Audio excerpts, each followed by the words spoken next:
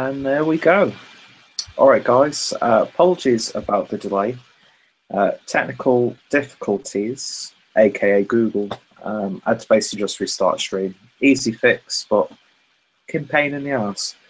So yeah, tonight we've got a couple more people on the live reviews, and yeah, I'll let everyone introduce themselves before we get into our beer. Should we go first? Yeah, no problems. Tony, what am I? Slight beer reviewer and I guess home brewer. That would be me. And this is one of my favourite beers. Oh yes. Go on, Craig. Tight. Right, cheers. Kent Beer Reviews. Based in Kent. There's no bias towards Kent beers. In fact, I don't do enough of them really. But yeah, I just review beers and drink beers. So doesn't matter where it's from. I thought I'd come out with that. Never had this beer before either. So this is, believe it or not. So yeah, looking forward to it. Nice. Yeah, Dean's Beer Reviews. And this is my first time drinking this as well. Same as Craig, I haven't had this beer before. So, yeah, looking forward to it, judging from... I know Tony's reviewed it and Peter has, so yeah, looking forward to it. Yeah, very nice. So, yeah, it's good to have a few more faces in these live chats, and even though I pretty much leave it to the last minute before I start promoting this stuff, if anybody is ever interested in ever doing some reviews or any suggestions, comments are always open. And yeah, of course, go check out everyone in this chat because the links are down below. So yeah, today we're looking at one of my personal favourite beers. And like Dean was saying, Tony's got a lot of good things to say about it as well. And we have both reviewed it already on our channels, but I thought it'd be a good idea to review it once again. It's a lot easier for me to get hold of this beer, of course. But yeah, and I'm just glad that everyone else wanted to give this a go as well. So today we're looking at the Lagerbier Hell from the Augustiner-Bräu in Munich, which give you a little bit of information, even though you can find quite a lot of English language information on the Augustiner website, which is really quite interesting. And I'm not going to go into all of that in this video because it'll just make it too long. So the earliest known date for the brewery is 1328, so very, very old. And the Lagerbier Hell is the most popular beer. And it's actually one of the most popular beers in Berlin, if I remember correctly. And at the Oktoberfest in Munich, Augustiner are the only brewery who pour their beers from a barrel. So, you know, they've got a lot of respect, both domestically and internationally. And they've got quite a good range of beers, actually. I've had a few of them so far, but this is one that I'll always come back to. So it's just your, you know, bog standard Hellers clocking in at 5.2%. And yeah, let's just get this beer opened and see what on this. Yeah. I do like the crown, yeah. Yeah, lovely label as well. Cool.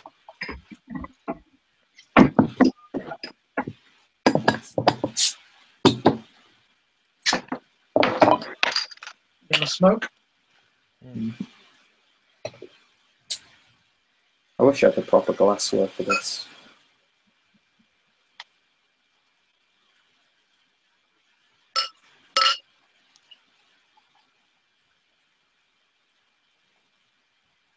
Let's go for it a bit. Put this over. Yeah. Oh. Just looking at it oozes refreshment factor to me. Oh yeah. Just looking at it. I just caught a whiff of it and I'm quite away from it. And I was like, oh. Yeah, definitely a lovely looking beer. Nice clarity to it. Nice, not too aggressive on the carbonation. No, just a nice subtle trickle of carbonation in that one, isn't there? Yeah. Quite gentle. Yeah, it's a kind of that light spring-like fizz going on in it. Yeah. Very clean looking. Yeah. But yeah, like Dean was saying, you definitely get that refreshment factor. It just. I'm salivating just looking at it. It's just, I'm going to enjoy it. Nice 2-finger compact white head. I only got about one with mine. Lovely looking thing. Really nice. Oh, Nice creamy white head. Just a good, pretty looking, clean beer. Yeah.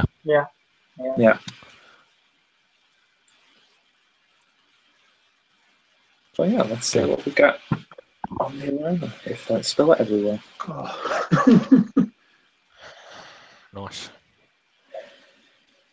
Nice kind of lemony, biscuity malt kind of thing. You get that kind of, there's a light spicy note to it as well, I think. Yeah, and lovely spicy tinge. Yeah.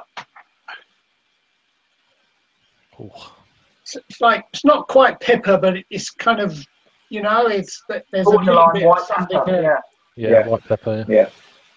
It's nice and gentle. And just adds a nice little. Yeah, it's not something that's slapping you in the face. Nothing about this beer will slap you in the face. Oh, no.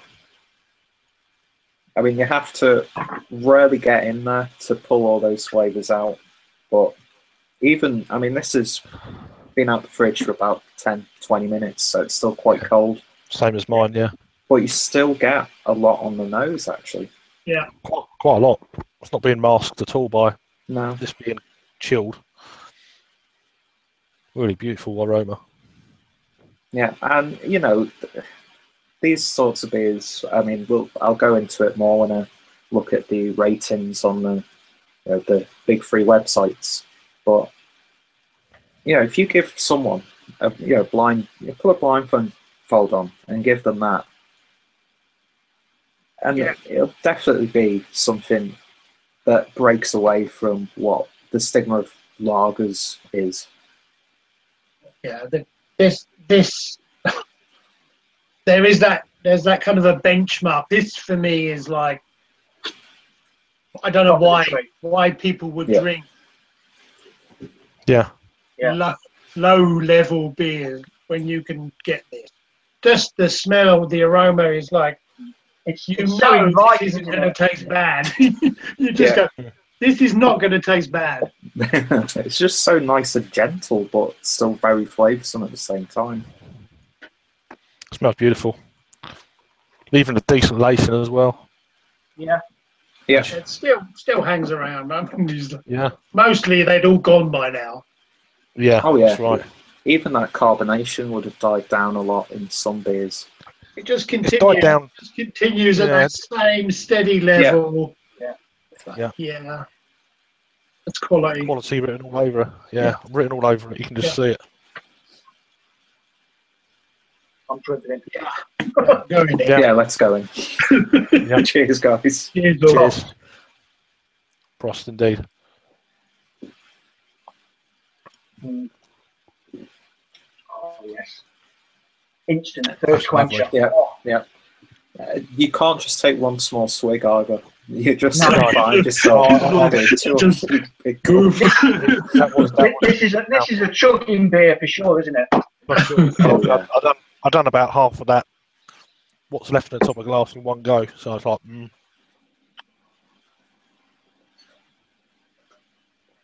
Yeah, that is nice, Hellers. Beautiful. See what you guys made. Beautiful, It makes a real nice change up as well. Having one of these,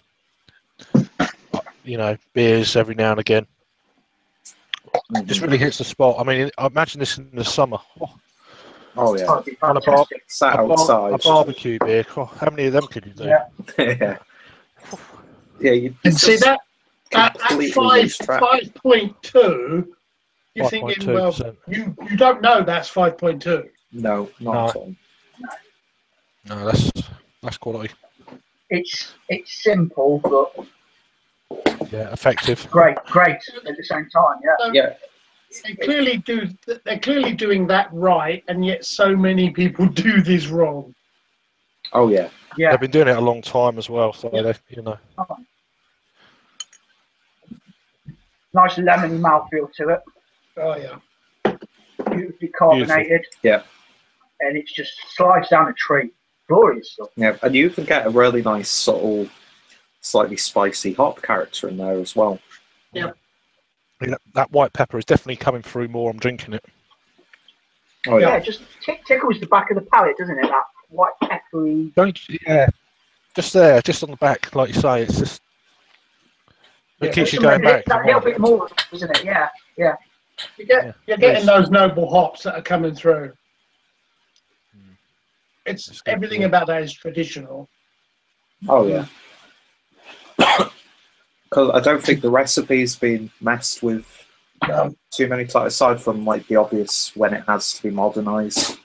But you feel, you can smell and taste like the purity in the beer when you drink it. Yes. The quality of water that they've used in that brew is head and shoulders above all this macro shit. Which you can that just comes through, doesn't it? When you buy a cheap lager, a mass-produced lager, force carbonated with this. It's got a nice breadiness to it. Yeah, well. There's that biscuity breadiness. Yeah. It's definitely, it's beautiful. Really impressed.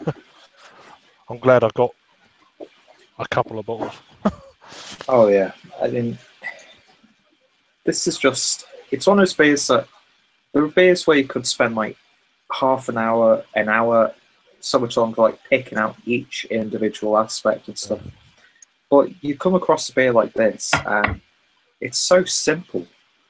Yeah. But there's still so much going on, and Nice. it's what you expect this style of beer to be like and what it should be. It's a lovely. Sometimes less is best, isn't it? You know, Yeah. Absolutely. It doesn't need mucking about. No. You stop pissing about, putting bits and pieces in it. It doesn't need it. What's in there? Yeah. Great with a light food dish. I don't know, chicken or fish or something like that. Oh yeah, definitely. Really well with some nice grilled prawns. Yeah, it's just like you say, one of them beers you don't need to dissect it and just, No. That's right. It's one of them. It's definitely wouldn't last. It's not lasting long now.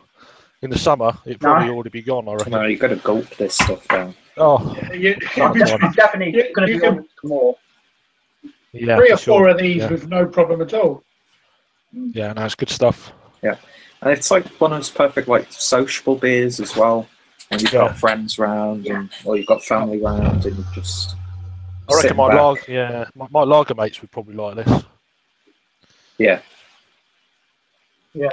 A perfect sort of gateway crossing beer because. Oh, for sure. Yeah. Oh yeah. And I mean, Germany's well known for stuff like Beck's, and it's like, why would you have to go for something like that when you can get bigger bottles a lot cheaper? Well, actually, around probably just a little bit cheaper than Beck's, but that little bit of money you save from this beer just seems like you've saved so much because of how flavoursome and just smashable the beer is. Oh, it really is nice. It's It is like there's no nasty aftertaste comes through. It's just like from the start. From where you crack that open, screams more. Oh dear! I mean, this is something. It's a different level. Yeah, it really is. Yeah, that's what lager should be, and not that other shit. Yeah. Yeah, no unnecessary preservatives and like I'm really surprised. Combination. I'm really surprised it's not in places like JD Wetherspoons because it would sell if it was in there. Oh yeah. Whether it be in bottle or on tap. I mean, on tap, I bet it's fantastic. If it was on tap, I'd drink it. I would go to the pub more often. Yeah, I'd definitely. actually go to bars and stuff. I mean, when you go to a lot of bars that I found in the city, and you order this, they just give you a bottle of it. Yeah. Obviously, like €2 or €3 more because you sat in a bar. But just to have like a lovely like tap line of this, I mean, drinking this straight from the brewery, God knows how amazing that tastes. But even when it's bottled, even when it's being shipped to Europe, and I think some parts of America get this as well, it doesn't seem to lose its character. Be interesting to. I don't know how much it would be in America for a bottle of this. It'd probably be a lot more, I guess, being an imported beer, unless you can find it for 99 cents or something. Yeah, right. What's the matter with that? Yeah. So. Yeah, that's pretty mad. But yeah, I mean, this beer is definitely worth seeking out. Yeah, for sure. I mean, I think the brewery themselves are independently owned, so they're sort of like a, almost, I don't know what the regulations are for you to be labelled as, but this is like old school craft beer in a sense. Yeah, because it's good. It stayed the same. They own their own premises. It's their own product, which I think is why it's not really too readily available. I mean, stuff like Warsteiner and Kronbacher and stuff like that, they're part of like really big conglomerates, from what I can gather. So of course they're going to get the distribution. But it's in a way it's good that the brewery themselves have really stuck to their traditions. So then they can focus on getting this product out there. But especially with this sort of day and age where you're almost pressured into changing and developing and growing, and where you've got a brand like these that, like you say, that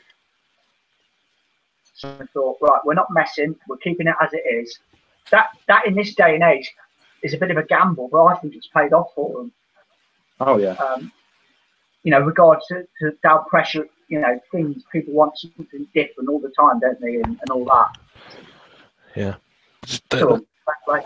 They've got a product here, and they're obviously very steady, and they've been doing it a long time, and they're focusing more on keeping it at that level, high level all the time, rather than mass quantities. So, which is another good thing, and now it's paying off with the way people are starting to change their drinking habits. They want a bit more quality. But like you say, this is a great gateway beer for sure. Oh yeah. Oh, without a doubt. And it just shows you what you can do with this style of beer. I know. And it's just, I mean, obviously the bigger companies and the ones who brew like the Euro lagers back in the UK for distribution, they obviously, to get like more quantity out there, they have to, cut back on the quality and just ship this product out. But I think even the bigger companies could really benefit for just keeping it simple. You can still have your big manufacturing lines with your computer systems and stuff like that. Yeah, you don't need to stop doing that, because I think that itself enables you to have a consistent product. But it's just the simplicity of it. And this is what even here in Germany considered a really bog standard lager. And it's just, if it's not broken, it don't need fixing, isn't it? I mean, it's just. No, it's good. I'm a big. Sorry. Go on, Craig. That's right, mate. Go on. I'm just sort of thinking that you can tell that they're not in it for the big bucks. They're doing it because it's been handed down through generations of people who actually love beer and like brewing beer. It just comes. I mean, it just comes across like that, and they've kept the quality as pretty much the same as they can throughout all these years as well. So, but then you go to taste it, and you can tell it's just so much better than the other macro garbage that's around. I mean, don't get me wrong, I used to drink all that stuff, so I think we've all done that. but yeah. So I was happy doing it for a long time. yeah, but I mean, if people still like doing it, that's fair enough. It's fair if you enjoy it, Exactly. great. You know? No, you're right. You're exactly right. But have a try of that if you like lager. It's like you've got to say every day, try that. Try this. Seriously. Try that. If you don't, then fair enough, whatever. But just you might surprise them. Seriously, it's one of them. Definitely. Yeah, but it's just, even just from looking at the bottle itself, it's got real presence with the way it's set out, I find. Yeah, he's that odd-looking monk that's been in a beer fight. Yeah, is that a bit? Yeah. He's been in a bar fight. Branded it. And I think actually they haven't really deviated from the designs of the labels for a considerable amount of time, from what I've read. But yeah, there's a really fascinating history about the brewery. I mean, I think in World War II, like 60% of the brewery got destroyed in like a bombing raid. And then it took until the 70s before they, fix it back up, and they've changed premises. I think they've gone back to the original site as well. So there's a real emphasis on the tradition of the brewery, and yeah, you can even get that in the artwork. There's just it's quality. I'm nearly finished. Jesus. Yeah, I've got this tiny bit left. I've had their, is it the Edel stuff? I've had that. That's really nice. Yeah, that's a good one. I think this and the Edel stuff are the two most common ones. That's where I am. Yeah, that's cracking. Really impressed. I've had their Dunkel. They do a Dunkel as well, and that's nice. Yeah, I haven't had a bad beer from them. Yeah, yet to try the Dunkel, but I tried their Doppelbock's really good. That's a really, really good Doppelbock, and their Oktoberfest beer is really solid as well.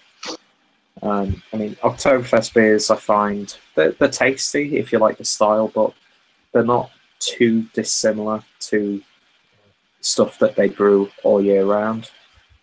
It's just the name, I guess. Just let's try, Then it goes for the festival and all that, So there's a market, obviously, but but yeah, I've not tried too many like official Oktoberfest beers, to be honest. I was going to do some last year. It's like just you think I won't be able to get through them. You got Halloween beers, and it's like I can't.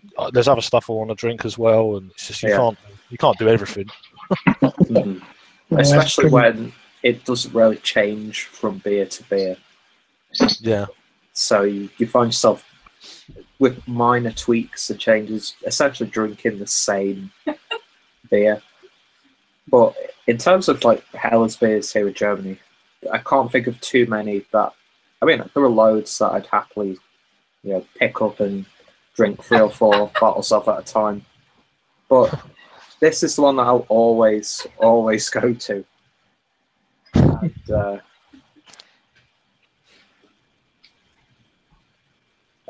apologies about that. You're probably hearing that all night, by the way. That's all right.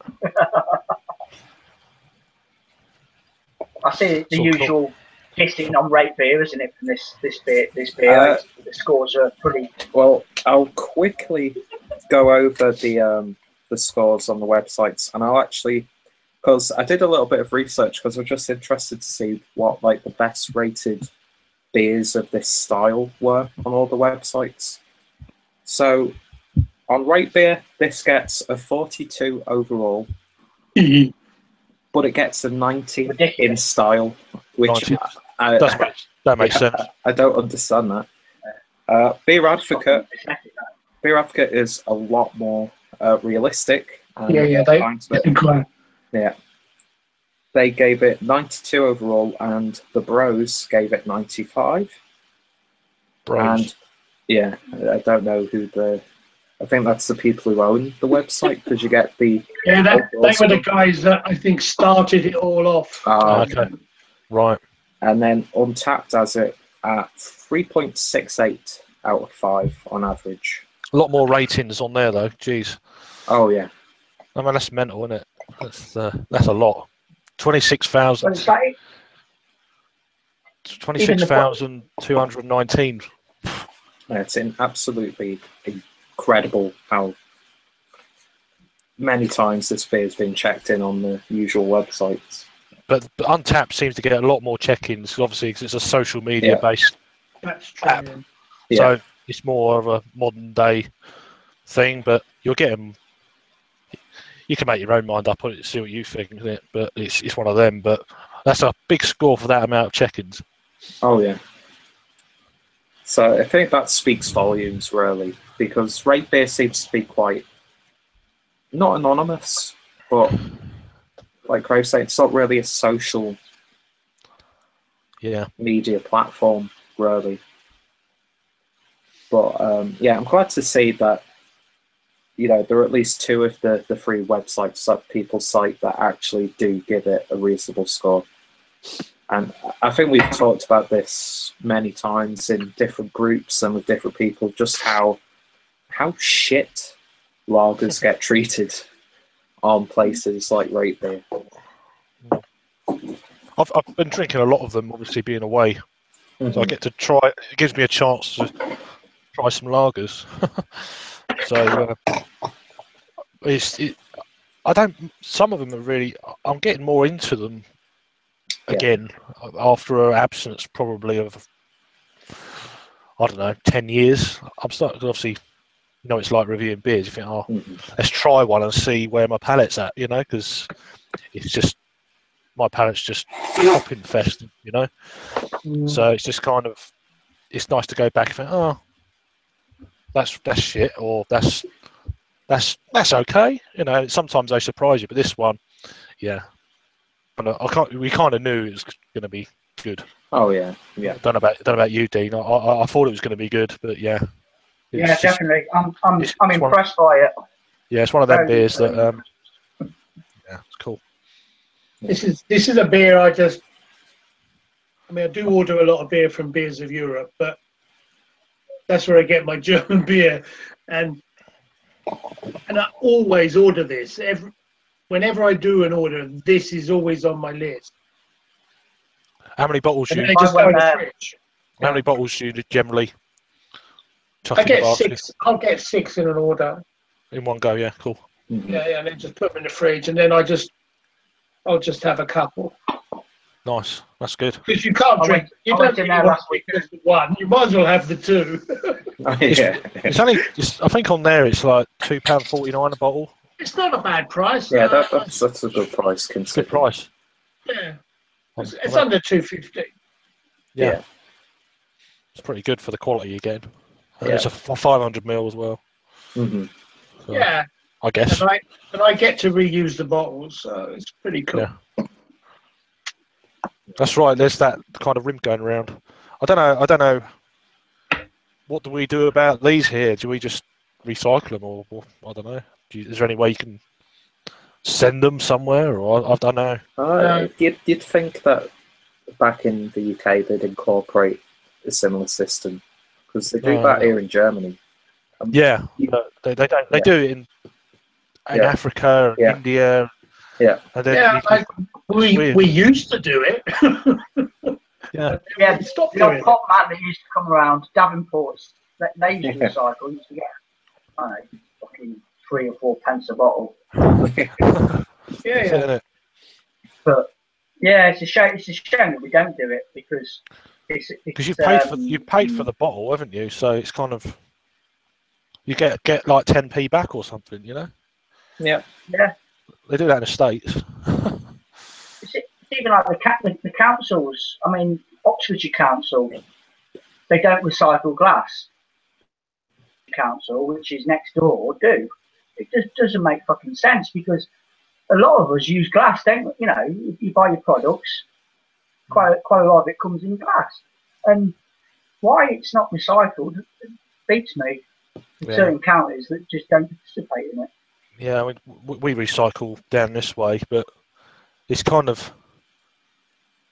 I mean, I do collect certain bottles. I'll probably keep this one, but I'm terrible with cans. I keep most things. I'm a saddo when it comes to that, which I don't mind being sad, but it's just weird how it works. It's that, you know, you want to be more green and all this nonsense they keep saying, and then you just throw your bottle away. Then Yeah, just you know, just throw it in with your regular rubbish. It'll be okay. it's just nonsense. I don't get it. Yeah. Anyway, I mean, going back to beers in Europe, I went there last weekend and oh yeah. I was going to ask you. I forgot you was going there. I tell you what. I mean, I said to Harry on the last hangout before we went online. I got out of the car, popped up, and just the sheer size of the building. I got a trolley and I went in. And I tell you what. I walked through the fucking door and my hairs on my arm stood up. It was that. Yeah. I was like, oh my god. Yeah. And I must have done about 3 laps because I couldn't take it all in. I was just. No, it's too much. Where do I stop? Oh, yeah. Yeah. So I took my time. I just thought I'll just do a couple of laps, just suss it all out. Chucked a few in as I was going. And I couldn't find this. I couldn't see it on the shelves anywhere. So I went up to the counter and I said, Augustiner, mate, Lagerbier. He went on his computer. He said, I don't think we've got any. Oh, hang on a minute. There's 2 crates. And he pointed to me and they were on the floor. So I picked the bottle up. I wish I've got more now because it's fantastic. But the actual place, I mean, yeah, you've got to go, guys. If you ever get a It chance. sounds great. I mean, I've only ever seen photos, but I've been it. It's an amazing thing. It's just like it's one of them. It's like you walk in with a trolley. You think, I'm gonna need a bigger trolley. Yeah. So I'll tell you a quick story about them as well. I had my last delivery was completely mucked up. It wasn't by them, but it was by the courier company, and it ended up taking a week to get here. It's a long time for them. Because it'll be here the next day. Literally, they're the fastest website I've gone on and ordered beer. I think Super quick. Christ, it's the next day. I ordered it yesterday. The guy in sales there, Matthew, he called me like every day. Has anything arrived? He said, I'm just checking up and everything. I said, no. Anyway, this dodgy box arrived eventually. Dodgy. yeah. Because it had been like, obviously the original, because their boxing is really good packaging. And, but this old white box arrived and I thought, hello. Open the box up and it's not theirs. And after beer's missing. So I said, I got half the order anyway. He said, what's missing? And I went, yeah, I haven't got this, I haven't got that, I haven't got that. So the next day, the beer arrived and they threw in like half a dozen extra beers, a free tankard. Wow, nice. Cool. And were just so apologetic and refunded my delivery charges. Wow, that's amazing. And it was like, you know what? This is like the way you should be. Yeah, yeah. I wish I get it wrong more And often. I never asked. I never even asked for it. But they did it. So I tried. I haven't worked with a courier company to see if they can lose it again for a week. Yeah. You need to get Pally with your courier tone. Yeah. Get He was Pally and just say, just make it disappear. Yeah. Where's he gone? Excellent. No, I think it just shows that how decent they are. Yeah. Yeah. But they actually take care with the people who order. I mean, obviously, you must be quite a regular as well, Tony. So. Yeah, I guess I've I certainly I would think I don't know, once a month I make an order with them once a month. Yeah. So yeah, that's good. I used to live, well, I say fairly close. I used to live in Ely Yeah. Cambridgeshire. 8 years ago. I used to live up there. I lived there for a couple of years, and I was just starting to get more into the ales and stuff. But it was before I knew that Beers of Europe was half an hour up the road in Kings Lynn, which is, looking back on it, it's a bit annoying, but yeah. So yeah, it's not too far from there. Up the A10. Sorry, that's what I was going to say. Yeah. My granddaughter, she goes to university at Ipswich. Right. So I make a point. I'll come and visit you, I say. Yeah. Lift turn. Yeah, that works out. My wife's just not up on that. She doesn't get it. But where are you going? I'm just popping up to Ipswich. Okay, yeah. She needs stuff. It's close enough. I think even my wife, I mean, she came around with me when we were there, and she put a couple of lambics in the basket for herself, like, which I was quite taken back, because when we were in Norwich, we went to a Brewdog bar, and they had Lindemans on tap, and she had a couple of hours of that, and she enjoyed it. That's good. So when she sees it on the shelf, she picked a few bottles up. She got Samuel Smith's strawberry fruit beer, and then a couple of lambics. So, that's good. Yeah. Good. It's always good to hear. That's good. Yeah, you use it as an excuse. Do you want any more lambics soon, or? I'm going to try and wean her onto Imperial Stouts next. Oh yeah. Yeah. A slight jump, but relationship goals. I mean, some of these like fruit IPAs, she might like them. Okay, because they're not particularly bitter, so that's what puts a lot of people off, I think. Yeah, I did the Zeitgeist the other day, and normally what I do is I'll do the review, and then I'll finish it, and I'll sit down, and I'll always say to her, try it, and she'll either pull a face, or she'll sort of say, oh, it's not bad actually, I like it, you know, earmark it. That's cool. Make some room here. Yeah, that doesn't happen often here, unfortunately. No, it definitely doesn't happen. Yeah. You don't know, like you guys were going back about this beer. You can switch off and just drink it and not realise you're drinking it. Yeah, I mean, mine's gone. Mine's gone. Mine's gone. Yeah. Hopefully I've got another bottle and a couple of other beers for the rest of the night, but yeah, it just goes so quickly. Just take a little photograph. But yeah, I'll quickly go over what some of the highest rated Helles beers are on the websites. Okay. So on Rate Beer, the highest rated Helles beer, surprise, surprise, isn't a German beer. It's bizarre. But it's a beer from Quebec in Canada. Oh, Canadian. Yeah. Oh, okay. And it is and apologies for my terrible mispronunciation here, Lagerbier Montreal Hell from the Lagerbier Brewery in Quebec. And it's got a score of 95 overall with 100 for style. And I don't even think the Augustiner makes it to the top 50. Helles beers. Doesn't make sense. That's criminal, that is. That's fucking criminal. That's probably 6 people from the brewery have drunk it. Yeah, probably. Yeah. Well, then, I mean, I guess it's probably a slightly American bias, and they're not going to fork out for a German one than if they can get I wonder if that beer comes out. That beer may not come out of Quebec either. Ah, yeah. Yeah. There must be a lot of people who like it. Oh yeah. On Untapped, it's the 8th best German Helles.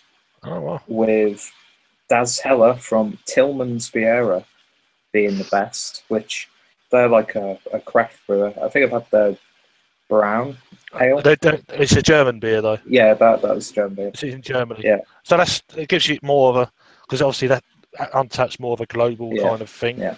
And then, well, I think. Sorry, Craig. Sorry. Whereas the Rate Beer and Beer Advocate are more Americanized. kind of more American. But I mean, there's probably more users in Canada, America that use that than. Whereas obviously Untapped's global. So, I'm just going to grab another beer, guys. Yeah, no problems. Cool. So the Augustiner Helles was the 8th best Helles beer, well, the 8th best German beer, but it's only the 28th best worldwide beer, with the best one being from Cigar City with the right side up pineapple cake. Is that with who did you say that's with? That's Rate Beer, or this is now Untapped. Oh, okay. Because you can do a search of like highest rated beers. You can do it by style, and then you can do it by country as well. I very rarely use it on the laptop, although I've got it on now. I normally use just my phone. Yeah. When I enter things, it's always on my phone. Even when I'm at home, it's just easy. Mm-hmm.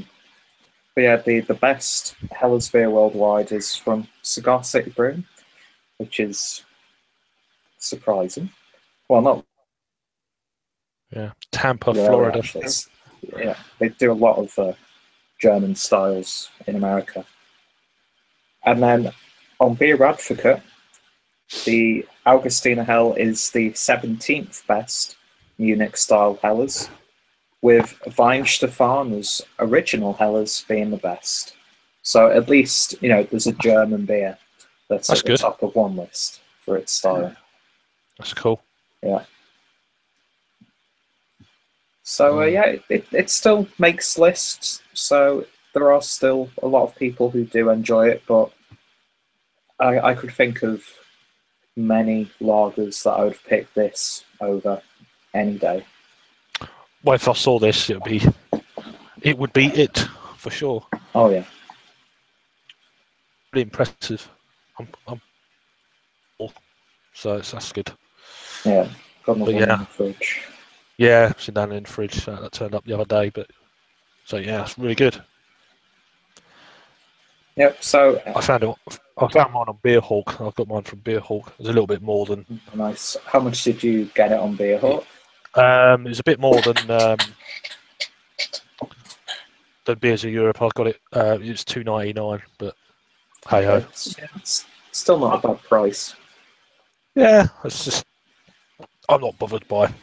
As long as it's like £3 more or £2 more. Oh yeah, 50p. I mean, it's one of those few instances where I'd happily recommend people outside of Germany to pay that little bit more.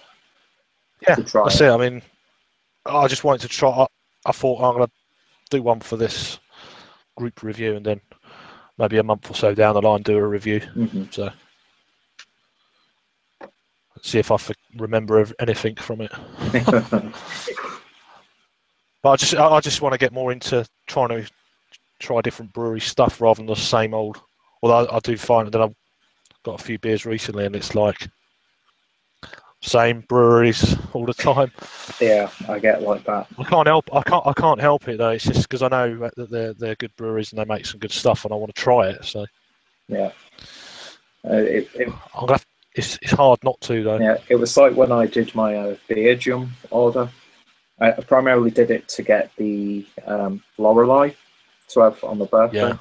So obviously I thought I'll pick up a few more Omnipollo beers because I won't get my hands on them.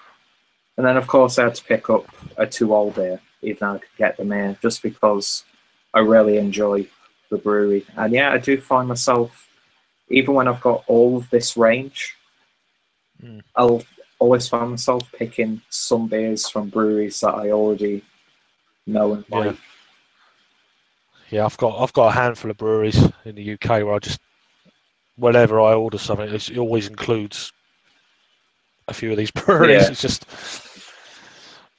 because I don't want to pick a crap beer either, and it's like, loads of. If you tried stuff I don't know, not sure about them, or you could get a box full of beer that are just like, yeah, they're all right. And it's like, I could have bought that. Why didn't I get that? You know what it's like. Oh yeah. But no. Yeah, that's why I very rarely do online orders, actually, because I'll always be unsatisfied with what I've bought, no matter how good or bad it is, because I'll always think, after I've drank it, I'm like, I could have picked this instead of that, or that instead of this. Yeah, yeah. And I realise it doesn't really matter, because you can just try as many. Peters, what's that?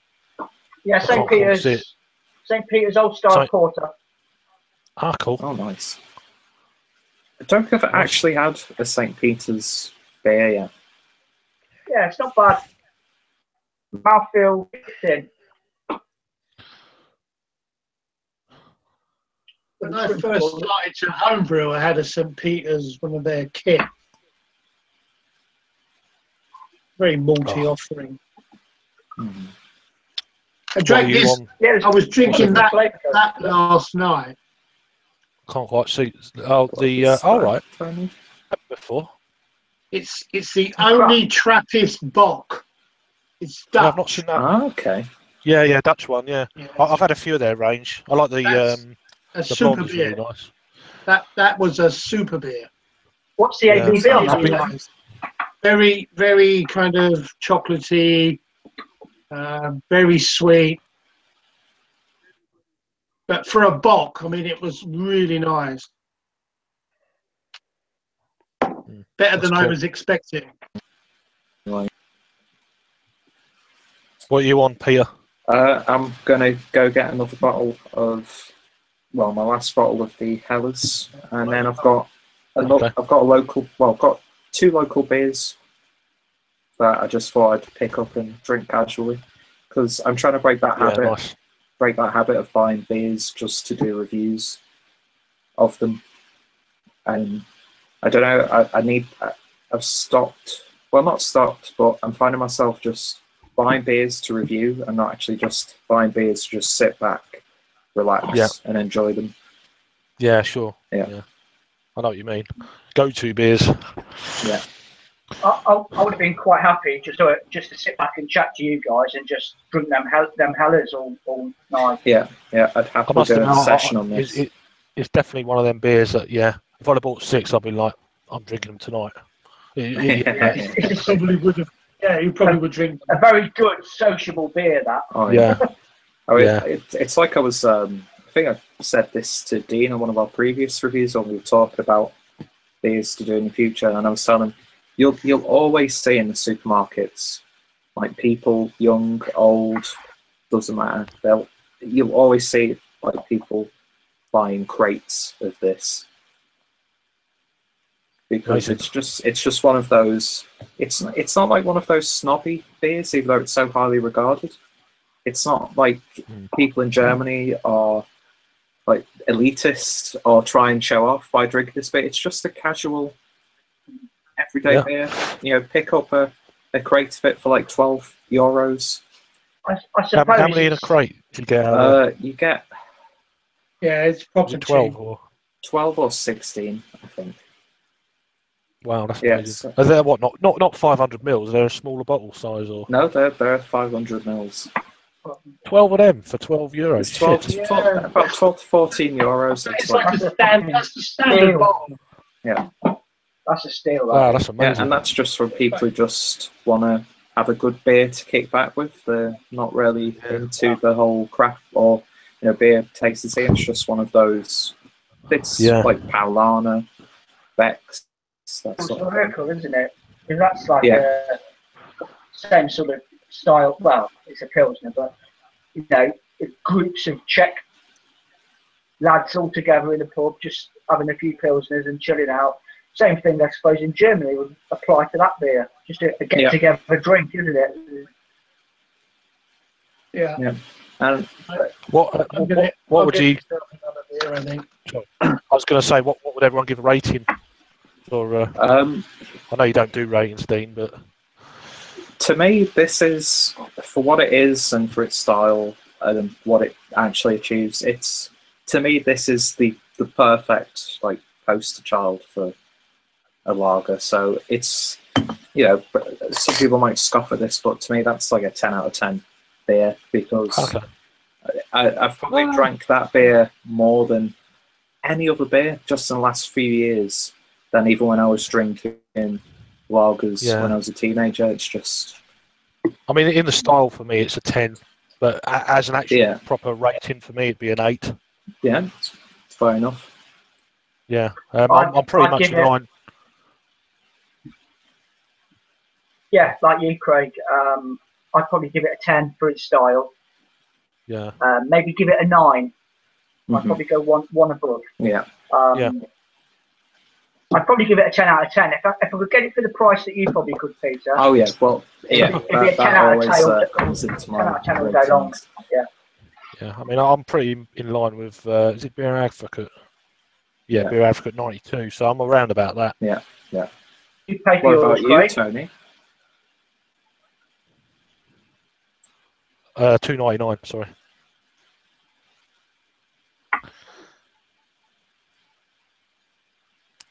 There we go. Another good one. Can't quite. Is that the Munich Hell? What one was that? Paulaner's Munich Hell. Ah, cool. Another one I've not had. Glorious Hellas beer. We'll get round to them for sure. Yeah, that's to me a close second. Yeah, I think you're right. I think that these two are not far apart. Oh yeah. I'm on. Well, I've done a review of another beer, but I threw this in at the end of a review. I'm going to drink this one first, but I'm on the second batch of Hypnotist. Oh, very nice. Minus the sourness on that one. Yeah, it's still there slightly. With the tartness at the front, but it's nowhere near as mouth puckering as the original batch of cans. Okay. So I got this from the brewery itself. So then I've got another one of their beers as well that I've done before this one, but I just threw this in at the end of the review. So I thought I'd drink that one first. So. Cool. Yeah, it's quite dark. I mean, it's quite a. But yeah, lovely beer. So I'll just quickly, I'm not going to end the stream, obviously, just going to end the review push, because I think we've covered the beer enough. Yeah. So yeah, if anybody watching this, whether it's the 2 people who are watching this live or anybody watches it afterwards, thoughts, opinions on the beer, always welcome. Any suggestions for the future, if you want to get in on these chats, just let us know. And yeah, if anybody watching this wants to actually come online and join in for a little bit of a chat for a couple of hours or so, more than welcome. Just let us know. I'm sure we'll have a couple more people coming online as well. So yeah, thanks to all the people who've just been here for the review. If you don't want to watch the chat, completely understandable. But definitely, because we do tend to go on a bit. But yeah, appreciate anybody who watches the videos, and I'm sure the guys here will agree. So hopefully we'll get some more video reviews in the group. Yeah. So yeah, and on that note, I'm going to get myself another beer. Cheers, guys. I would say cheers, but it's an empty glass now.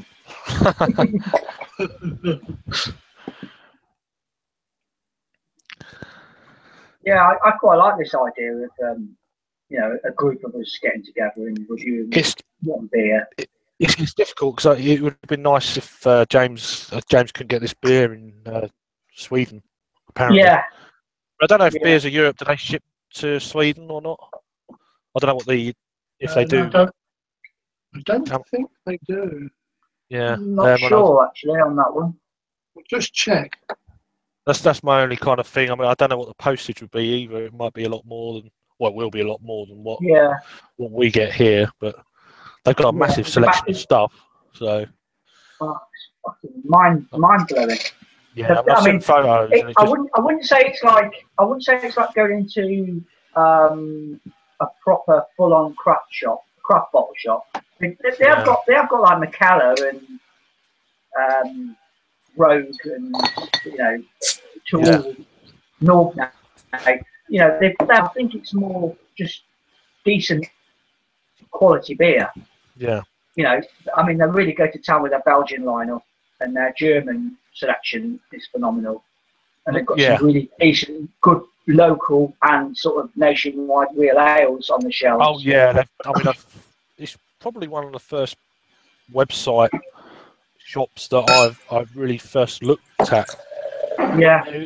But I was more into my like ales back then, so that hence why I knocked onto that one first, and then I started. I'm trying to remember when I first started drinking sort of craft beer. I think I was probably when I went to London about 3 or 4 years ago.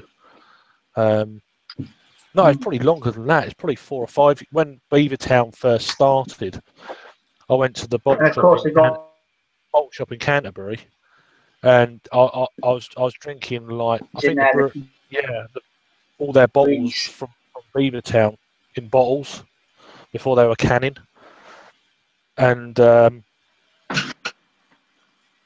was like, what's because I've heard bits and pieces about the bottle shop, and I was like, oh yeah, let's try some of this stuff. This stuff sounds interesting. Of course, when you don't know, you go in blind and think, and then you try a hoppy beer, properly hoppy beer for the first time. It blew my head off with the hops, but I really liked it straight away. It was no, it's too bitter kind of thing. It was quite. My palate was probably halfway there with drinking ales for 10 years, and this it was like starting again. Drunk a bottle of Gamay in a bottle, and I think I had eight. I think I had eight ball and all in bottles. I bought like 3 or 4 of their core range bottles when they'd been about 6 months old. I was like, I was a bit scared by how much it cost me because But then I realised why when I first started drinking. I was like, well, yeah, you can kind of guess why it costs that much because it's just like it blew me away. But it did scare me when I first started buying these bottles because I think they were like £3.50, £4 a bottle. I was like, what? Now I'm like, oh, it doesn't. It just becomes a bit. You get used to it, I guess. Although it's still pricey. But Well, definitely. I mean, it's like all this, this was it Treehouse or Trillium stuff online. It was like £12 a can and stuff. Yeah. I mean, I'd love to try it, but I'm not fucking paying that sort of money. Piss off. I must admit, I thought that was when was it the I can't remember if it was Treehouse. It might have been. I think it was Trillium. Oh, was it Trillium? It probably wasn't even. Trillium, I think it was Trillium. It was online. Was it Beer Jump that had it? Was it? I thought it was Focal Banger by The Alchemist. That was the. That was Macalla, wasn't it? Macalla was stuck in that one. Yeah, Macalla. I saw that, and I can't remember how much it was. And I was like, and I knew because they put a posting on Twitter or Instagram saying that this time tomorrow, blah blah blah. I was like, oh. So I went on to their thing early, and then it come up, and I saw the price. I was like, nah. I left it alone. I just thought, nah, I can't justify it. And then you got shipping on top. It's like, as much as I'd love to, then it's all over Instagram, showing off photos. It's like, it doesn't bother me. I know. Yeah, I just when the price comes down, I'll buy it. Yeah. Once people have been having it and stuff, and people, hopefully in time it'll come down. But now they know them. Well, you never know, but depends how greedy they get with. That's the trouble. Yeah, they're hoping that they're preying on your lust for it, aren't they? Yeah. It's so hard. It's so sought after. It's so hard to get hold of. Let's fucking jack it up a few quid, Yeah, I mean, I don't know if it's them or whether people jump on it. whether it's the people in between. I know it costs more being American beer, and there's a lot of hype around certain breweries around the world. I get all that, but I don't know. It just seems that there's plenty of good American beers that we can get hold of, isn't there? Oh yeah, and I mean I don't know. I mean the price of their beers out when you go to their breweries to pick them up, because that's generally how you can get them. Certain breweries, and they're miles cheaper than that. I don't think it's the brewery doing it. I think it's beer people in between knowing what the product is. The middleman. Yeah, the yeah, middleman. they know the hype around it. I don't know. I mean, would the brewery know how much they're passing this on to people in Europe? If they did, would they allow them to do it? You know, or would they have something to say about it? You know. Well, I don't know. It's one of them, isn't it? This actually goes back to the Augustiner that we just drank, and I was like late last year when I was back in England. I checked out a bottle shop that had opened near to me. Went in there for like just to have a look around. Was sitting there for like nearly an hour talking to the guy who owned it, and we were talking about like German beers, and he was saying that a lot of the stuff that we get here in the UK, or well back in the UK German wise, some of it has already been to America, and has just been shipped over from America back to England. And it's mad, isn't it? It's absolutely bonkers. Yeah. And he was saying that the influx of the Augustiner specifically that you get back in the UK, 9 times out of 10, it's not always completely legitimate. Right. I mean, for instance, sort of makes sense. I'm interested at the front of my bottle, it's got a date below the actual main label. Mine says 0417.17. So yeah, April of 2017. My bottle is. So I don't know what. Same with mine, yeah. I'm just curious as to. Yeah. I don't know what yours is, Tony. If you've got it there. Mine's March 17. Oh right, okay then. Oh right. But then I did get this before Christmas, so right. That probably is 10. I got this on the early drunken hours of Tuesday morning. I ordered this. Yeah, mine's June 2017. Yeah, but I was obviously guessing. I was guessing you. Not that it matters. I was just curious. But still, it's not too. At least they're putting a best before date on the bloody thing. Yeah, that's true. Yeah, there's something. Yeah, but, I mean, a style of that thing, that's fine. Yeah. Really. It's not a hot bomb or nothing, so it's kind of. I checked Beers of Europe, and they do not deliver outside of the UK. Okay, I was just trying to think of perhaps Peter and James. That's all. Mm-hmm. Well, there's quite a few good German beer websites popping up now. I think Simon was even sponsored by one. What Beer Deluxe? Yeah.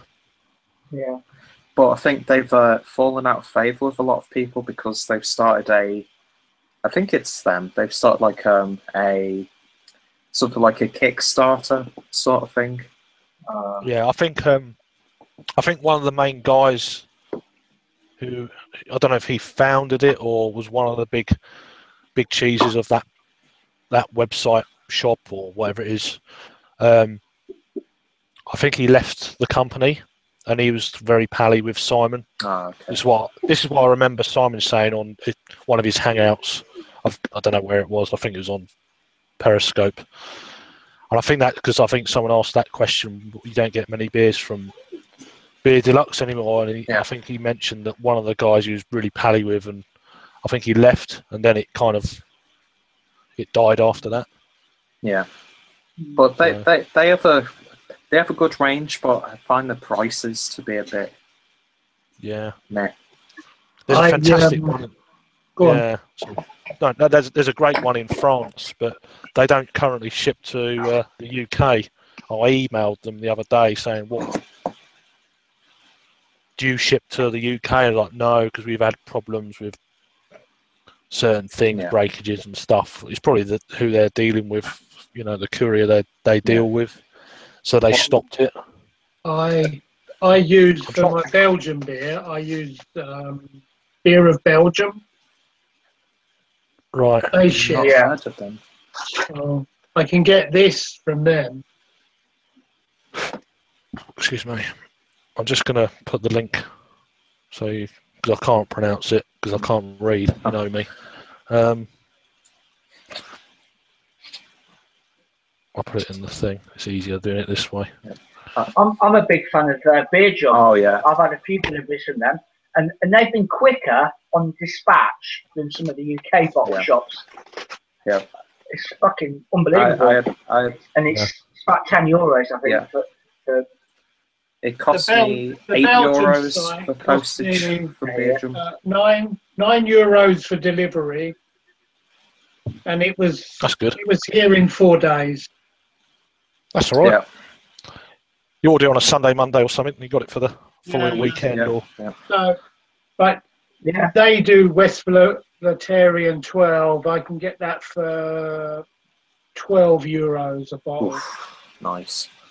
That's a good price. They had a few bottles of that on Beer Jump, and it was going for, I think it was just over 10 and a bit euros a bottle. Yeah. And I told you the idea. Yeah, same here. I never did actually. Well, I got a couple, and I got the Straff Hendrick Quad, which I really like, and that's like $2.45 a bottle. And I think it isn't that far away from the Trappist West Voltarian beer, but price wise and fame wise, it makes a big difference. Yeah, definitely. I mean, I picked up on my order. Obviously, the Lorelei cost me €8, which I think is a pretty decent price, all things considered. I'm not too. From what I've seen in the UK, the prices can be between like £8 to £10, something along those lines. They've got a pretty good lineup of beers on their website as well, haven't they? Oh yeah. They've got shitloads of Scandinavian stuff on there, which I want to start trying this Douglas. Yeah, I don't know why I didn't pick up any of their beers. I bought a bottle of their Mork lager back in the summer. It was a dark lager, but I fucking deleted the bloody review. That was a really good lager, that was. But I want to get a bit more into that because I've heard some really good things about them. Yeah, the best beer that I bought from my order, which I'd happily use them again. Great service, great prices. You always find the beers get discounted even after you've paid for the beer. So if they decide to take like 20% off, like the day after you order, I noticed a couple of my beers had the percentage taken off them, so I paid a little bit less. And came here. I mean, it took maybe 1 or 2 days to actually get my order to get actually processed, but it was like 3 days, and it arrived perfectly boxed. Like the beers were ice cold, and it was preserved so nicely. I'll just throwing up a list of 4 there. Beer Republic, I've ordered them before as well. Yeah, so there's the 4. I mean, everyone knows Beer Jump, so but they're the ones that they got some nice stuff on. Is the Beer Republic? That's a Dutch outfit, isn't it? Well, they're from Holland, aren't they? Not entirely. That first one you put up, they've got some really interesting beers. Yeah, they've got some great stuff, and I was going to order quite a bit of Omapollo on there because they still had things like Anagram on there and shit like that. And it's like, fucking hell, yeah. And I was like, that's why I emailed him. I said, look, I want to order from you. Do you ship to the UK? We don't. I was like, it kind of pissed me off a little bit because I really wanted to get a couple of bottles of that, do one review, and then age one for as long as put it out of the way and try and forget about it. Yeah, but which I can do. I mean, there's so many beers out there now that it allows you to age things that are really good. and you know they're going to get better in time because every now and again something else comes out. Oh, that's amazing! Then you get a year down the line, you forgot you got it, and then it's like, oh, let's have a look. A few years down the line, it's like, oh, I've got that. But no, but they've got some great stuff on that French website for sure, and then the Polish one has got a lot of stuff that Simon's reviewed and that I'd love to try, and the Beer Republic's got some great stuff as well. I want to try that Brauer Pinto and Dr. Brew. I want to try those. Yeah, those are the two big ones that I want to try. Yeah. I have seen it online, banding about on some of these European sites, but with that links through a link, and I fucking never managed to sort of like log it and remember what link it was. But I've seen them floating around, and they're relatively cheap. All right, you might pay a bit more for P&P, but I think you're getting your beers a damn sight cheaper, aren't you? Like Tony said, you know, Belgian quads for a couple of euros a bottle. I mean, you can't really complain at that sort of price, can you? No. Yeah, it's really good. Sure. I mean, Sure. a lot of my craft beer friends out in Madeira, they generally order from Beer Jump because the postage is really reasonable. I mean, it's got quite a way to go. I'm trying to. There's another brewery that they said that's really good, but it's really expensive. I can't remember what the hell it was. I think it's one in Portugal mainland, but they don't export outside Portugal. So no, James was asking me if he wants to do some swaps. So I can't unless I'm abroad, then send it to him from Portugal. Then I can't. But that French website has got a lot of the Portuguese beers that I've been having, and quite a few more that I've not had on that website, which is annoying because I'd like to clean up, if you know what I mean. Yeah. I think there's probably another 15 or so on there that I've not had before from breweries I've already done. Is there some good Italian craft beer out there? I've had a few. I've had a few craft beers from Italy that have been good. There's a Trappist beer in Italy that apparently is like blowing the socks off things at the moment. I'm still looking for it. I was talking to some Americans the other day, and they were like raving about it. I've had 2 beers from Brewfist before. Yeah, they're a prominent one. Yes, yeah. I've had the Spaghetti Junction and Spaghetti Western Spaghetti Junction. That's a bloody road. Spaghetti Western, would that be Spaghetti Western? Beer. Yeah. And I've had, I think it's called Sucker Punch. It might even be another bloody brewery. I think that's from Summer Wine Brewery. I can't remember. No, Terminal Pale Ale I had from Fist. That's the only 2 I've had. But really good. Italian beer del Borgo, is it Reale? Right, yeah. In like a funny little, it's almost like a meantime bottle. It's like got a stem along. Yeah. Like a mini wine bottle. I never reviewed it, but I think it's all right. Yeah. I had one of those beers from that brewery where it's like really fat on the bottom. Yeah, and I don't know. It was, long neck. Yeah, I had one. I was given one in Beretta by Martin, who runs it, because he was like saying, "I don't know what to think about this beer, Pete. Have it." I'm like, okay. So I sat there and shopped. I had no idea what style it was. I couldn't pick out anything from it in terms of a style, and it was just the most bizarre and nasty tasting beer that I've had. And it was a confused mess. But I actually had technically an Italian beer earlier today, and the brewery's called Birriccio Emiliano. I'm not sure if you'll be able to read that. It's really small. It's very small. Yeah. But it was a collaboration beer with a German craft brewer here in Bavaria called Nittenauer. And they brewed a Zwickel Pils beer with mosaic hops. And it's one of, I think I did a check-in on Untapped today. And it's like one of the few times I've given like a Pilsner beer like full marks. Yeah. How are you finding Untapped, Peter? Where have you been? Yeah, I don't know why I'd not used this Yeah. up until now. I must admit, I started using it probably about how long ago? 3 years ago, for about 5 months, and then I started forgetting what beers I'd had to. But now it's just part of the. For me, it's just instinctive. Because being a beer reviewer as well, so I've got to do this. I've got to. There's so many, and then with social media and posting your things and Instagram, I'm so far behind on that, but I'm getting there.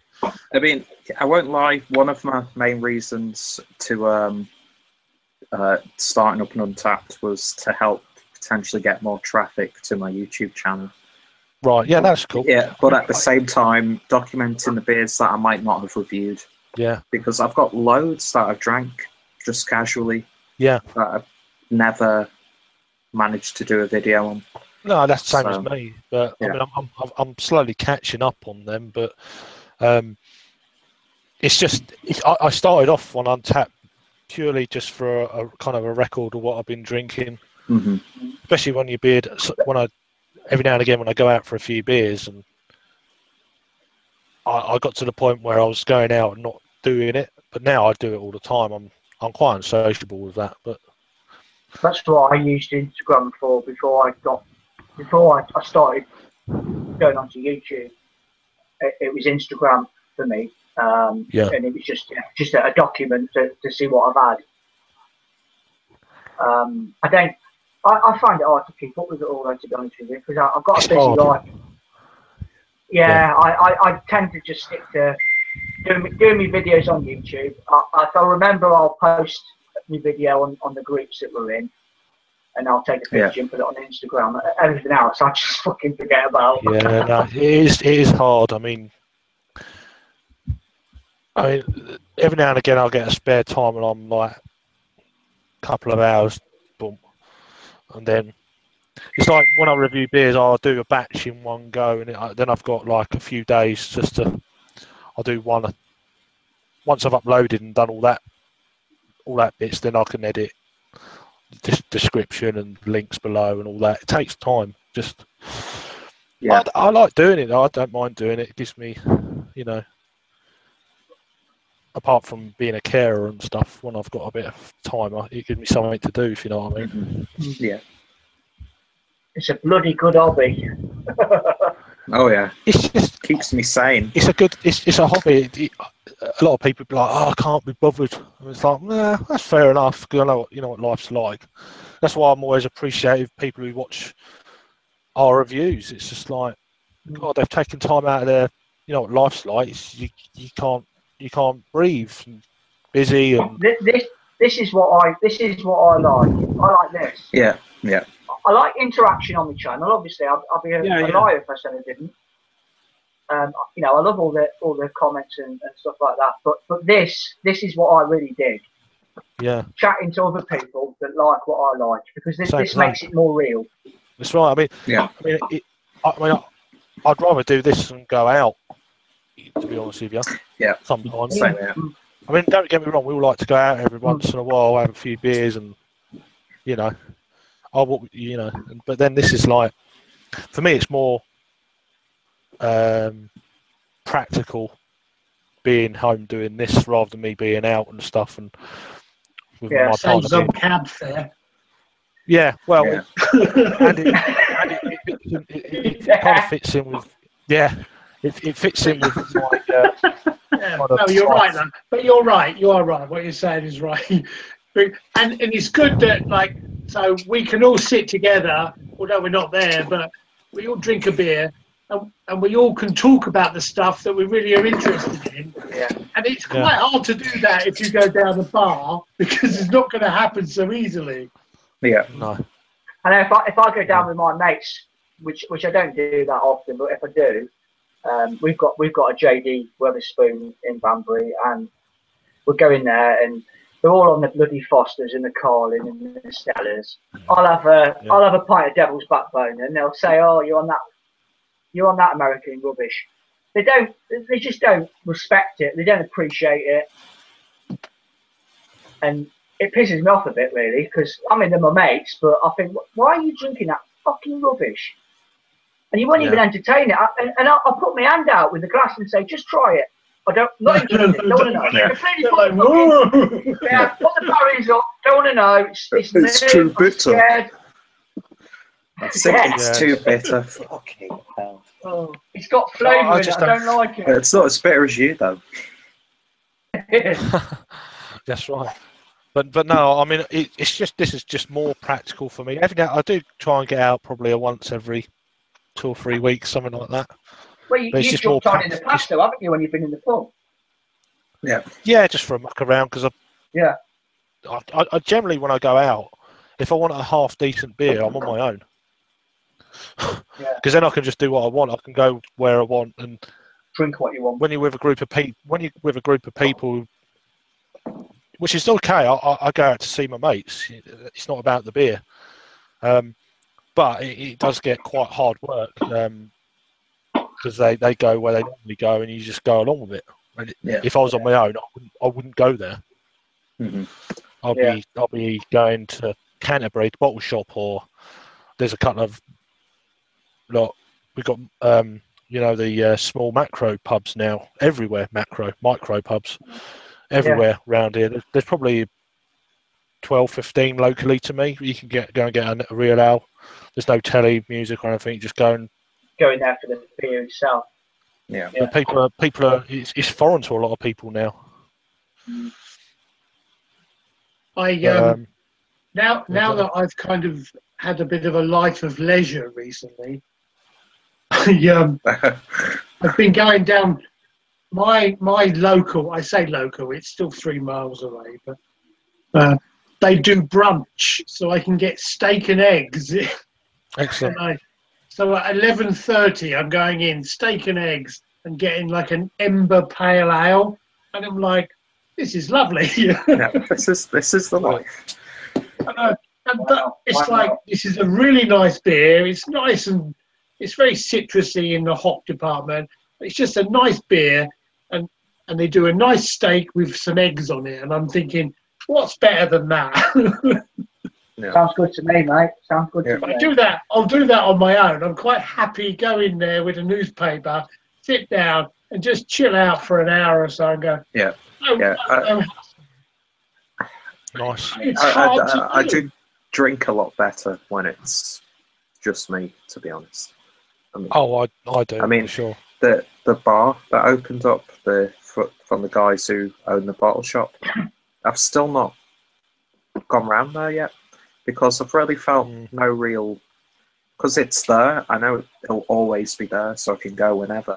Yeah. But I think they're having they're having a tapped takeover from Sebastian from Freigeist Beer Kultur.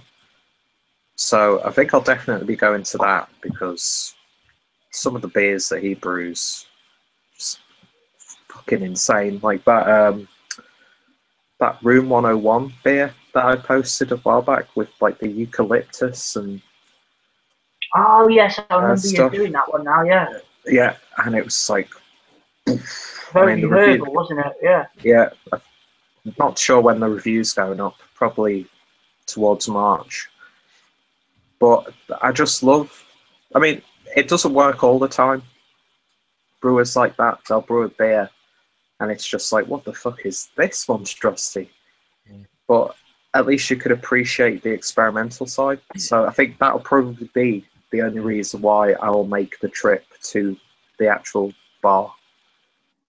Because I know there's going to be some interesting stuff that I probably wouldn't even be able to get in the bottle shop. Yeah. But I don't know, that when I'm back in England, the only time I really go to like a bar or a pub is like if I'm going to Manchester with a friend or, a thing that me and my dad do, no matter where we go, we'll always do I'll always take him on a little bit of like an ale trail.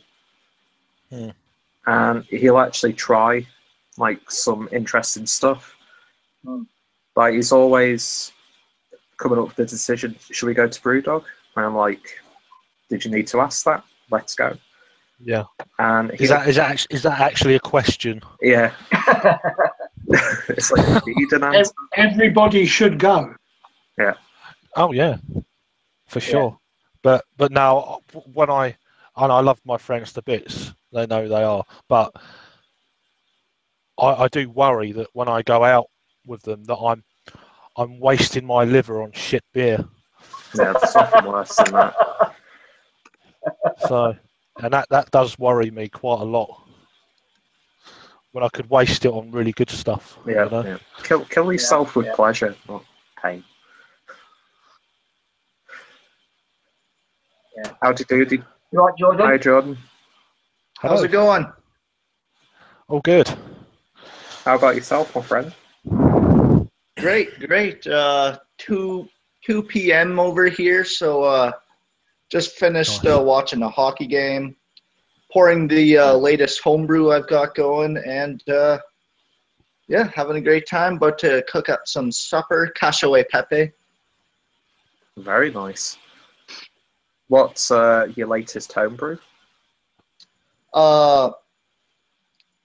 New England style kind of IPA going on, you know. Nice. Centennial, Cascade, Amarillo, Summit hops, some Simcoe, and Wow. turned out way better than I thought. You know, That looks really good. Yeah, it looks great. Looks quite Really dark. nice Well, color. not dark, but yeah. Oh yeah, look at that. Very Beautiful. sweet. Very nice. Sticky, kind of sticky hops look to it. Yeah. What are you guys drinking? I'm currently on the Bischofshof original 1649. It's just a Hellas beer, but it's brewed in the city that I'm in. And it's damn tasty. Cool. Yeah, yeah. Gotta love a nice German Helles, you know. Oh, God, yeah. Just fucking great beer. Yeah, we had that one earlier. It's like, whoa. Very effective, you know. Oh, yeah. Oh, yeah. I gotta say, the thing with these New England style IPAs, you can crush a 8% beer within like couple minutes, you know. It's crazy, isn't it? It's scary. Yeah. Yeah, from a limited experience, I did crush set beers, but yeah, I want more of them, and I want German brewers to start adopting this style now. Yeah, I reckon it will come, mate. It will get there. It's certainly come into the UK. Hence, this beer I'm currently crushing. Well, not crushing, but I don't think it's going to last long. It's Magic Rock's newest one, Clairvoyance. I've been wanting to try them. It's a pretty freaky looking can. I like their Looks like a cans. front I of think they do some decent artwork on this stuff. Yeah, that's great.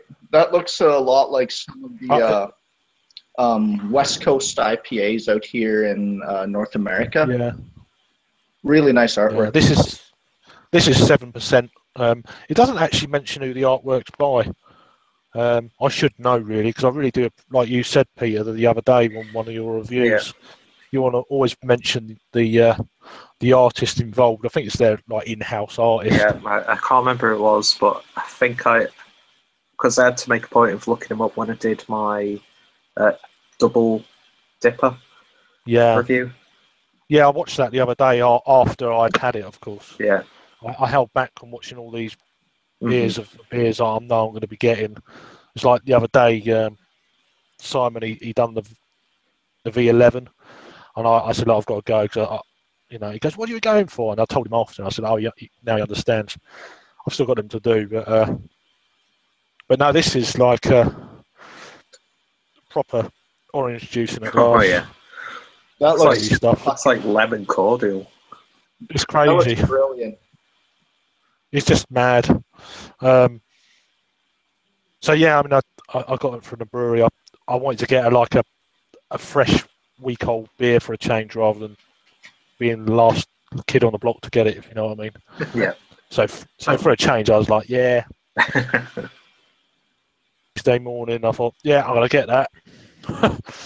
But you guys are lucky you live by breweries. I live, I think, 4 hours away from the closest one. And I was getting jealous, Right. so just decided to brew my own, you know? Yeah, right. What is your I mean, nearest I- brewery, Jordan?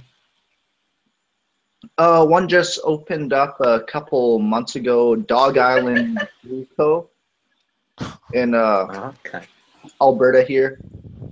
And then after that, the next nearest is something like 6 hours away. So, Wow. Big country. not too good.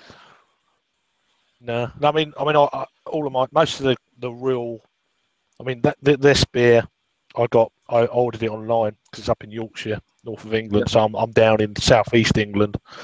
So I think it took about 2 days, 2 and a bit days to come down. So Not bad. it's all right. I'll wait as long as it takes. You know, Yeah. What, You don't need to drink it there and then. that's it. So it's kind of. I went a bit potty on Tuesday morning ordering stuff. So I woke up the next day and thinking, what have I done? You know. And then it's bits and pieces. I've had a few bits and pieces sent to me as well recently, which is really good. But yeah, there's a couple of beers I really wanted, so it's like them again, and I just over a period of time missing the stuff all the time. I want that one. So it's like, is this the same beer? Yeah, The same one again?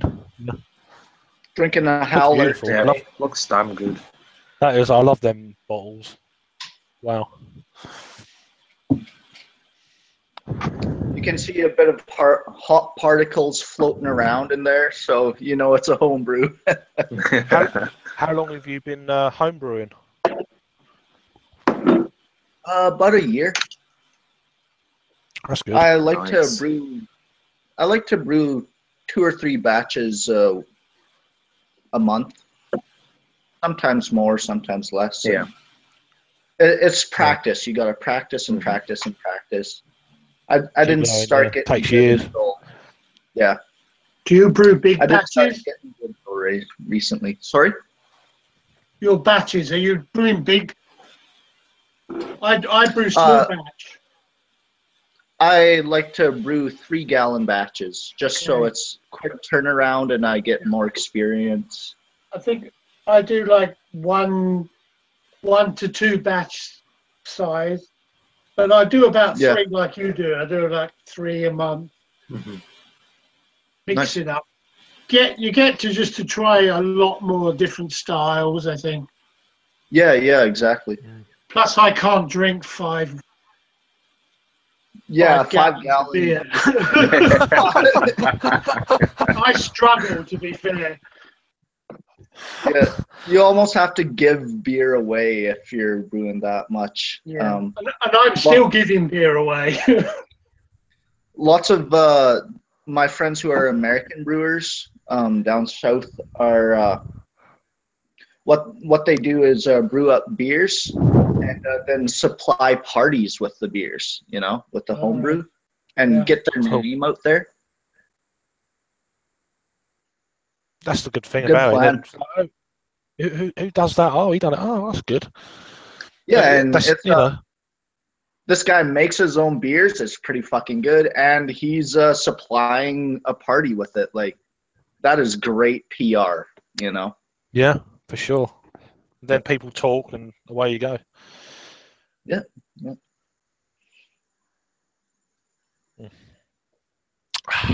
God, this is the nuts. I hear Jesus. I hear the English beer scene out there is really exploding, the craft beer scene. It's getting better year on year. You probably heard more about it with the Rate Beer Awards, I guess. I don't know. Yeah, Cloudwater and all those guys. Yeah, I've been drinking them. What's he got there? I missed it. Sorry, Dean. This is a beer that Peter sent me, Yankee and Kraut. It's double black cream IPA. Whoa. Coming in at 8.7% ABV, and I tell you what, it's fucking fantastic. You're not getting that 8.7 one bit. Beautiful beer. What's that one? Mine's a Belgian blonde, 8%. brewed in a small town, Dixmude, and I think this is the best beer in the world. I really think That's what I think. Where do you live? Quite funny. But that's pretty cool. Are you in Canada? Yep. Are you East Northern Coast? Canada. Northern. I used to live in Vancouver. Oh, nice, nice. I Yeah, got I've been there a brothers- few times. Two brothers still out there. Yeah, it's I've got a beautiful. friend who lives. Yeah, I've got a friend who lives in. Oh yeah. Yeah, he comes across every now and again. He brought me a few free cans last year, so that was cool. I think I mentioned them to you on one Which of your brewery? hangouts. Well, here we go. 2 secs, and I'll.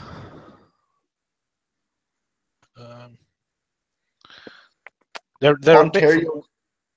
They're a bit from all Ontario's over. about 3,000 kilometers away from me, so don't get out there often.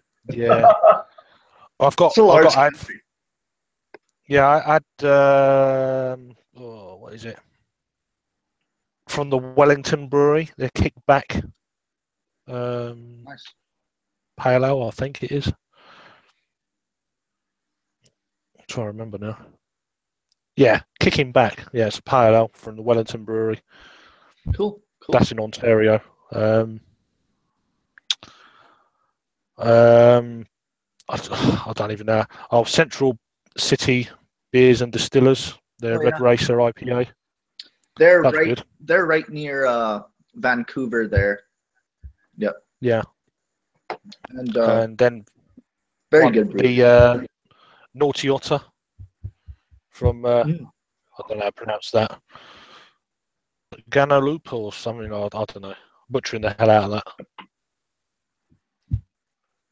What's it's just a pale lager. Naughty Otter. Naughty Otter. Yeah, they all are. Yeah. Yeah. The brewery's GANANOQUE. Oh, Brewing company. is that French maybe?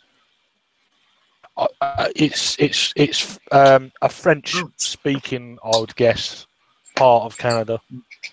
Yeah. All right. It's probably Quebec. But it's not. Yeah, well, it says Ontario on the. But they don't speak no French in Vancouver. No, it's probably Quebec. But no, I think it's in Ontario just, but it's near. It's near Quebec, I think.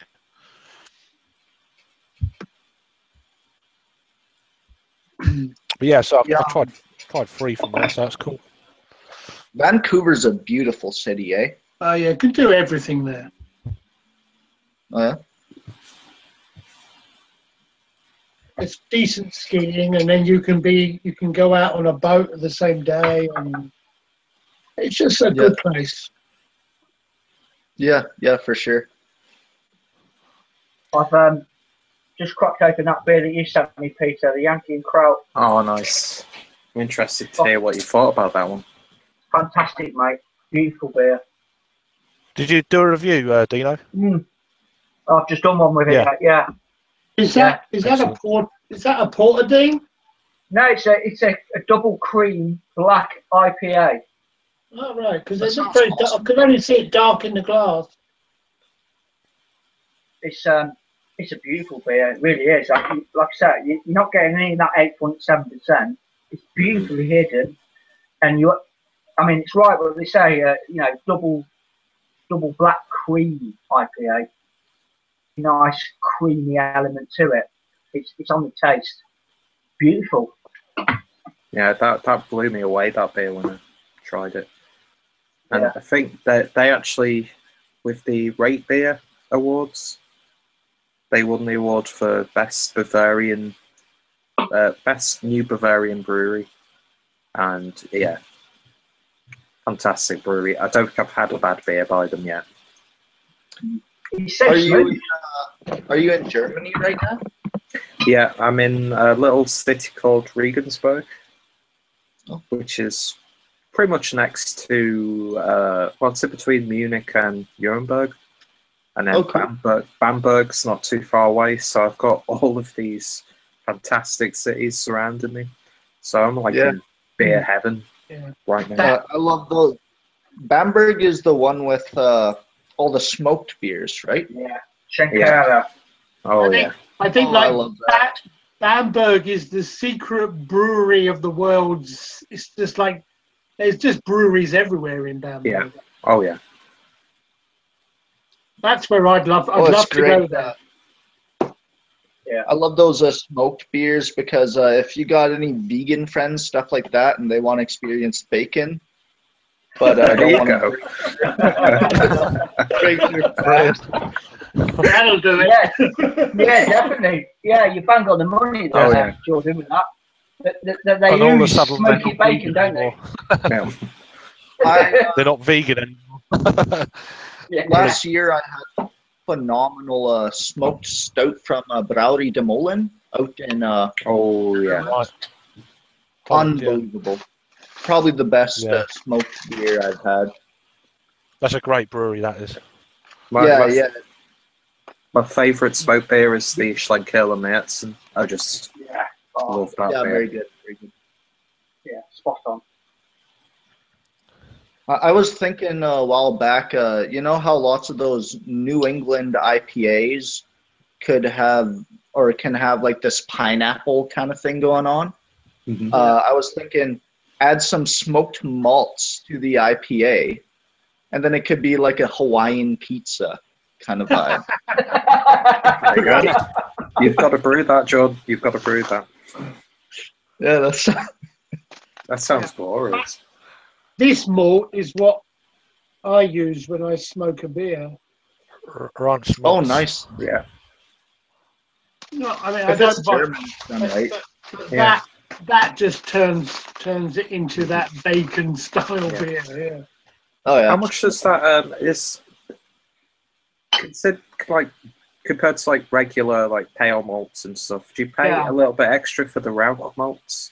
A little bit more, but that has probably cost me.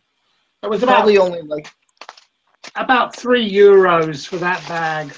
Oh, okay, fair enough. Yeah. yeah, it's only a few. You guys use pence, right? Yeah, so that would be about £2.80 or something. Yeah. Yeah.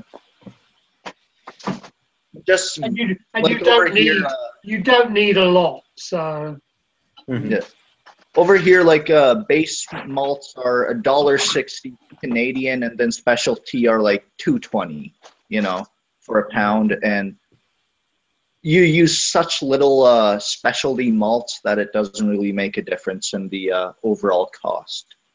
yeah, So- you don't need a lot. Okay. Yeah. Like I got a 3-kilo bag of Bohemian Pilsner malt. hmm That's probably costing me €5.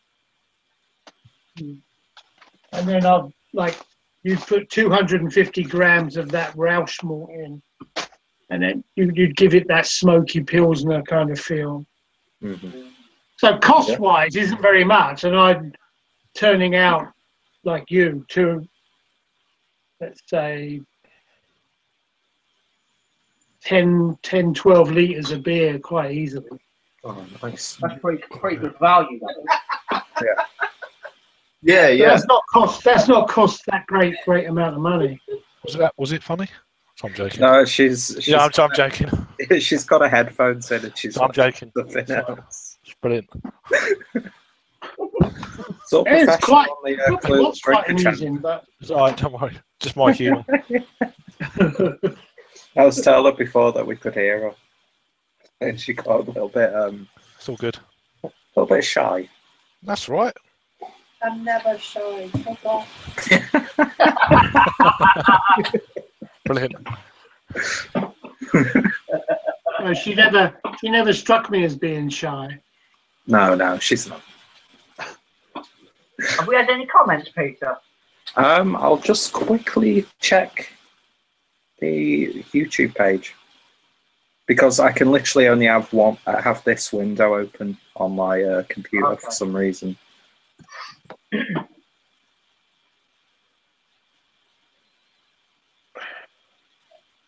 No, not yet. Oh, fucking come on, get fucking typing. Yeah, I'll sneak over there in a minute and type some stuff in. Yeah, Wait now. that's all right. We can't be wrong then, though. That's the good thing about it. That's a good point. We're clearly not upsetting anybody. Yeah. No, that's it. Yeah, that's what it all boils down to. I'm just They must be in total agreement. currently drinking one of the local beers, and it's Chocolate it's stout. a chocolate stout, coming in at 6.5% from the Regensburger Spital Brewery. Wow, looks beautiful. And it tastes like you've got like Kinder chocolate, or like maybe a darker Kinder chocolate, and you've mixed a currant sort of flavour in there. I'll keep it away from my little girl then. Yeah. It's nice, but it's a little bit too thin. Yeah. But it looks good. I found that with that St. Peter's beer that I did. There's plenty of flavour in there, but the mouthfeel was just a bit, I don't know, a bit watery, which for me lets the beer down. What's the ABV, Dean? On that old style port, the ABV was 5.1. Right, so yeah, that could be why. Yeah. Oh, fucking bit disappointed with that one. What was that? Hi, James. Hi, mate. Hi, James. You all right? Hey, James is in the house. How's it going, guys? Oh, there he is. There's He's always lying down. Yeah,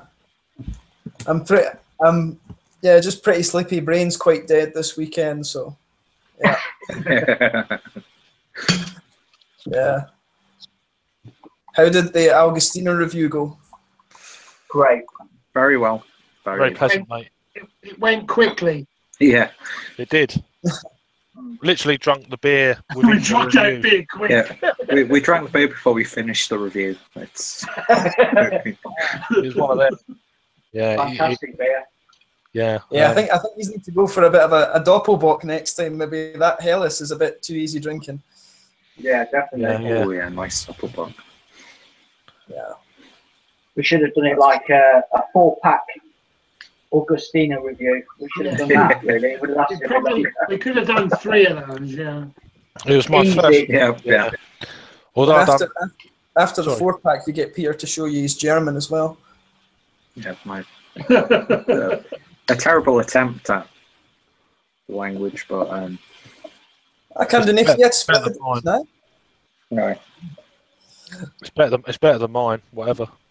I can barely speak English, so I certainly can't read it. That's for sure. English. It's useless. Look at all these bloody big words they come out with. It pisses me off. It's like, keep it basic, man. It's a beer. You know? All these extravagant words just to show off. Is your experience of English like that of any teenage kid when they have to read Shakespeare at school? Yeah, it's just like, it feels like going back to school and you get these stupid lessons where you got to speak in front of the class out of a book. You're playing a part. Oh, yeah. Sorry, I can't be doing with that nonsense. Let's have it in layman's terms. I just can't be asked. I'd rather just say something where I'm not reading it and just, it might sound a bit better. You know? Oh, yeah. Just pisses me off, things like that. Oh, I hate Shakespeare. If he was still alive, I can't stand Shakespeare. Now, good for him, but it's not for everyone, you know. No, yeah. See, the thing is, you could probably appreciate it if they rewrote it in like a real language, but that rubbish now. Well, a modern day. Yeah, they just keep republishing it. Yeah, they have. Yeah, They have done that. they've chavved it up, haven't they? Yeah. Yeah. When I was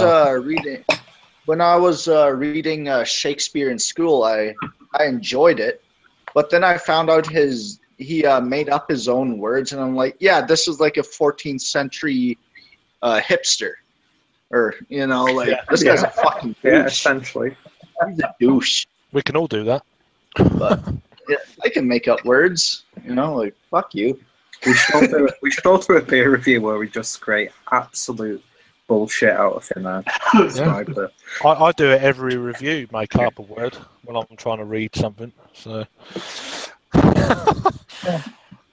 just normal. I know one brewery that does that actually. Begins with a P.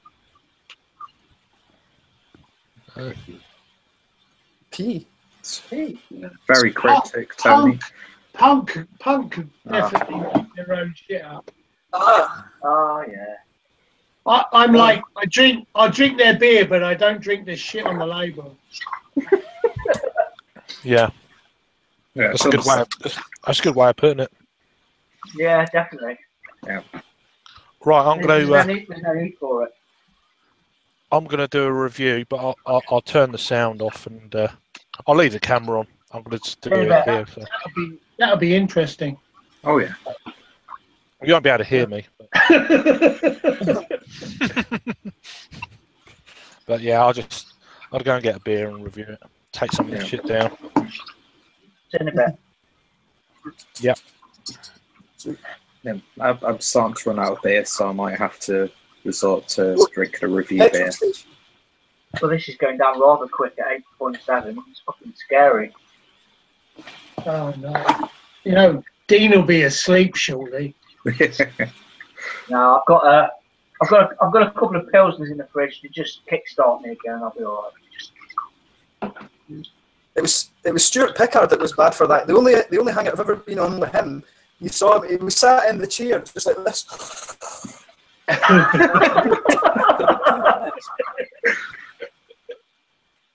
So I recently had a really painful beer reviewing experience. You know how you seek out beers to review for like milestones and stuff like that? Like I'm hitting 1,000 reviews, get this beer out, pay tons of money for it.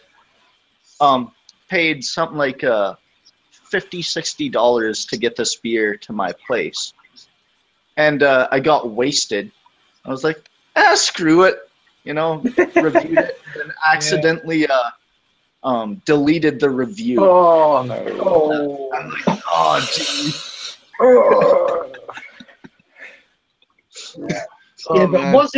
Was it a good beer? Oh, it was fucking phenomenal, dude. If you guys know the brewery out in California, they're known for Black Tuesday. I got their session stout, 14% fucking. Yeah, that's a proper session. Fucking session that's all day long. Yeah. I believe that's what people call bitch beers. Yeah, that was very disappointing. Oh, Jesus Christ. I'm actually still kind of pissed out. Oh, I can imagine. Like, fuck's sake.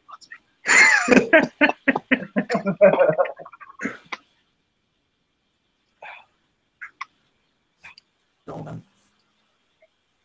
Are you drinking tonight, James? Who's got milestones coming up next? Sorry? Who's got milestones coming up next? I've got Review 300 coming towards the end of March, which will be the Lorelei. Oh, you'll like that. That's nice. Which I'm reviewing because my birthday's next Saturday, but we have plans, so I don't really want to drink the Lorelei when I'm going to be going out, and then probably drink it a little bit more.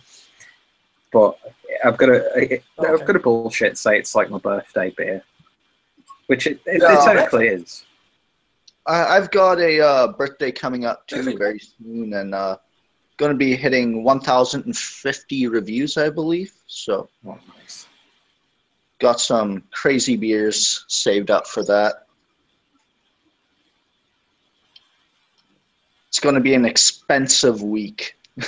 Oh, I can imagine. Lots of these breweries out here, they're charging $50, $60 for their beers, and it's fucked up. But Yeah. you know, you gotta try it.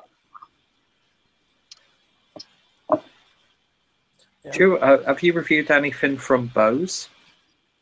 Yes. I reviewed their one Gruit ale. Ah, okay.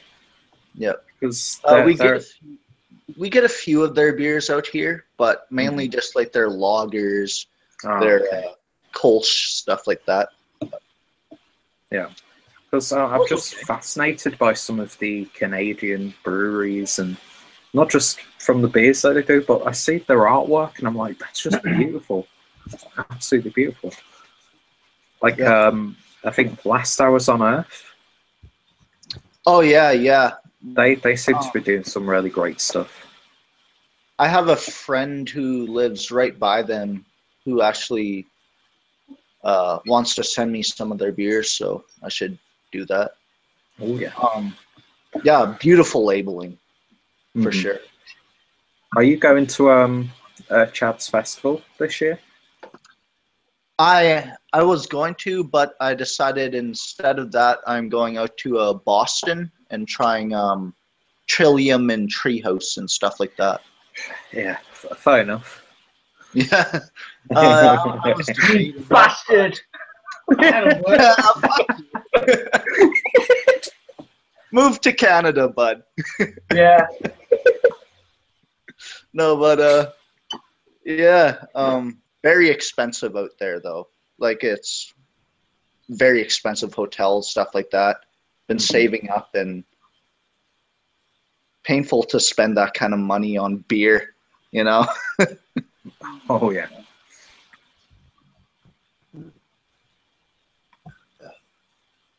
Last time I was in Boston, I was only, 19 or something, so it was that shitty 21-year-old rule. It's bollocks. But then again, at that time, I think it's been 7 years since I've been in the States, so yeah, 2010 was the last time I was there. So I don't think a lot of these breweries were really on the go in the Northeast at that time. Yeah, when I was 19, or I was 8, over here 18 is the legal drinking age, which is fair, I think. And I went out to San Diego at 19, and I heard they had some of the best beer on earth at the time. And I found out, oh yeah, their drinking age is 21. 21, Stone yeah. sober. Stone fucking sober. Stone sober at Stone. That's a sad situation. That's where Stone. That's where Stone Brewing is. So yeah, that's a sad situation to be in. Yeah, my cousin came to visit me here in Sweden, and I forgot. Like, I thought I just kind of thought, oh, mainland Europe it's always 16, but in Sweden, no, it's 19 to buy from Systembolaget, but it's 18 to drink in a pub. So I just took him over the border into Denmark, and there you are. You can drink whatever the fuck you want. Yeah.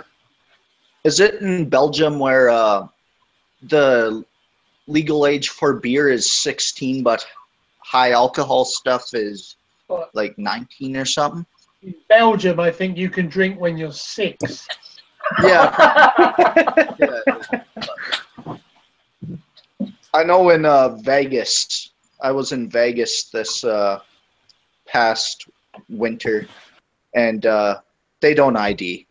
Like, it's pretty crazy the shit that goes on there. When I was living in Vancouver, I was drinking in bars when I was 16. I never got asked for ID. Oh yeah. It's only It helps when you've got facial hair when you're young, that's all. Yeah. See, with me, I looked like I was 12 until I was 19, so it was kind of brutal.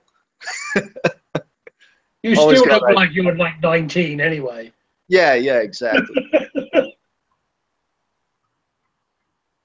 It is strange though. And like in America, you go to different states, and their ages from state to state can change. Yeah, like I love the United States, but some of their laws are fucked up. Like just weird shit going on.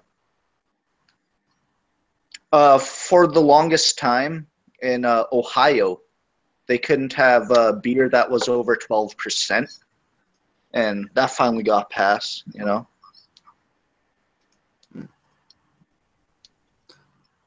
Aye. That's where they get that malt liquor thing from. Yep.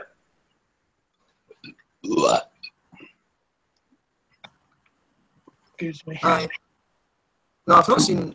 There's some really weird laws. I was discovering the other day that here in Sweden, it's like there's Malmö Brewing Company, and they've got a growler, but in the growler you're not allowed to take anything out that's above 3.5%, and the reason is that you have to buy anything above 3.5% from Systembolaget, which is the government-owned stores.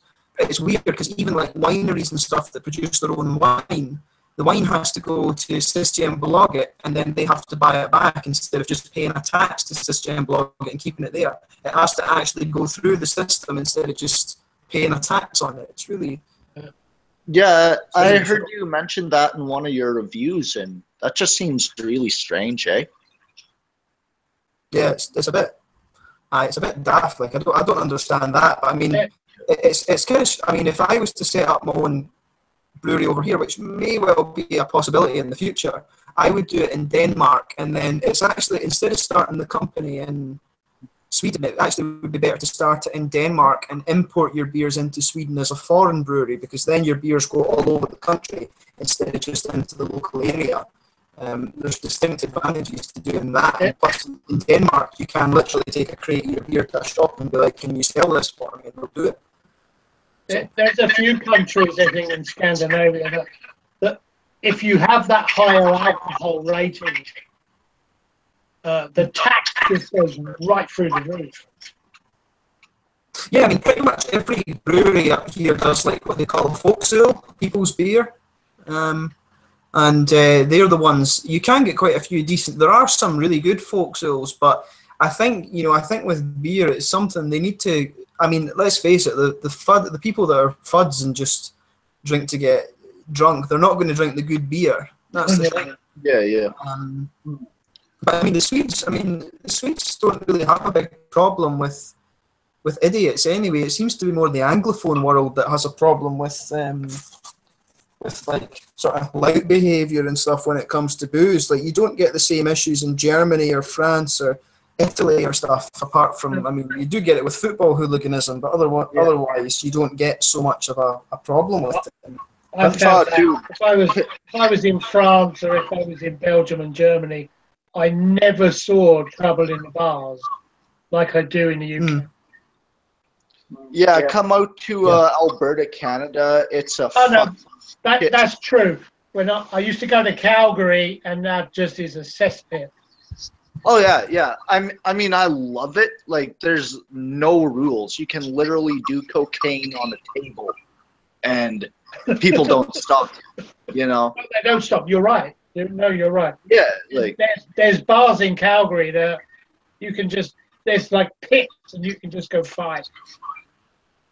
Yeah, but it is like very free out here, and I like that. Like, it's shitty in certain ways, but to just go into a bar and be able to drink 12 pints of beer, you know, and stumble home drunk, it's a great time.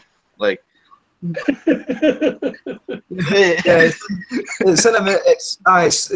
just always found it funny in America. It's like you're not allowed to be intoxicated in the street, but you're not allowed to drive home either. And in America, you know, you can't, like, you have to get in a car somehow. But if you go out into the street to get a taxi, you're intoxicated in public and shit. You're just like, come on. Laws in general. I live in a small town here in Canada, so everyone knows everybody. So if we see cops uptown, we just say, "Hey, there's cops uptown," avoid these areas, and everyone drinks and drives. You know, it's ridiculous. I'm very against drinking and driving, but yeah, I was going to say that's fucking out of order. That is. Yeah, that's not. There's more bears where he lives than there are people. Yeah. Yeah. There's more deer, anyhow. For sure. I remember years ago, I tell a story, but I hadn't been in Canada that long, but I was driving early morning, and there was a set of traffic lights. I was coming up this hill, and I was in forest really, and this bear just like walked out into the road, sat down, just scratched itself for 10 minutes. You can't move it. No, it's like you look at it and you think, well, I'm not getting out the car, that's for damn sure. Yeah. Should I toot it? No, I'm not going to toot the horn because I might upset it. So it finished scratching in 10 minutes and it walked away, and I thought, wherever I am, I'm never going to see that in the UK. No. Yeah. It's still, I still remember in Australia, in the middle of nowhere, we were driving along and this bloody kangaroo starts bouncing along the side of the car, and then the thing, it jumps right in front of us. And this thing, we hit it when it was mid-jump, and it just flew up in the air. Must have been about 20 or 30 feet in the air, and just, oh my God. I don't know. This thing, for some reason, the way we hit it, it should have just flipped up and gone over the back of the car. You know, just the physics of it should have gone over the back of the car. But it ended up flying. I don't know how it did it, and then it just landed next to the car in a puff of fur all over. You're just like, oh, for God's sake. But then we got out of the car, and the thing obviously popped away. They're pure muscle. But the car, I mean, the car was done. I mean, the car was just was gone. We had one of the little whistles on to try and scare them away, but obviously that did a fat lot of good, you know. But it's just yeah. So that was my thing in Australia. I killed some of the local wildlife, I think. So yeah. Yeah. But I mean, at least the kangaroos taste. See that? I know out here in where I live, there's prairie chickens, we call them, and they're dumb as dirt and love to fly in front of vehicles and stuff. They think they're camouflaged, but they're not at all. But they think they are, so you can just run into them and they're done. And it's fucking hilarious. I was on a beer run with a buddy, and all of a sudden he swerves his vehicle and bam, he runs into one of these, and he goes, awesome, two chickens in 2 days. He goes, yeah, killing them, you know. Oh God.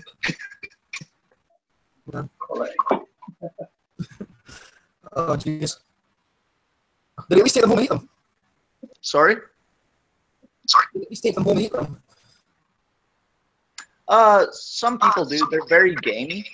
Yeah. It can't be. But it's not the best. That You stress the meat when you hit them in the car. Oh, well, also that, and if you're hitting them with your vehicle, they kind of taste of rubber. Rubber. Yeah. I think that's probably why they're stressed. Yeah. Oh dear. One of my uncle's friends, I can't remember who it was I was telling the story to, but I was telling on one, I'm sure I was telling on one of the hangouts, but my uncle, he lives in the bush in Australia, about 600 k's west of Brisbane.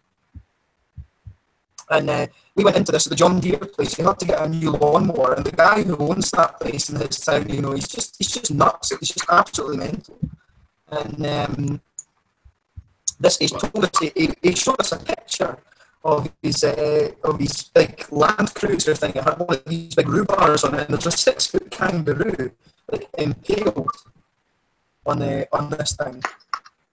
And he'd driven it into his garage and come out the next day and didn't even know he'd hit this thing. There's just a 6-foot kangaroo hanging stone dead off his bumper.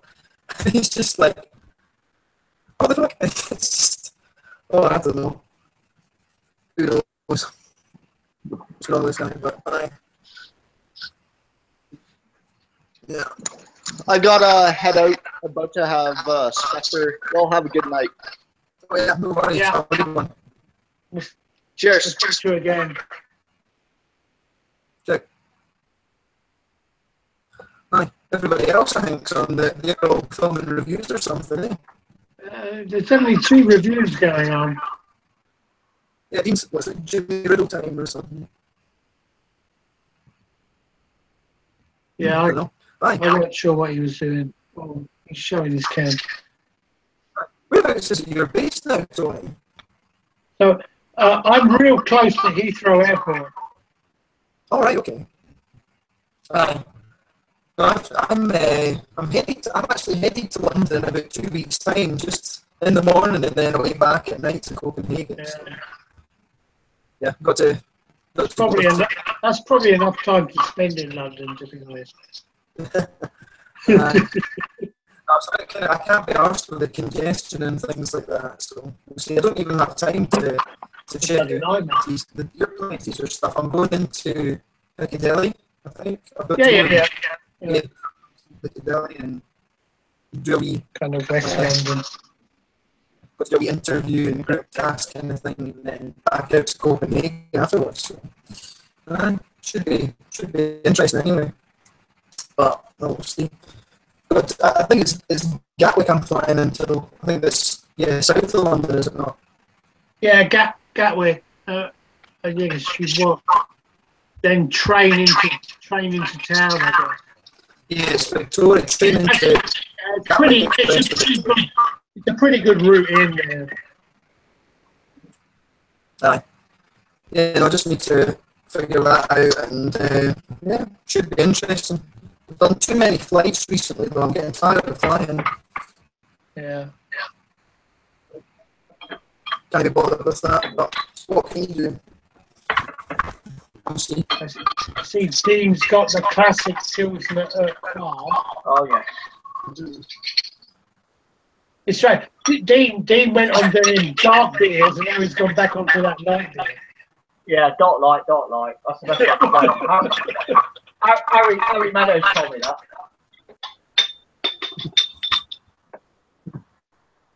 Oh, dear. You got a wee cat lying behind you or something, Dean? You what, mate? No, it's my dog, that is. I've got a Springer Spaniel. Movement.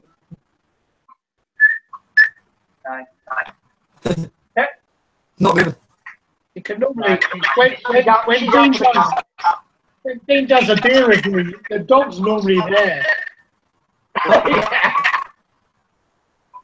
Yeah, lapping away. The dog loves the beer. Actually, in my local sort of pet shop, on the counter, when we go in there, we get a sack of dog food for them. On the counter, you've got beer for dogs. Beer for dogs. Oh yeah. Beer for dogs. Yeah. It's about. My cousin had that for his dog. It was just like we tasted it. It was just like gravy, pretty much. I think it's just like a multi liquid, but it's like really £3.50 a bottle. Yeah, we gave that to my cousin's wee schnauzer, and we just said we've got to try this. So it's quite fun. I think we like to get rid of it. This McEwen's review that we're doing, James. Is it all right to schedule it for one day in the week instead, mate? I can do it whenever if you tell me when. The only day I can't do is the 20th. Okay. Yeah. I think we said Did you say you're doing McEwen's? McEwen's champagne. That's quality. What? I may get myself one of that. I may have one of those. Yeah. I'm just trying to think if I've got one of those in the outhouse. No, by Yeah, all means, check the review. I'll look that up. I'll send you a link, Tony, when we're doing it, mate. If you want to Tell you what, there's a lot worse beer than that around. Mm. Yeah, there probably is actually. I wish I could get a bottle of the old Green King and see what. But that would be quite funny to do a review of as well. But I've never even seen that at home. Never seen it at all. What, Green King? Aye. That we should do that. We should all do a Green King review. Yeah. Now, I did. The Green King IPA Reserve, I actually think is a good beer. Mm. I might have had that one. I know I did the Abbott Ale Reserve a couple of weeks ago. It's probably the same beer. And to be honest with you, from what I can remember of having it,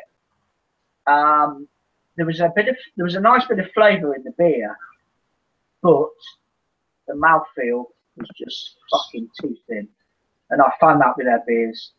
There is flavour in there, but that mouthfeel it's too watery for me. I had the IPA Reserve, and I thought I was because I was ready to slate that, and it was like I can't slate this beer. It was like a really nice beer. I'm not saying it was the biggest IPA. It was very old school English style IPA, but Yeah. But there was nothing wrong with it, and it was cheap. Compared to some of the IPAs that are about, I just thought, well, it's good value for money. It's a nice big bottle, and it was a decent tasting beer. Mm. It doesn't always have to blow your brains out with hot. No, just because you're buying a beer from the supermarket doesn't necessarily mean it's going to be awful. No, that's true. I've had some really good bloody beers from supermarkets. One recently springs to mind, the St. Austell, the proper black IPA. I think that St. Austell's make decent beer anyway. Good beer, you know, one of them 4 for £6 range. I mean, if you can get four half decent beers for £6, yeah, you can't knock that. You can't knock it. Yeah, you can't knock it. Okay. And price point is always key, isn't it, to any sort of beer. If you can get a beer it has to figure in. You have to figure in at some point price. All right. Yes. So the beer I showed earlier, right? That's like €12 a bottle, and that is what, like they say, is the best Belgian beer. Yeah. It's the Westfalen 12. So yeah. but you pay for that. But then yeah. But if you can get 4 good beers for £6, I don't think anyone's going to say. It's I a wouldn't be no-brainer. upset. You'd not be upset, would you? I mean, I bought a 500ml can from Beer Gonzo, and it was Toppling Goliath over in the States, and it was their Dorothy's New World Lager, and I paid about £4, nearly a fiver for a 500ml can. Yeah. And I tell you what, it was no better than the fucking Augustiner that we had today. No. You know, and you can pick that up for a couple of bottle. It costs twice as much. Yeah. I think Dean's having started. I think Peter's having some fun there. No, Peter's been doing things tonight that we don't want to know about. Peter, let her go. No, it's I can't repeat what's just happened, but We think we just heard what happened. no, she sneezed. Okay, get your thoughts out of the gutter. Come on. But yeah, I've just done a review of this, which is the Yeah, Kilos of kilos of cookies from Bibliotech and the Benchwarmers Brewing Company from Sweden, I think. I saw a Swedish flag on the back of the can. Yeah. I've never seen that one here yet. I'm going to. Oh, James, that's a beautiful beer. 10 out of 10 beer. All of the stuff that they do is really good. They don't produce big batches. Like, all the beers are numbered because they say that they don't ever do the same beer batch again, but I've got a feeling I've seen a couple of their beers out more than once. Oh, okay. They say that they brew loads of different things. Mm. But yeah, that is world class. Yeah. Is that a beer jump? From beer jump? Yeah, beer jump. Yeah. Yeah, I've looked at that myself, to be honest. I might get a can of that. Yeah. Can we get that here? Beer jump. Yeah, if you order from Beer Drum, you can definitely get it. I'm not too sure, Look that up. but it's absolutely beautiful. Yeah. We've got one that's just. It's what it looks like in the glass. Yeah, we've got one that's just come out called Popcorn Hot Porn. I saw that and I was going to buy it, but I opted for that one instead. Yeah.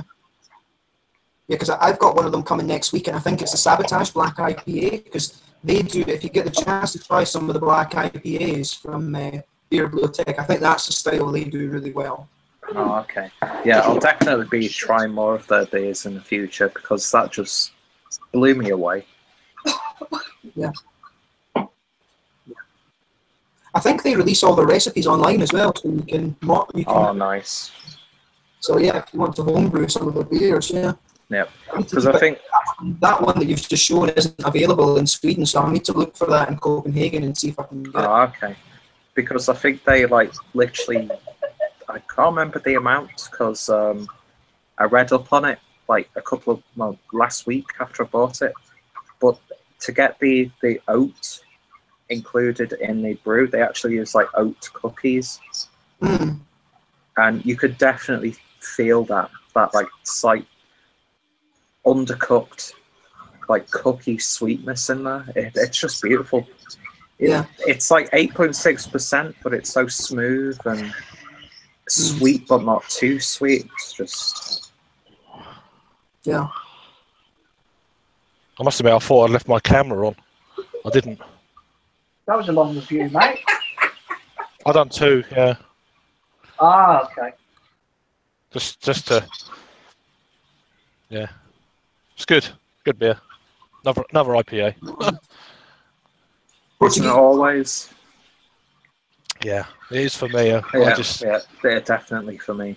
I bought a few recently, so I need to kind of get a few out of the way quick, because I know before I bought them, I knew they were a little bit old. So yeah, I was either going to review this one that I did or the Omnipollo.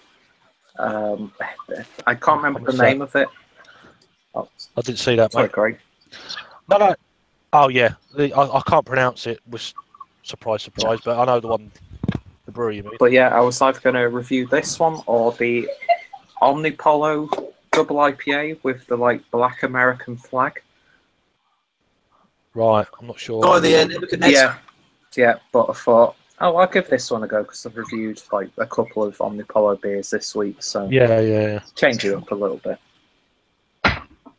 Well, I just reviewed. I don't know why I got such a small glass for a big bottle, but Nognio's IPA. Oh, nice.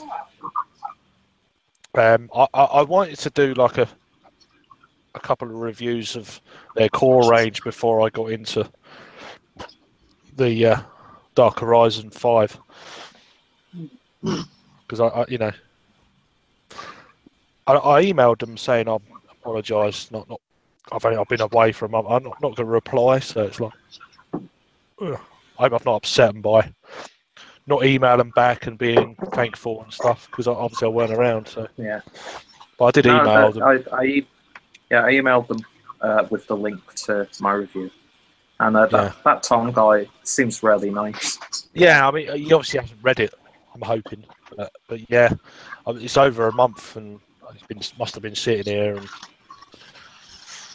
Anyway, so I've done a review of that, which is quite pleasant, and I've just done a review of the Brewdog Rye Hammer.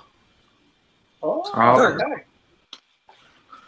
I maybe opted for a can of that when I was in Norwich, but I never got one. Yeah, I missed the monk hammer. I had the black hammer, but I missed the monk hammer, which is a bit annoying. This is the fourth in the... Is it the Casino Royale as well? That's out as well. That's the new one. Yeah. I don't know. Is that's not part of this little series though? I don't think. But... I'm not too sure what they're doing. I think it's just a one-off brew that. Yeah, I mean they've done that. What is it? The hop thing or whatever it's called? Can't remember. Hop shot or something. Yeah, hop shot. Yeah, is it? hop shot. Yeah. Well, it's quite expensive for a real small dinky bottle. It's like, yeah. How much is it? Right, I had all. It's like 22 quid, or something like that. Is it that much? I just I saw it in the Brewdog bar because they were actually selling it in the bar where you got like not even a third of the beer for like about. It was something ridiculous. No, actually, I think you got the full bottle in the Brewdog bar for like about 20 quid or something like that. Stuff like that. Sorry. Yeah, that's a bit of a joke. Like, yeah. I mean, beers like that just do not appeal to me in the first place. So I'm not gonna really try. Straight away, the price tag. Yeah, unless like someone like Simon, where I could get like thousands of people watching my video. There's no use for me even toying with the idea of buying that. No, it's just there's a lot of beers out there that you can review. And what if you buy a £20 bottle of beer and you don't even bloody like it? I'm going to be pissed off. Yeah. Yeah. It could be fantastic and be like, so that'll make it a bit better, but yeah. I know. I mean, going back a few years, I went through a bit of a wine phase with the father-in-law, like Shirazes and Merlots and stuff like that. And I dipped my toes in the water with bottles of wine that were like £15 plus, and they were no different from a bottle of Hardy's for £4.99 out of Tesco's. Yeah, like Echo Falls. Yeah. I just felt like I'd been pickpocketed, ripped off. And that's how I feel with beers like that. I don't know, it's just a fucking economy at the end of the day. Yeah, it just doesn't appeal to me. Yeah. But that's the thing, I mean, Brewdog have been ramping up. When the Brewdog made that when they started, it would be a decent price. They're becoming a corporation now, that's it. Oh, yeah, definitely. They've morphed into something that they really didn't want to be, but they are. Yeah. They're becoming more and more uncraft. Yeah, they've become the people that they never liked. Exactly. Yeah. And there's really nothing punk about them anymore, to be honest.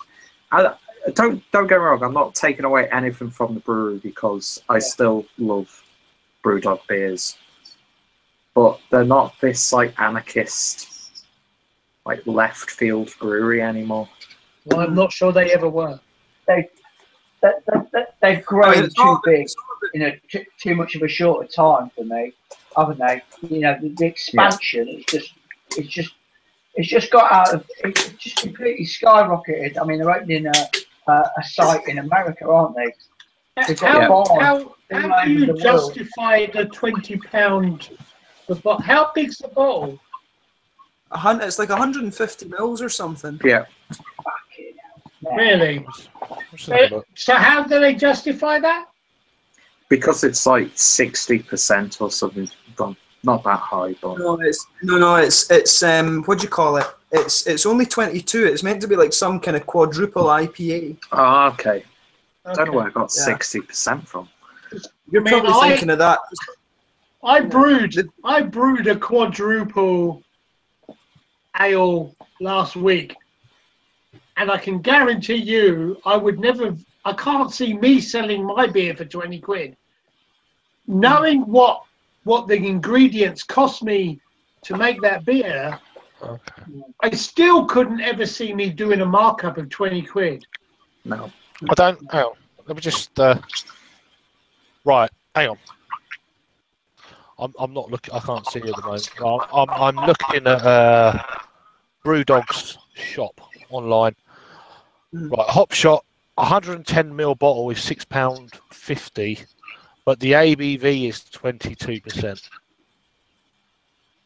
£6.50 is not bad for it, to be fair. If it was 20 quid, it wouldn't Yeah. do that. No, £6.50 for 110ml bottle. Yeah.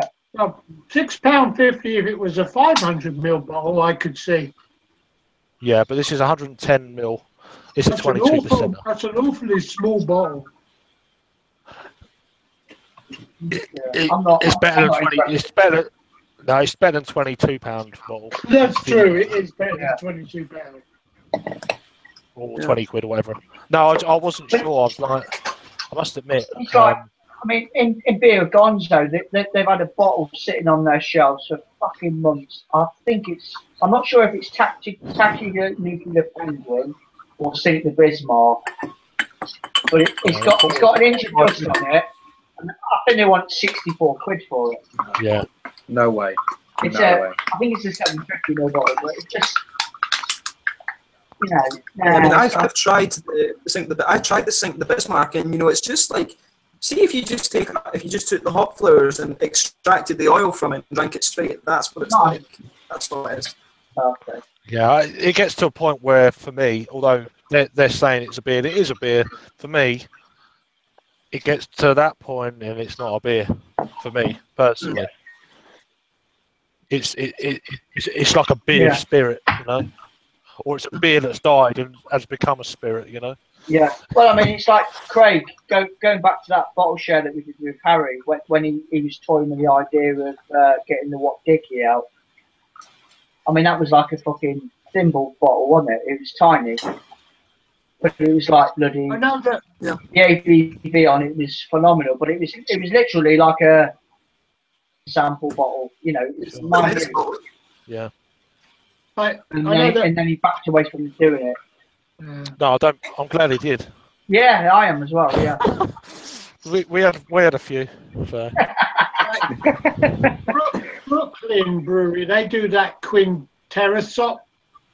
And that's like 24 or 25 quid a bottle. That's a 750ml bottle. And I thought about buying it. Yeah. But I haven't as yet been able to bring myself to buy it. Yeah. Plus, Stalk. I nearly picked a bottle of the Brooklyn. Is it they've got number 1 and number 2? Yeah. Oh, the local one and number 2. That's it, yeah, so, Brooklyn local, yeah. I think the number 2 is like a Belgian strong ale. Yeah. And that was a 750ml bottle, and I think that it was around about the 10, 12 quid mark, which isn't bad really for a beer like that. Oh yeah. But I never put it in my trolley. I never bothered. I'm trying to think what the most expensive beer I've ever bought was. I saw. Do you know how Brewdog had that war with the German brewery? When they were doing Sink the Bismarck and all of this, it was the highest thing. It was I've got 2 of their bottles sitting in the house that I need to look at one time, and it's the world's strongest Hefeweizen and the world's strongest Helles or something like that, I think it is. Or maybe the Dunkel, I can't remember what they are. But there was another one. I bought the 2 cheaper ones because I've got 2 for the price the more expensive one was. But there was one that was €18, and I mean, it was in Frankfurt Airport and it was tax free, and that was the reason I bought both of them. There was one for €16 or something like that, and I wish I'd got it. I really do wish I'd bought that, but I bought the 2 other ones that were there, and I think they were €6 or €7. But other than that, the most expensive beer I can think of that I bought would have been the West Lectern 12, which was like €15, and it was because I bought it in a pub in Leiden in the Netherlands, and after that, I think it was a beer called Anarchist Alchemist from Brewdog. Actually, that was like £13 I paid for that, but that was because I graduated in chemistry, so I thought that's cool. I'll get that. Yeah. That was my graduation beer. The Westy 12. That was the most expensive beer I bought. I need to relocate, so 5 minutes. I'll be with you. Okay. Right. How much did you pay for that, Tony? I paid just under €12. Okay, yeah. But that is still for the, that's only a whatever 330 ml bottle, I guess. But Yeah. but it's the most expensive beer I've ever bought for size. Yes. I've got mine would have to be the recently as well, Priory Birthday Bomb. I think that was 10. Well, I mean, this is bought him. It's €12 for 330. I've got I'm thinking the West Fletching Blonde in a box. But that was something. I think I paid 70 Danish crowns for that, so like £7. Yeah, I bought that beer for it was about £6. I actually think that's a really nice beer. Now I'm saving it because I want to do like I need to do more Belgian beers. I've really not done enough, but I want to get one from each of the original 7 Trappists and do trap it and do like a. This is what I thought though, because I've had that beer and then this beer, which is a blonde. Best beer in the world, yeah. Best beer in the world. this is under £3. This is under £3, like £2.50, and it's way better than the Westie 6. Yeah. And like you just, it's half the price. I really think I need to try and get a job in the environmental science department or something at the EU and just go and live in Brussels for a wee while. So I'm looking for jobs in Belgium right now. Me and my wife are going to go there for a weekend next year, Bruges. Yeah. I think, Dean, you need to book on the ferry instead of flying. Just take the car over and fill it up. Yeah, because we're going bank holiday August. We do a day in Dixmude because we've got to go to the best beer in the world's home, and then we're doing the North Sea Beer Festival in Ostend. And on the Sunday we're going to Bruges, where I'm going to go and do the Straf Hendrik Brewery, where the Zot Brewery is. Okay. They do a lovely beer tour, and you can get to sample some beers and have a meal there. It's really nice. Are Zot the brewery that have the wee jester on it? That's right. Yeah. So Zot and Straf Hendrik are the same people, really. Okay. Yeah. And get more Belgian beers.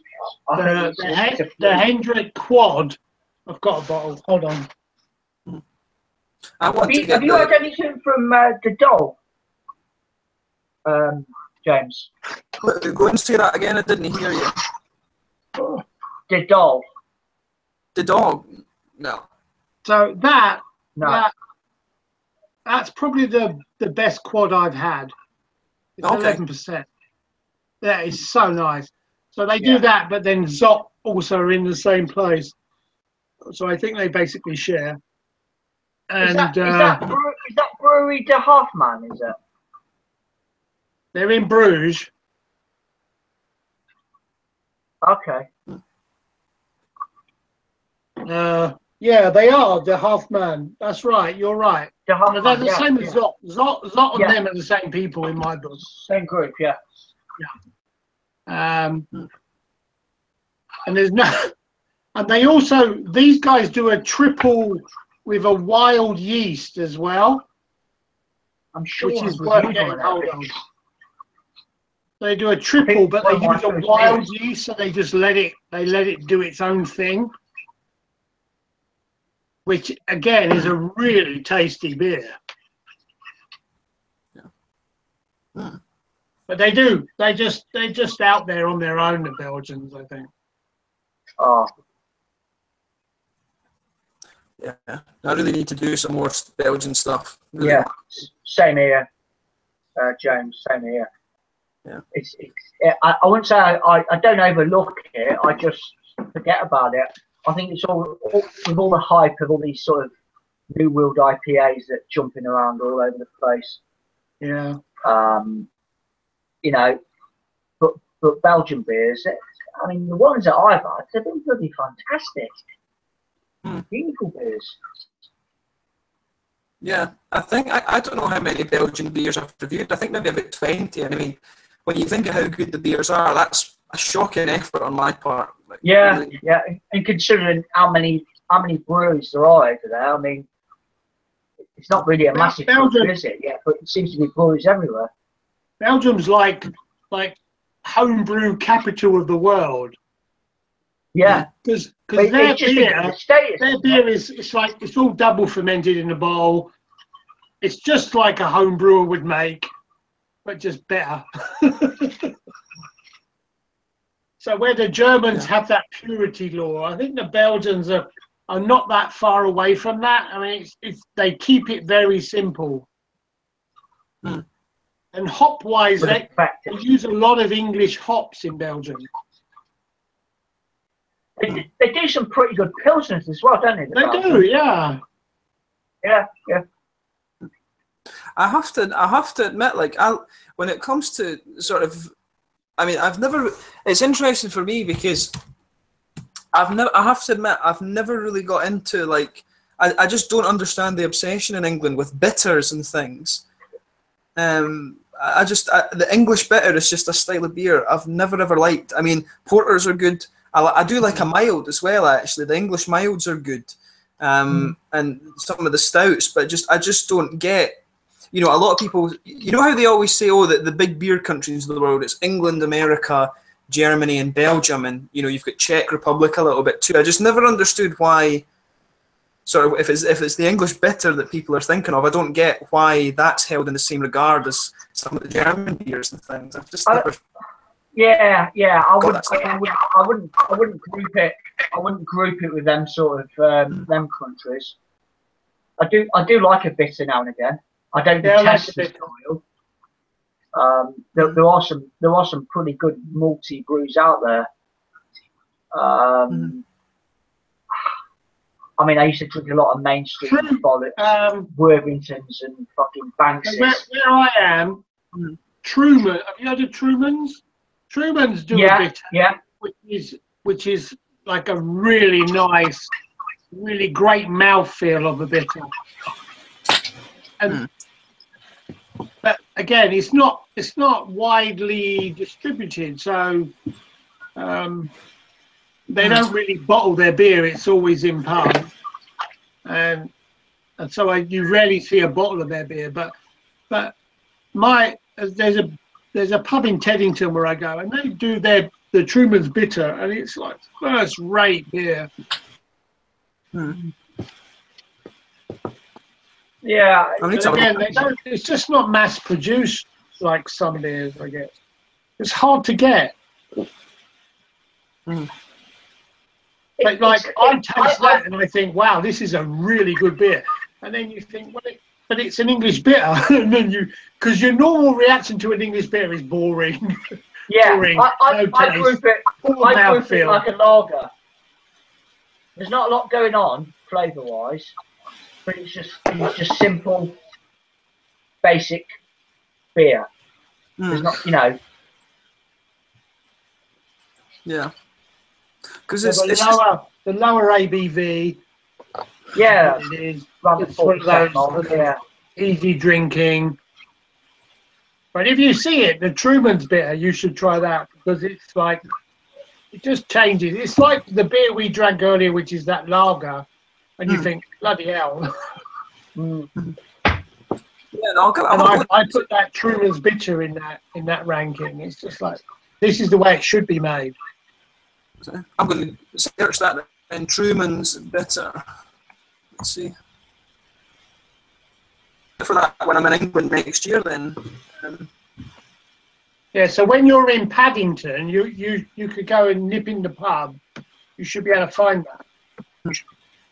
Yeah, I'll maybe do that then. Truman's Hackney. Is it actually from Greater London?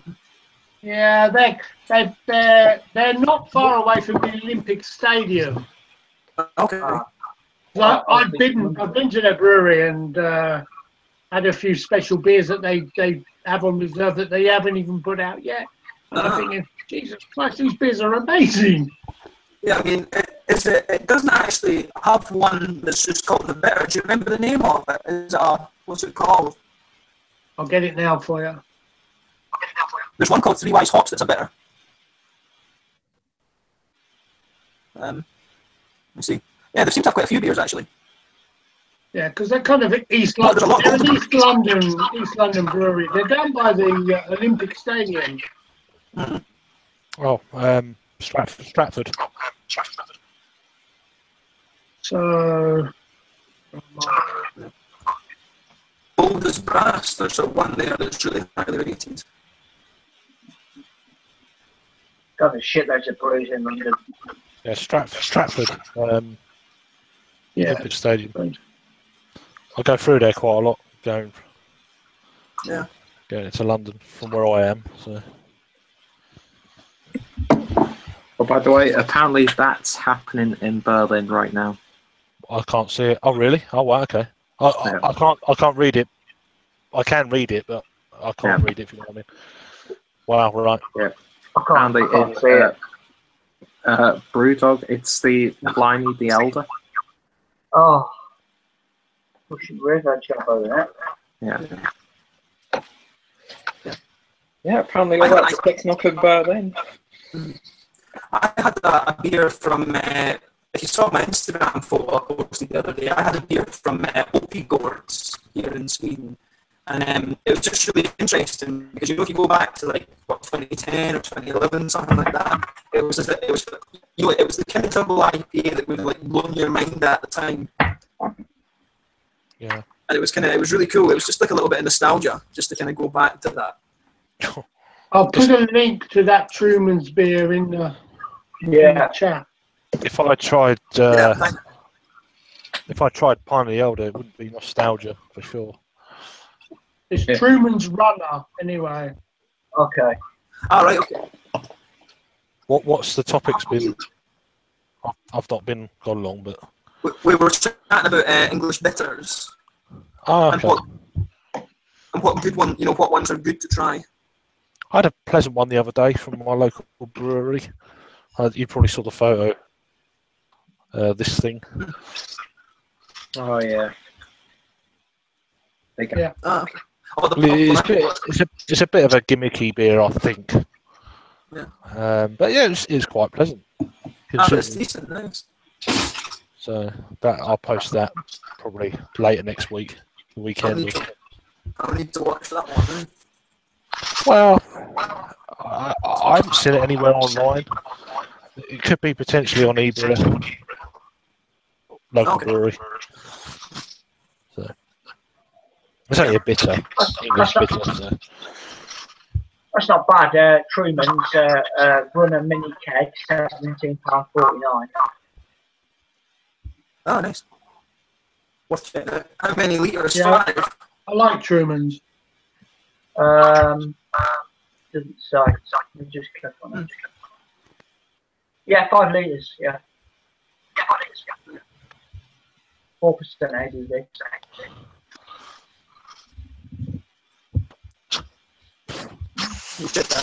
I need to try and make an effort with that. Their head brewer at Truman's is German, actually. Ah, okay. That's good. Oh dear, excuse me. Bloody burping out. Have you, any of you guys heard of a brewery out of Tempe? Where did you say? Tenby, A South brewery Wales. out of Tempe. Yeah, out of Tempe. Yeah, South Wales. No. If you fire off the brewery, I might recognise it.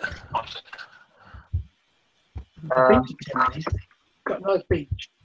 I'm just trying to think what bloody website I saw it now. I know Tenby is part of the big kind of South Wales steelworks, or used to be. I think it's hippobeers.co.uk. They've got a few of their beers on there, and they Oh yeah, it's the Scottish website, isn't it? Yeah, There is a they're Tempe from, Brewing Company. yeah, they're from Glasgow. That, Yeah, yeah. I've checked them out. I've got them on my And they got my pickup truck. plethora of links. they're based down near the university in Glasgow, actually. Right, yeah. Nice name's Derek. They get a lot of ales and stuff like that kind of. Yeah, they've got their own bar now on Socky Hall Street in Glasgow. It's actually pretty decent. It's in a wee tenement basement. It's really cool. Cool. That sounds cool. It's definitely a sort of hipster joint, though. Oh yeah, I don't mind that. it's like wood and metal. Yeah, pretty much. I think sometimes they're not rough, but the more not mainstream it is, the better I am with the place. Yeah. Yeah, Tempe Brewing Co. Tempe Brewing, they do a Pembrokeshire Promise. I think that's their bitter. The one that I've seen is a can, and it's pancakes not included. A stout, I think it is. Made with Ethiopian coffee beans and Quebec maple syrup. I was going to say it must be maple syrup somewhere. Yeah, That was a guess. You can't beat maple syrup, can you? No, maybe sounds some intriguing.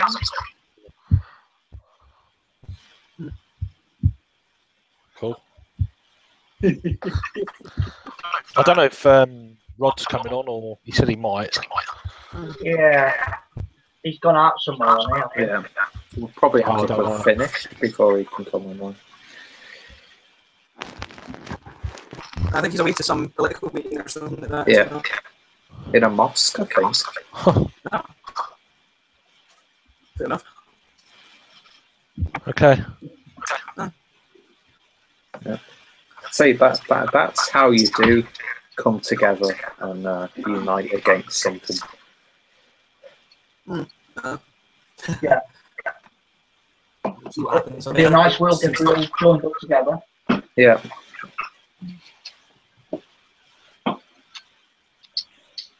Unfortunately, that ain't never going to happen.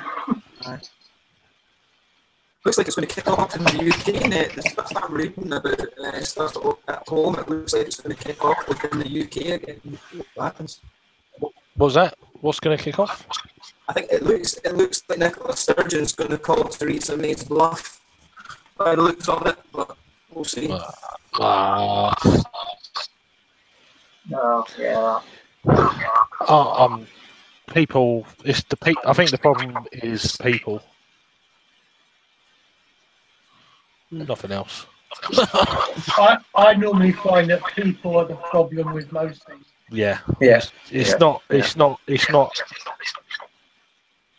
And people and politics. It doesn't work. No, it doesn't. It doesn't work. It doesn't work. No. There's always vested interest in everything, though. That's the trouble. Oh, God, yeah. People are people at the end of the day. It's basic stuff. There's now clearer than folk. Yeah. It's like Depeche Mode once said, people are people, so why should it be? People can't get along. I can't remember the rest of the lyrics. That was my deep moment of the chat, though. If we can be like Japan, where the society functions and nobody gives a fuck about the politics, we'll be doing well. Yeah. Hashtag secularism. They were all saying that, you know, after 2 days, Trump will have blown the world up. He hasn't as yet. No. No, it's All not right. actually. Maybe 20. It might take a bit longer, but, you know, Yeah. as Give him a few yet, months. he hasn't blown the world up. No. He's already. I've got a beer that I'd recommend for him. Reckless.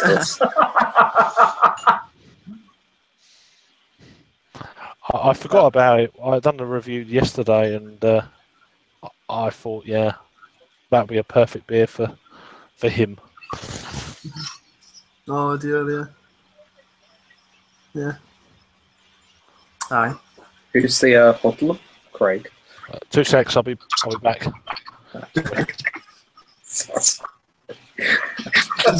Two stars, man.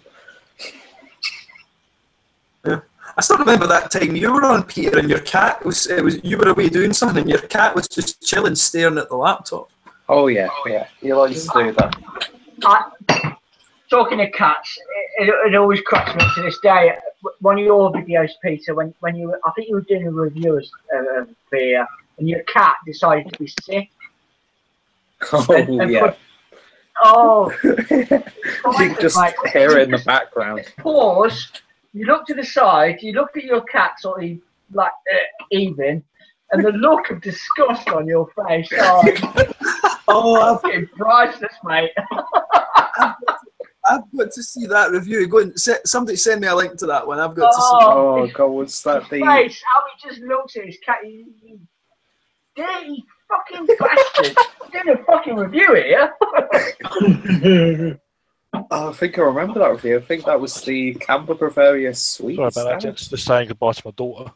Or good night. Yeah, that beer. Yeah, I thought about it yesterday. I was like, perfect. Oh man, I need to. I'm going to search. You need to send me a link to that review, though, Peter. I want to see. If I can remember the review, I'll. I think I know which review it was. James, it's priceless, mate. Yeah, because you could just say it like off camera. Go, He doesn't need to say anything. His look just says it all.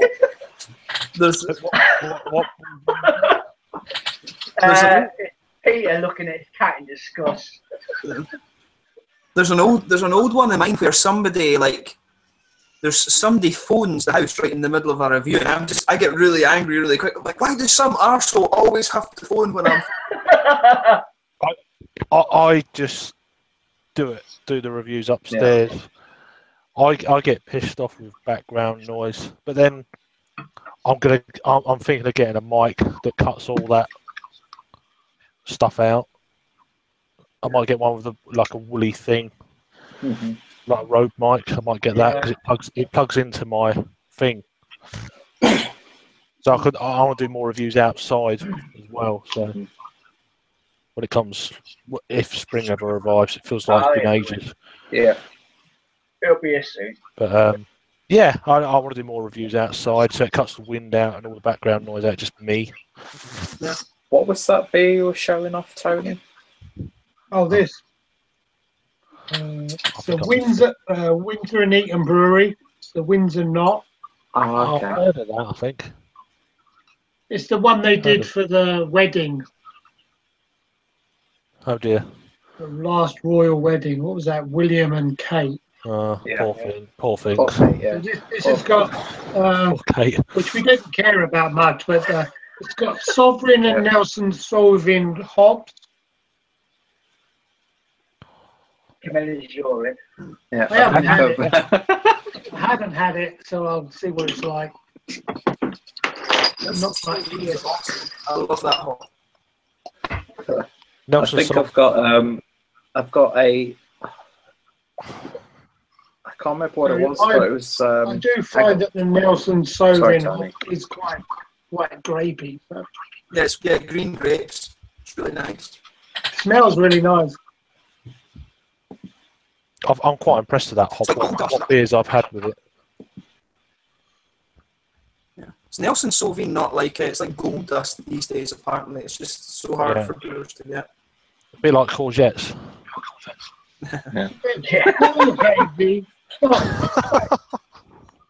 Yeah, apparently, and lettuce could be hard to find. Lettuce. Someone on the radio, she's like, "I've got 100 tortoises, and I'm finding it hard to get lettuce." Why the hell have you got 100 tortoises, for one thing? And why are they eating when they hibernate in winter? Yeah. But that's also true.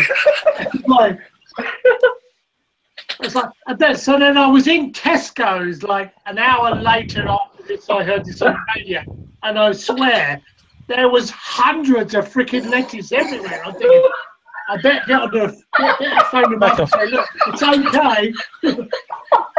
Pop down to Sunbury because we're all right for lettuce here. I mean, fortunately, I don't. I eat a lot of shit. Bad. Oh, fucking hell, my eyes are watering.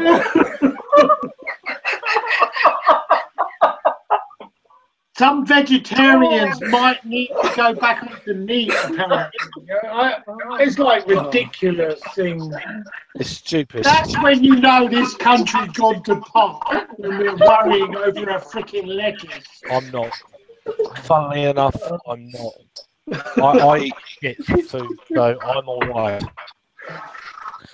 That's because you've got a dual passport, Craig. Where the rest of us are fucked. Yeah, it's when the shit food goes up, then I'll be in trouble. That's a nice beer. That's actually quite a nice beer. I heard something on LBC, Nick Ferrari, I think he said an M&S in Surbiton. Not one, but 2 security guards are guarding a case of fucking courgettes.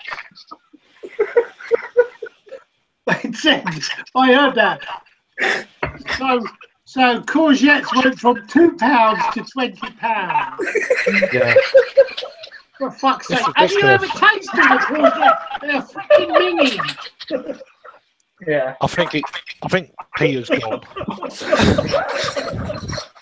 It's ridiculous. I'm not the biggest courgette fan.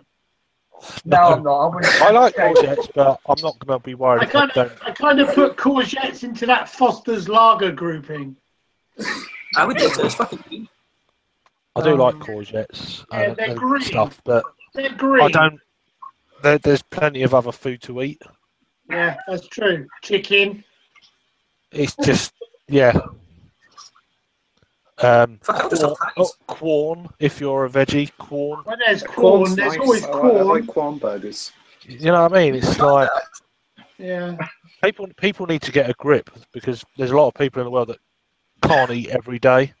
Yeah, that's true. It pisses me off. It's like, it's a freaking courgette. It's a cabbage or it's a lettuce. What can you do? Not interested. Yeah. There's probably lots of people in the world that never even tried that before, but they're still kicking on. And come on now. 20 years ago, we weren't even getting lettuce in the middle of the winter, so I don't really know what it matters. People are just too comfortable in their lifestyles. I think they're just wrapped up in something they, get a life. It's bullshit. The amount of waste that goes on is quite scary, really. Oh, it's just ridiculous. Yeah. People have no idea how lucky they are, and they're worried about a fucking courgette. I'm sorry. I don't like swearing and stuff. But... And 100 hibernating tortoises. Just look at how people act at Christmas. One fucking day they're closed and they go fucking mad, don't they? Like, God. 20 litres of double cream. It's like everything though. It's all commercialised. Christmas, Valentine's, Easter, Halloween. There was Easter eggs. Easter eggs were in the shops before the end of the freaking year. Yeah. I mean, I used to be in the industry. Really? We used to get pallets of Easter eggs in. The first pallets used to come in on Boxing Day. He was only born the day before, for Christ's sake. They're celebrating his death already. For tortoise and they're like this. Just pisses me off the way people are. Hi, Rod. What up, boys? Hey, Rod, how are you, mate? Good, how you guys doing? Whenever Rod shows up, it gets political. We got to stop that. Yeah, I'm sorry, Rod. You just missed it all, mate. So. You guys talking a little politics? No, just finished. He's doing. And your latest, going well. Lettuce and courgette wars. Has Trump put a ban on the courgettes yet? Has Trump what? Has Trump put a ban on courgettes or zucchinis or whatever the fuck you call them? Yeah. I don't know what the hell's going on. Apparently, it's all Trump's fault. Yeah, everything's Trump's fault. When in doubt, blame Trump. So. That's what they do. That's what they're all doing. Hey, I saw there was a protest over in the UK today, I guess, against Trump. Yeah. I had a friend who was trying to get through on a bus, and it stopped near Trafalgar Square. Oh, Yeah. I heard about that. Yeah, I saw that on Facebook. Yeah, it's a route of the bus number 88. I know regularly. I do it regularly, so it's kind of like. But she doesn't speak much English, and she's a friend of my missus and stuff, and her mum, and it's like a third sister, but not being a sister. But she's over visiting. She knows the route well, but she doesn't speak. She was on the phone. They stopped the bus, and I was like, yes, it's London. People protest in London, Westminster, and generally Trafalgar Square. Yeah. You know, we had a huge spin last week where they were on about this this petition where 750,000 people had voted about Trump not visiting the UK. That petition was done a year ago.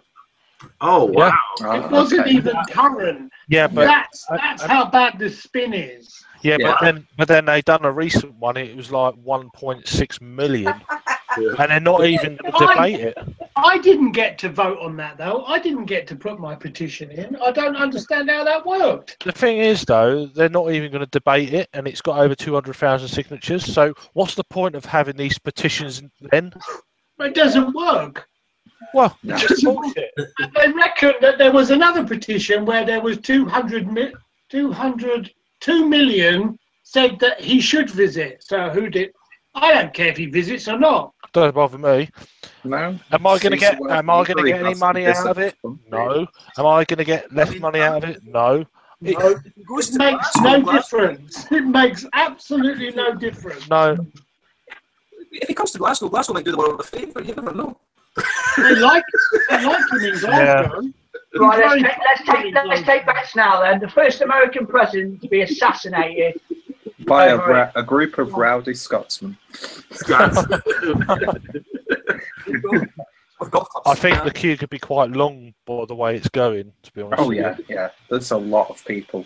Well, I watched last weekend, Parliament was debating on whether or not to allow him in the visit.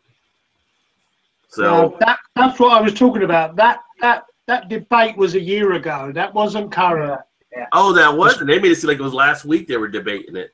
This is before he was elected. He wasn't even elected. Yeah. That petition. Wasn't this more to do with his golf course? So it's just press. That was just press spin. But they're wasting time on that when they should be debating agricultural policy and how to grow more fucking cabbage or whatever. That's right.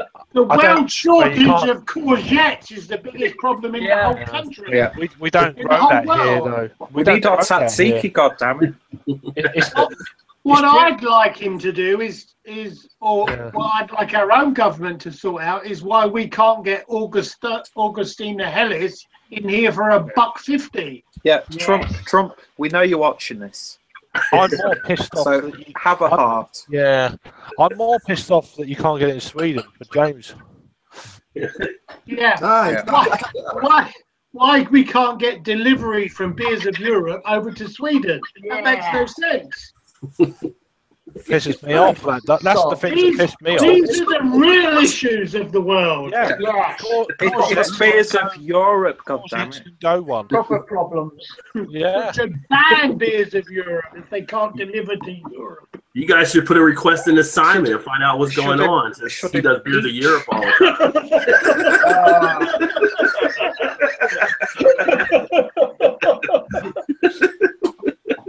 time. Steady on, Rod. Yeah. We've been hunting you down. Yeah. Hey Simon, what's wrong with your sponsor? They never deliver. Yeah, that's right, isn't it? It's true. If they don't deliver, they send you a free Stein. Yeah. Yeah. To the regulars only, though. Tony. That's true. Yeah. You've got to have ordered £3,000 worth of beer in the past to get that. Yeah, sure. I was thinking that when you said it. I'm like, a first time orderer. I don't know if they'll get that or not. They may not get that. Yeah. You know how business works. Yeah. We'd like to think they would, but Yeah. they're probably going to start offering free courgettes. Oh, you've got to join then. Christ. Christ on a bike. Yeah. Sanctuary.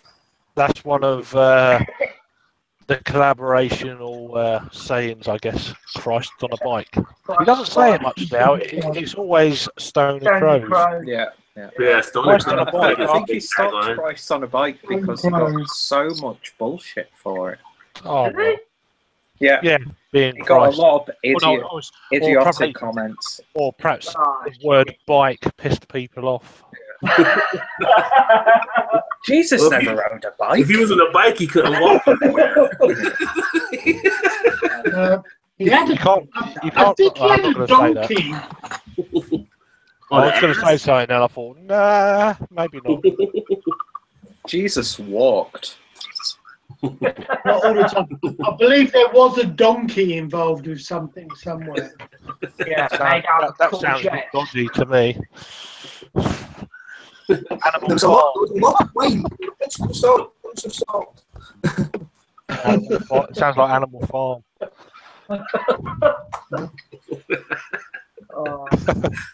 So now Peter's show is political tonight, huh? Oh yeah, it's Just- not Well, it political. wasn't. Look, to be fair, it wasn't. It's just when you came in, Rob. Yeah. It was just before. It Fairness happens to to you. everyone. We start talking about courgettes and lettuces, and then we start Yeah. talking about It's very current affair kind of thing. Yeah, Yeah. And we talk about tortoises. yeah, Yeah. tortoises. Well, yeah. Yeah. And, I had one earlier. I had one earlier, but I had to go to the toilet. Peter's dodgy cat. Yeah. Rod, welcome to Eurotrash. Modern day Eurotrash. Is there any important issues in Europe? Yeah. No. Tortoises, courgettes, and cats. Yeah. I The don't last know about crisis we had was Theresa May in her leather trousers. Oh, that was That ridiculous. was the. Oh, stop it. Now, I haven't seen Theresa May in leather trousers, and I don't really wish to see that. No, you're very lucky.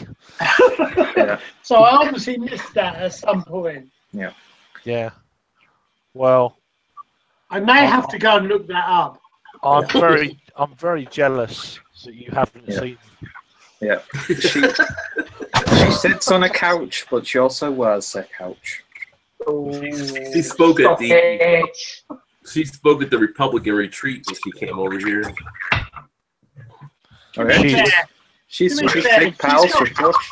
She's got more Trump followers now. than most of the European leaders that we've got round here right now. I didn't see any bush when I saw the trousers. Thank God. I didn't see that growler. Oh, stop it. Sorry. The Kent No, thing. she's sidekick. She's thinking more about Brexit than his policies. Yeah. I just liked it when she showed up in all the Europeans, like she was just kind of like new pals just standing at the table and everyone else talking and just like, fuck Oh yeah, you. I saw that clip, yeah. And it's like, nobody wants to talk to Theresa. I'll be dismayed. I wonder if she's had any meetings with Mr. Meg. Poor old girl. She wasn't even elected, the whole thing. Yeah. Yeah. She inherited a load of shit. Yeah, I saw. I guess Trump said something about Prince Charles. Prince Charles said something. That's a cage fighter, Blatesy. Yeah. Royal Rumble! One grabs by the hair, one grabs by the ears.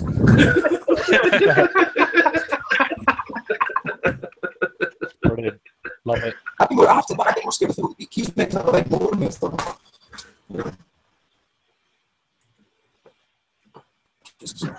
I did not know what you even just said there, James. you what's up like a motherfucker right there. It's the Queen's husband, Phil the Greek, that's meant to have the water mouth. You know, he's meant to be a very angry man. So. Yeah, right. Can you between him and Trump would be interesting. Yeah. The world is mental. That's all I can say. What's the time where you are, Rob? It is 6:03. Oh, it's beer time then. Yeah, I gotta get one. You guys been drinking a while though. You still gonna be on for a little bit? I am. Yeah, maybe. Maybe. I'm definitely going to be on for a while, Rod. So because it's like no one, 11 o'clock there's there. no one else that will accept us into any streams right now. no, I'm sleeping. We're stuck here. I'm sleeping in the kitchen tonight, so I'm going to be all night. Oh yeah, you got the in-law one, right? Yeah, Indeed. You Carry know. on. Carry on beer tubing. I'll just sleep in the oven tonight. Yeah, it's very comfortable. No, I'll just put my head in it. Go ahead and turn it on. I'm all right. It's a little cold in here. No, I've got a free pass tonight. I'm proper taking advantage of it. So it's like. So we saw your beer haul, so you're prepared. Yeah, he's clearly on his own. Currently, yes. Long term, maybe. I'm just going with the flow, mate. You know. Well, I'm going to go grab a beer. Then I'll be right back. Cool. Okay. Nice one. Yeah, I'm just like making the most of it because then this will be it until probably the next YouTube hangout. Was it Monday week? I assume it's Monday. I think so. Yeah, so that'll be me until then. So I never looked to get in on that one on Monday. I don't know. You do that every Monday? no, every second Monday. Yeah, it used to be a Tuesday, but we always like to incorporate Dean into it because he works on a Tuesday night. Mm-hmm. So Dean is a part of the core group. So we'd like, we'll move it. If everyone's happy with it, we'll move it. So, but we every now and again we do this Saturday thing, which is great as well. I watch it sometimes. There's a guy on that talks a lot. Me. The other guy that talks a lot. I can't think of his name. Would that be Rob or Harry? Actually, I don't mind his beer reviews. He makes me laugh. Definitely not me then. No, I have no You were talking about you doing your like outside beer reviews. I remember you doing some. You were on like the waterfront or something. Do you remember me or those? me? They look quite. Yeah, you. All right. Somebody when Portugal was that, Craig? I don't. It was like you were definitely on the waterfront when you were doing these reviews. I remember that's the first time I saw you do reviews, and I thought this guy's quite cool. Then I learned more about you. Is it this? It's probably my local town. I done like a. There's a little beer festival potentially. Is it the Queen's Head in Ramsgate? Yeah, it probably was Ramsgate then because it was definitely coastal. Yeah, I threw in a bit of music and done a bit of editing, and which I don't normally do because it's quite difficult when you know, just a little amateur muck around really. I done like 10 beers or whatever it was, short reviews. Yeah, I like those videos. Because I thought at first, oh, this guy lives on a barge or something. You know? Yeah. No. No. And then I thought, oh, it's quite cool. It's quite cool. And then Yeah, just muck I around. watched it a few more times and thought, oh no, this guy's rubbish. Yeah. No, that's the kind of response I expect, to be fair. But which is also cool. But no, it's like a video diary. I think they were like Dutch lagers or something you were doing at that time. It could have been. I'm trying to remember, but they were really quite good. I really enjoyed them. So. Harness, is that a Euro lager team? Occupation, Polish. Oh, Polish. Wow. Yeah. Was it a review beer? Did you review it, or no? You didn't. No, you just opened it. So. Just open it and drink it. Yeah, fair Polish. dues. I've got like a few beers I can just crack open and get again. So the only beer that I can drink that's not a review beer is a barley wine, and I'm in any stage to drink a barley wine right now. I'm all right for now. I've still got this rye hammer thing, so I've slowed up now. So Hammer of Thor. Peter, did you say the only beer you had left was a barley wine? Yeah. I mean that's not to review because I've got a lot of beers to review. I thought you decided you weren't just going to drink beers for review. Well, that's the thing. I say these things, but we have. I say lots of shit as well. Don't worry, Peter. Yeah, I guess we all do that. I've got a small bottle of Kraken rum. Oh yeah, but knock that back. I don't break into that right now. No. Go on, session it. Session it. Maybe do a bit of mixology. Session the shit out of it. You could do a Jave review on that. In the home brew kind of group that I'm in, they're all doing like a litre chug at the moment. Oh, was that with the hapless? I've got this glass. The hapless ginger review. Yeah, I'm going to do that next week. You buy the numbers. So this is my kind of litre and a half chugger. Yeah, I have like a 1 litre glass that I got with a really shit Oktoberfest beer. That was like it wasn't even a litres can. It was like 990 mils. One of the guys got Foster's, so he did a litre of Foster's in 16 seconds.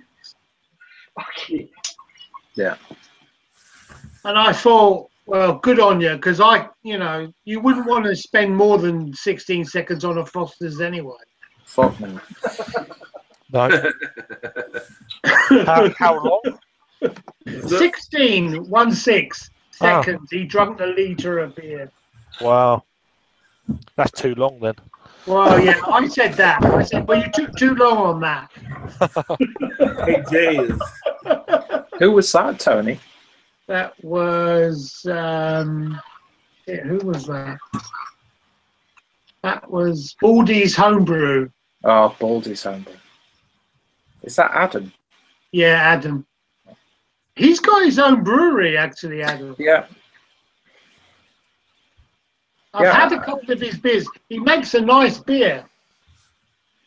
Yeah, I love that whole home brewing community that's going on.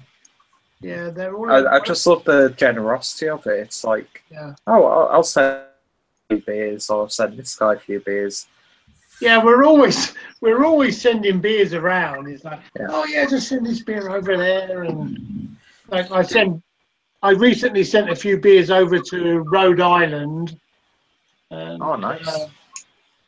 And then they send beers back, and you think, geez, this guy can really make a good beer. Yeah. I mean, I'm guessing you'll come across beers, you'll drink them, and you think that's so much better than commercial variations of this beer. I did one the other day, which was I had a pale ale, which I think was Abnach pale ale, and it was like, this beer's shit. And then I had a homebrew pale ale, and I thought, this is so much better than that commercial beer. It made that, and then you think, how they justify selling this beer for £2.70 for a bottle of beer, and I got this other beer, and it's like, it cost this guy sixpence to make. Yeah. And then you start thinking, well, it doesn't make a lot of sense. Advertising, labeling, everything else, you've got to add that all into cost. Yeah. But, Well, yeah. I'm seeing a lot of homebrewers actually being picked up by the Lorelei from Omnipolo, which I think came from a homebrew recipe, I believe. Yeah, it was a guy called Dave Strack, and it was their competition. It was the Siren Omnipolo homebrewing competition that year. Yeah, and I really appreciate that sort of stuff. Have you guys had the one that I posted that picture of from Tool? Which one's that? Yeah, the 99 cents thing. Yeah, I know if you guys had that one before. Earlier. What beer is that, Rod? It was from this Tool. Outrageously cheap beer that you can It was like somehow 99 cents. I got it for. It was a Ghost. which goes was it? Let me see. It's the one that looked like the old teletext thing. You know, like at the end of the night when the TV set, when it's like the park. Yeah. That's how I described it in the video when I upload the review. But it's how we used to have the old kind of analog TV in the UK. Is that kind of? It was a test card. Yeah, you used to have like a little girl in the circle kind of thing. Oh yeah. Obviously, I'm going back to the 80s. The beer was Ghost to Hollywood was the name of the beer. Oh, Yeah, that's a beautiful beer. Yeah, I've not had it yet. I've seen it locally. Yeah. I couldn't recognize the name though because it had the T and the O and then the zero, and I'm like, they were separate. I'm like, how do you? What is this? Is this like some certain language I'm supposed to? Yeah. And I finally looked it up, and it's Tool. They just spelled it weird. Yeah, that was probably my first introduction to the Ghost style. Yeah. And it's I'm gonna drink a lot more of them style of beers in the summertime. It was good. I mean, especially for 99 cents, it was a great deal. God, I paid like €5 for that beer. Yeah. I don't think I've even seen that one in Denmark recently, actually. I need to look out for it. It's been out about a year or so, maybe a bit longer in the UK. I remember when it first came out, it was coming to Brewdog, and I think Simon reviewed it pretty sharp. Yeah, because there's the... that's the thing. Yeah, that's the one. Yeah, I got sent that by Beer Jump, so I'm well chuffed with that. I'm well chuffed with that. It's like a nice little extra. I like your sticker thing behind you with your clues. That's really cool. Yeah, it needs to be so much bigger because it's so small. I've got nothing like that. That is pretty cool. I haven't even got a logo for my channel. Yeah, it's double-sided. Oh well. Maximize that space. Oh yeah, it says it all really. And I've got. But I love rubbish like that. Yeah, I've got like. I'm sure that's not rubbish. No, I'm joking. That's the gag. And I've got so many labels that I've kept because I just love beer labels. There's something about them. You're as bad as me, mate. I'm telling you. I'm like it with cans. Well, I'm about to go to beer festival. Because I do labels as well, and I have a book, and I'm like all my labels are in a book. It's like that. I've got like beer labels from everything. Oh, that's cool. Speaking of labels, do you guys create your own labels for like your home brew bottles and stuff, or? Yeah, I do. Software. I just had a company contact me, and they were going to send me some information if I want to do like a piece about them on my blog. So, but they're a labeling company. It was weird, so I haven't looked at the stuff yet. But I'll upload it and I'll share the link with you guys. That's my wheat beer label. Oh, nice. That's nice. Nice and subtle. Nice. So I like collect all the I think are cool labels. I got like all kind of. I just think it's a bit sad, really, when I start looking at it myself. Well, I've got like a Ziploc bag full of bottle caps as well. Yeah, And I'm trying to think of like projects where I can use these bottle caps. I saw someone that got them like mini magnets, and then they put them on the fridge. Yeah. Yeah, I don't think the missus will go for that one, to be honest. No. Wasn't it Bros that used to do like Grosh. like use the Grosh things on their boots or shoes or something. It's sad that Dean also knew that. Yeah. Like instantly. No idea. Straight off, he knew that. It was like, Bros. Yeah, It was I was a remember. Brosette. My sister was a fan, so yes, I knew. Yeah. Yeah. I need another Waz. Back in a second. So the question, there was a question I was going to ask before was, have you had Neil's Oscar God Lager? Yeah, No. I've had that. Have you had that? And what I wanted to know was, do you get nicotine off that beer? I can't remember. It was a long time ago. I just thought it was a bit of. As an ex-smoker, what made me like that beer was all I could get from that beer's aftertaste was nicotine. Beer like guys. Proper tobacco. And I loved that beer. but I think it was because of my brain going ex-smoker, all I get of this is nicotine. And I just wondered if anyone else had got that. I can't think of that. I mean, I thought it was just a plain old lager, to be honest. When I had it, I'm pretty sure. Might be worth a retry, that one. Yeah, because I just thought, oh, I really like this. And then I started thinking, why do I like this? And I thought, it's because I'm getting tobacco taste from this beer.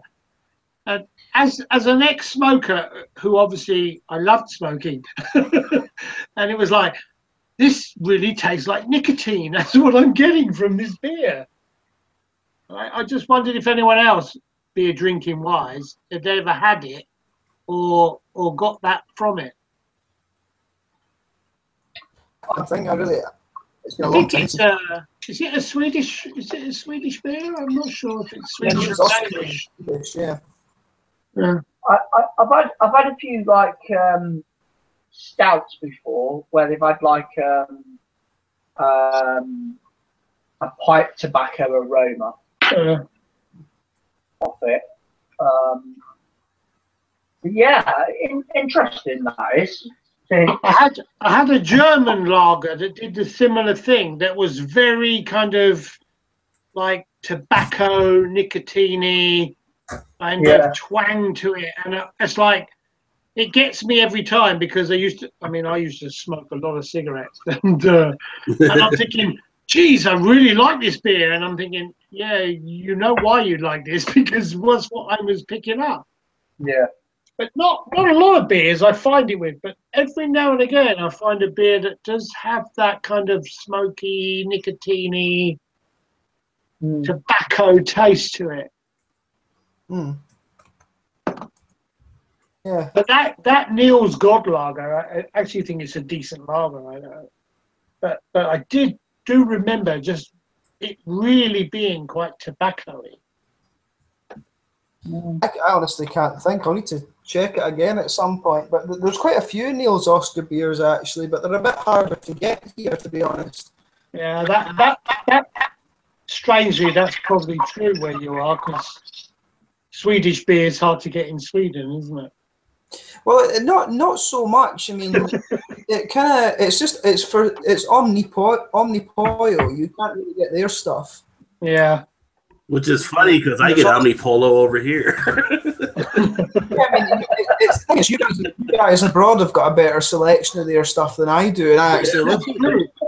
I think you find that as well. It's very bizarre. Very bizarre.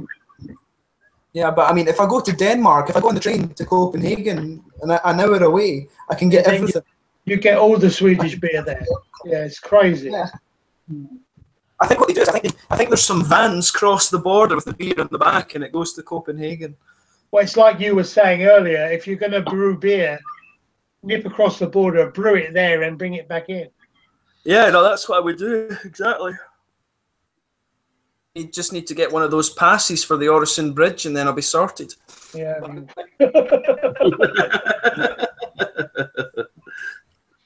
So I nearly got. I actually nearly got trapped in Denmark the other day when I was over, because I went over and I forgot that they put the border controls on, and I forgot to take my passport with me.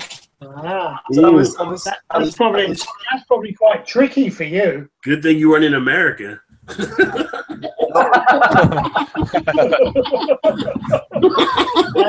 They just sent him straight to Canada. So that's right. He's got a Canadian accent.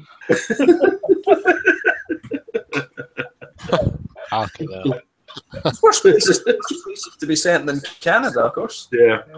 It could be worse places to be sent than Canada. Yeah. What are you drinking, Rod? I am actually drinking one from Dark Horse Brewing, which is out of Michigan here.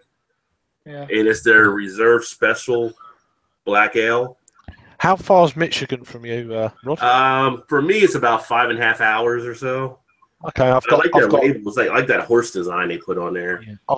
That dark horse looks more like a cow. Well, it's an evil-looking horse, but you drink enough of these. It could just be me. It could just be me. I've drunk a lot this evening. But look how dark the beer. The beer is just hugely dark. Oh yeah. And it's got like tons of malt and chocolate. Wow, lovely. Nice full body, 7.5%. Nice full body. Looks a nice It beer. balances the whole mouth. It just gets everything going nicely. Looks like It almost has like the Gamma Ray. It almost has something Gamma Ray, like yeah. that leathery tobacco, chewy type feel to it. Winding. Was it Gamma Ray? It's my jam now. What? Was it Gamma Ray you got? You got Gamma Ray? Who? Yes, I do indeed. Oh yeah. See? Oh. Yeah. I mean, I was holding off on this one because I was going to be doing a Beavertown double review with Dean. But I was at Beretta the other day and they had so much of this. So I thought, it's either after this or a double IPA to end the night. And I'm like, I've drank way too much to end on a double IPA from Omnipollo. So that means I can get my Gamma Ray now. exactly. Brilliant. What's that beer you've got, Craig? You get a Gamma Ray, he gets a Gamma Ray, it'll be crazy. I've got. That looks nice. It'll be Gamma Ray, Anarchy. Attica. Oh. I'm on Brewdog. if you ever, Rye Rye Hammer. I can't wait for their brewery to open up. It'll be 2 hours away from me when they open it here. Yeah. I've had the. It actually looked quite nice in the glass. It did. I was swirling it around for a few minutes just to, because it went a bit. Effect. Yeah, just it went a bit. I wanted to liven it up a bit. Yeah. It was sitting there for a while, and it generated quite a half a finger of. Yeah, I saw that. I thought, oh, that looks okay. Yeah, it's quite. It doesn't look lively, but then you do that for a few minutes, and it's like, yeah, it wakes up a bit. Yeah, it's got a nice. It's quite. It's very kind of malt forward, rye, that kind of thing. It's saying it. The thing that really shocked me about this, I didn't actually realise it until just before I'd done the review. I'd done a little bit of research. It's 200 IBUs. Really? And I mentioned it in the review that it's Codswallop. It doesn't mean anything. That doesn't mean anything. You can't taste past 100, right? You'd be thinking at 200, you wouldn't. You know what the hell? I said it in the review. It may as well be a million IBUs. It makes no difference whatsoever. God, I've forgotten how gorgeous this beer is. Yeah, it is a good beer. I remember when I first paid a can of that in London, and it was the first time I tried it in a can, away from when I first started craft beer in a bottle. And I paid a £5 for it in London. Yeah. Well, I paid. Yeah. My can cost €3.85. So that's even cheaper. Which isn't too bad. That's not bad. Too bad actually. Yeah, that's not bad, really. That's really good. I mean, I remember when I tried Gamma Ray first, it was odd bins, and it was that long ago. It was still in the bottle. Yeah, that's the same as me. Oh yeah. Yeah, I picked my first beers up. It was my introduction to craft beer. It was Beavertown, where it's in bottles. When I got them in the bottle shop in Canterbury. This is all bottles, wasn't it, back then? Yeah, it's about 4.5 years ago, something like that. And that's what started me off on craft beer. And I picked up a few beers. It was them. I think I picked up 2 or 3 bottles from Beavertown and 2 or 3 bottles from Weird Beard. And that's what started me off on craft beer, and I've never really looked back since. I still like my cask and stuff, and real, ales and stuff. But yeah, that's what really pushed me forward into modern day beer, if they want to call it that, or whatever. I just call it beer. Good beer. Yeah. But yeah, that was good. Like, I mean, I find it hard. I remember trying that beer, and I need to try it again because I don't think I've ever drunk it since. Right. Okay. I don't think I've ever drunk it since, but I remember trying that beer, and I think at that time it would have been the most bitter beer I'd ever tried. Yeah. Hey James, I got a question for you. So the other day, like on Facebook, did Jay delete something you had typed or whatever? I saw your question. Yeah, I didn't know what it was. It was like there was nothing there. Wars with Jay, yeah, no. Jay Terrio is a reasonable man. I will not hear any bad words against him. Apparently, he deleted one of James's information on the Facebook question or point James made. I don't know what it was. I was just curious. I saw James. That's why he deleted it. Brilliant. Was that about communists? Are we talking bad things about Jay? It was a political discussion on something. I love Jay. Jay's like my favourite person. I like Jay. Yeah, I like Jay, but yeah, we're all I like him as well, but his political views are nuts. Yeah. It doesn't matter. Can I just go back to something a little bit more pleasant? I just didn't know. I didn't know what the comment We were talking about Beavertown and bottles. Go ahead, Peter. Go for it. Peter, go on. Go for it. This is one of those beers that I drank when I was really getting into like craft beer and stuff, and it's one of those things where you don't know how fucking lucky you were drinking. It's going to be Green King IPA. No. It was Higgledy Figgledy limited edition Honey and Fig Saison beer, which was a collaboration between Beavertown and Alchemy Brewing. Wow.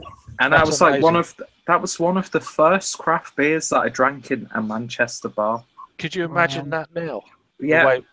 The Do they Beavertown. still make that? Yeah, it was Beavertown bottled as well. They don't make that no more. No. I think I've got like 4 or 5 of their original bottles downstairs in the cellar. Collector's items now. Yeah. I mean, compared to 4.5 years ago when I first started, like I thought, yeah, I'll keep these because and then I went to Canon and stopped the bottles. I was like, I'm glad I've kept them now. I don't know where they are. Is it like the only London brewery that just does purely canning? They do, yeah. It's pretty much. I think. I know Camden. They do. I think 5. Yeah, but then are they? Yeah, and all that nonsense, Yeah. I'm not going there. I think was it 5 Point there that they only do cans now. Okay, all right. I know for Pure that they do a bit of canning, don't they? Yeah, I think they're solely canon as well, and Okay. I think still Weirdbeard and Colonel and Partisan, and I think they still do it in bottles. I can remember having a can of Weirdbeard Decadent Stout in a can once, and that was fucking amazing. Yeah, I must admit, I've seen it online once or twice, and I've only had that beer twice. Yeah. I had it before I was reviewing. I'd done a review of one, but I'd love to try it. I'd love to do like a side by side if you can get a bottle and a can together just to see if there's any difference. I'm always intrigued. It's always very hard trying to get certain beers in both styles together. It's quite difficult. Tony's trying to take that cap off with his teeth by the looks of it on there. I don't know. It's probably paused at the wrong moment. I guess. Polana. Oh yeah. Polana Salvatore Doppelbock. Oh wow. But that's a heavy hit to end on. Come on now. It's my final beer, so I thought I'd go with that. Yeah. Did we review that, Peter? I think we did, but that was on the unrecorded live reviews. Oh, so okay. That was one that you were both so drunk on you couldn't actually get the record button to work. You couldn't. That was a legendary one. There's going to be bootlegs in the years of illegal recordings of that review. I was actually surprised that you went live straight away, Peter. I was expecting it to be, pre-recorded and then. I don't know how they work. That's the first I was very lucky to get this show started actually because I thought, oh shit, it's not letting me broadcast it at all. Yeah, no, it's cool. I mean, was one of the other beers Smog Rocket from Beavertown? You say, or yeah, because I'm not. I don't know if I can get that locally or not. I'll have to have a look around. It was easier for me to get a hold of Gamma Ray than it was Smog Rocket. Same as me. Yeah, I can get that anytime. So I thought tonight, fuck it. It's like it cost me less than €4. I can pick that up again. Yeah. So we could still do that double penetration Beavertown beer. So I mean, I see what I can do, but if we could get, I think the key with doing these things is, I reckon at least a couple of weeks' notice, and then we can see what we can do. I think it would make more sense for everyone to do the Pilsner Kell next time. I can. I've got one of those in the fridge. Yeah, I'm assuming I can get that. I don't know. Yeah. Rod could How about Tesco's? How about a fan review as well, maybe?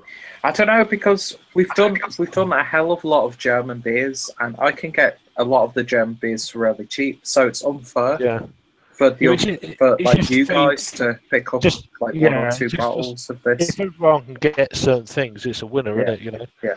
If someone's struggling, then it doesn't have to be set in stone. We have to do it on that day or whatever. Yeah. So I think Pilsner Urquell, I mean, pretty much. I think every fucking man and his dog can get that. I mean, that's pretty much everywhere, isn't it? Yeah, I'm assuming I can get it. I bet even Rod can get that. Rod can get it. Pilsner? Yeah. Pilsner Urquell? Yeah. How about getting we could maybe get a couple of them, because I can get the Budvar as well. We could maybe go to Oh yeah, the Budweiser Budvar. Yeah, that's pretty easy I can get those for a bottle for like 89 cents. I was looking at my book the other day on like well-known world beers, and I thought, that could be a good one to do. The Budvar is a nice beer. We could all do a review on that. I've never had it either, so it's kind of like, I know there's so many common beers out there that you can get that I've just never ever got round to having, because with all this going on, it's just like you just don't get round to doing it. Yeah. It's them kind of in between beers, like the beers you've been drinking for years and years and years that are shit, and then you go on to ales and craft beer, and then they're kind of in the middle. All these beers. What about you guys with the Guinness export stout? I can get the export stout. I can get a can, I think. I think I've got the. This 7.4%. You talking about the foreign export? Yeah. Yeah, we can't get the foreign export. Well, randomly, we don't get it a lot over here. Yeah. I mean, I can get a 6-pack of 330 ml bottles for like about €5. I just got the West Indies porter literally yesterday at my local shop. Yeah, we can get the West Indies pretty easy. I can get that in Tesco's, funny enough. That's probably the pick of the bunch. But you don't get the Guinness Rye. You guys don't get the Guinness Rye Pale Ale, right? Yeah. We get that reviewed that. We get that one pretty easily. I didn't reckon much to it, to be honest. That one. Yeah, the West Indies thing I picked up literally yesterday for £1. And it's in date for about. That's good. 4 months. I'm like, I'll have that. That's not a bad beer, that isn't. That West Indies. I've had the blue. That's the yellow label. You get the blue label. The Dublin Porter. Yeah. Yeah, it's all right, but it's not as good as the West Indies. I think. Yeah. I think the West Indies Porter has got a bit more spiciness to it. I've never had that. I've had the West Indies is the better beer, I think. Too. I agree. Yeah, I saw it up the other day, and I was like, oh, that went in there last week. I was like, yeah. Why not? You know? And their Hop House 13 lager. That's garbage. I tried that on tap in Liverpool, and it was all right. Yeah, it's okay. It's okay. It's not terrible. It's not horrible. It's not great. What did you think of this Salvatore Doppelbock then, Dean? Beautiful. That's really nice. Yeah. Oh yeah. Good. Yeah. I think it's one of those beers that's going to put hairs on your chest as well. So. Get out. More hairs. Shit. I don't need any more hair. All my hair's coming out my nose and ears. So. As long as it's not on the arse, I'm okay. Well, I don't know. I have no idea. If you've never had that, I would definitely say go get yourself a couple of those. It's a bit late now, to be honest. Maybe not right now, but Beers of Europe will get it for you, though, Craig. No, I'm open to all recommendations. And they'll send you a free stein. Yeah. I bet Simon didn't get a free stein. No, he just gets free beer. Yeah. There's a guy who lives across the street from me. He gets free beer from freaking Beers of Europe. I always say, yeah, I got this from Beers of Europe. I paid for it. Excellent. Brilliant. Yeah. I'm just on my last sip of this rye IPA thing from Brewdog, and then I'm on to not a huge Brewdogger, but I'm going to actually go and buy that beer. It's quite pleasant. It's very Brewdoggy, if that makes sense. It's very bold. If you like your bold beers and you like rye IPAs, it's worth a try. It's worth a try. Yeah, I'm onto this classic in a minute. Oh, there's nothing wrong. Yeah. There's absolutely nothing wrong with that beer. No. Spot on beer, that is. I've not had this beer for a while. I found Jaipur to be really boring. I don't know why. It just did not do anything for me. I've not tried it for a long. I've had it on. I don't know if it was keg or cask. The last time I tried it, I don't think I might have had it in a bottle once. I've had the Jaipur X, which is like 10%, and that was really like wow. That was probably in my first few weeks of reviewing beers as well. And it scared the shit out of me when I realised how big the ABV was. But then I started drinking and I was like, oh, that's good beer. It took me about 5 hours to drink, so I was shitting it. But now I'm like, yeah, I'll have it in half an hour. You know, it's just like, I don't know. But yeah. That's a session beer for me right now. This is 5.9 though, so the original Jaipur. So it's like I was going to review it, but then I picked up an M&S up the road, so it's one of them beers like you, Peter. Get hold of. Just go and get another one. So it's no great shakes. It doesn't matter. Yeah. So Super Bowl, Rod. Yeah. Atlanta or New England? Hopefully Atlanta. I think Yeah, New England. Either way, an Irish quarterback wins. I want Atlanta to win that. Yeah. I think everyone does. But No one likes New England, do they? Really? Just the people in New England. There's odd people around the Boston area. Yeah. America's team. Although a lot of people don't like Goodell either, the commissioner. So if he has to shake Tom Brady's hand, that'll be kind of funny to see because he hates Tom Brady, it seems. But then, not a lot of people like Donald Trump, but he won, so it's kind of shit. Really. Well, the New England Patriots, Brady and Kraft are Trump supporters, so people want them to lose because of that too. I heard they're thinking that Brady may run for president next term.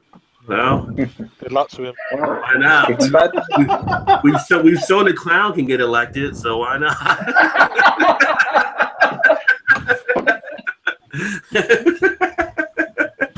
I mean, even W's happy. Like he's like, at least I won't be the worst one anymore.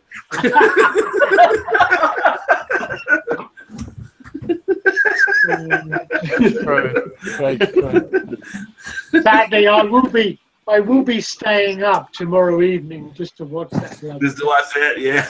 Yeah, because by the time it's done, it'll be like middle of the late morning for you guys. For me, it's about, I think it comes on about 11:30 in my evening. So. Right, because it'll be 6:30 here.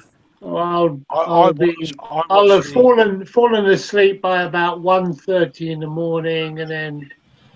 I watched England France on the Six Nations earlier rugby, so that was quite cool. Yeah, I just saw that. That was only cool because England won.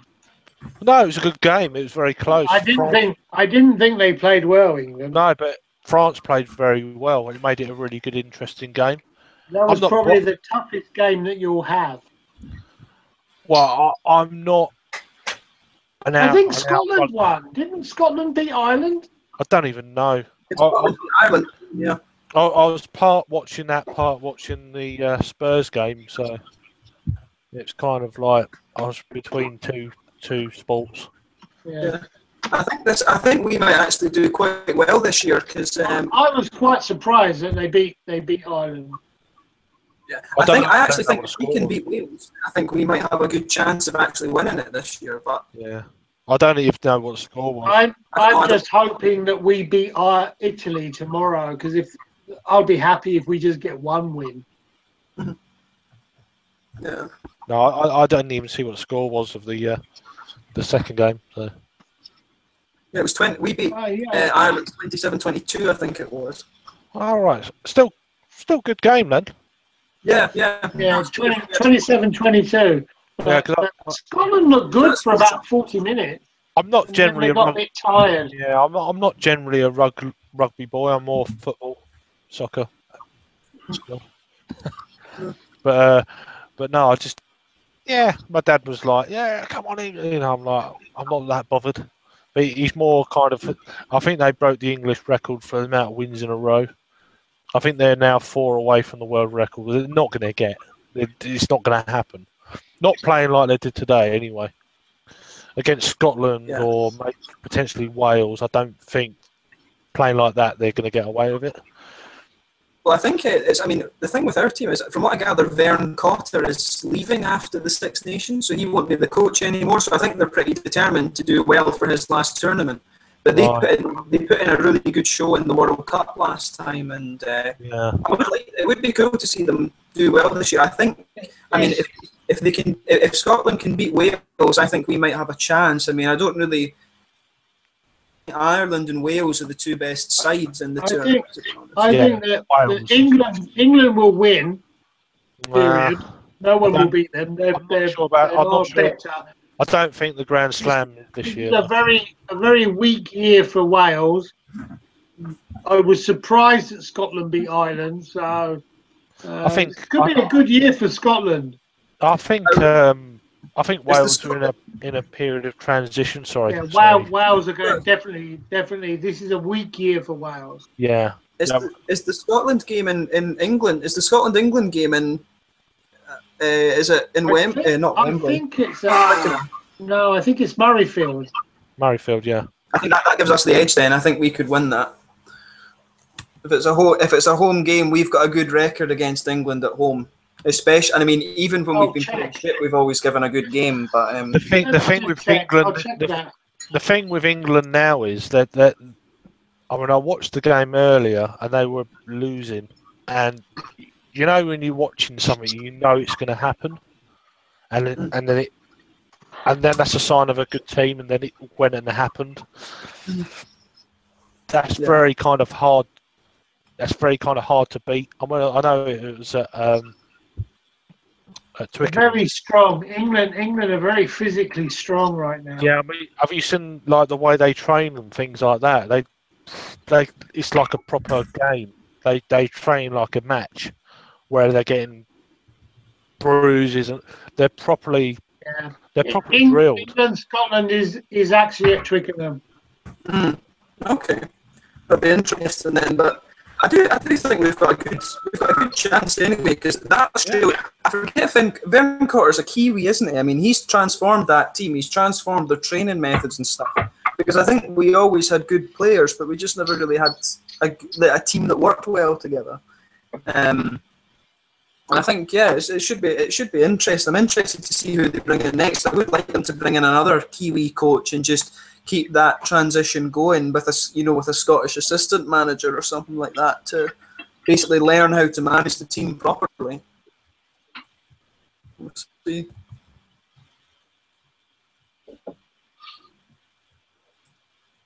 England have got Italy the week before they play Scotland, so that won't be too hard for them. So they won't get a lot of injuries. That's an issue. But they'll probably thrash the bollocks off you. No. Sadly, it doesn't bother me anyway. I just happen to watch it.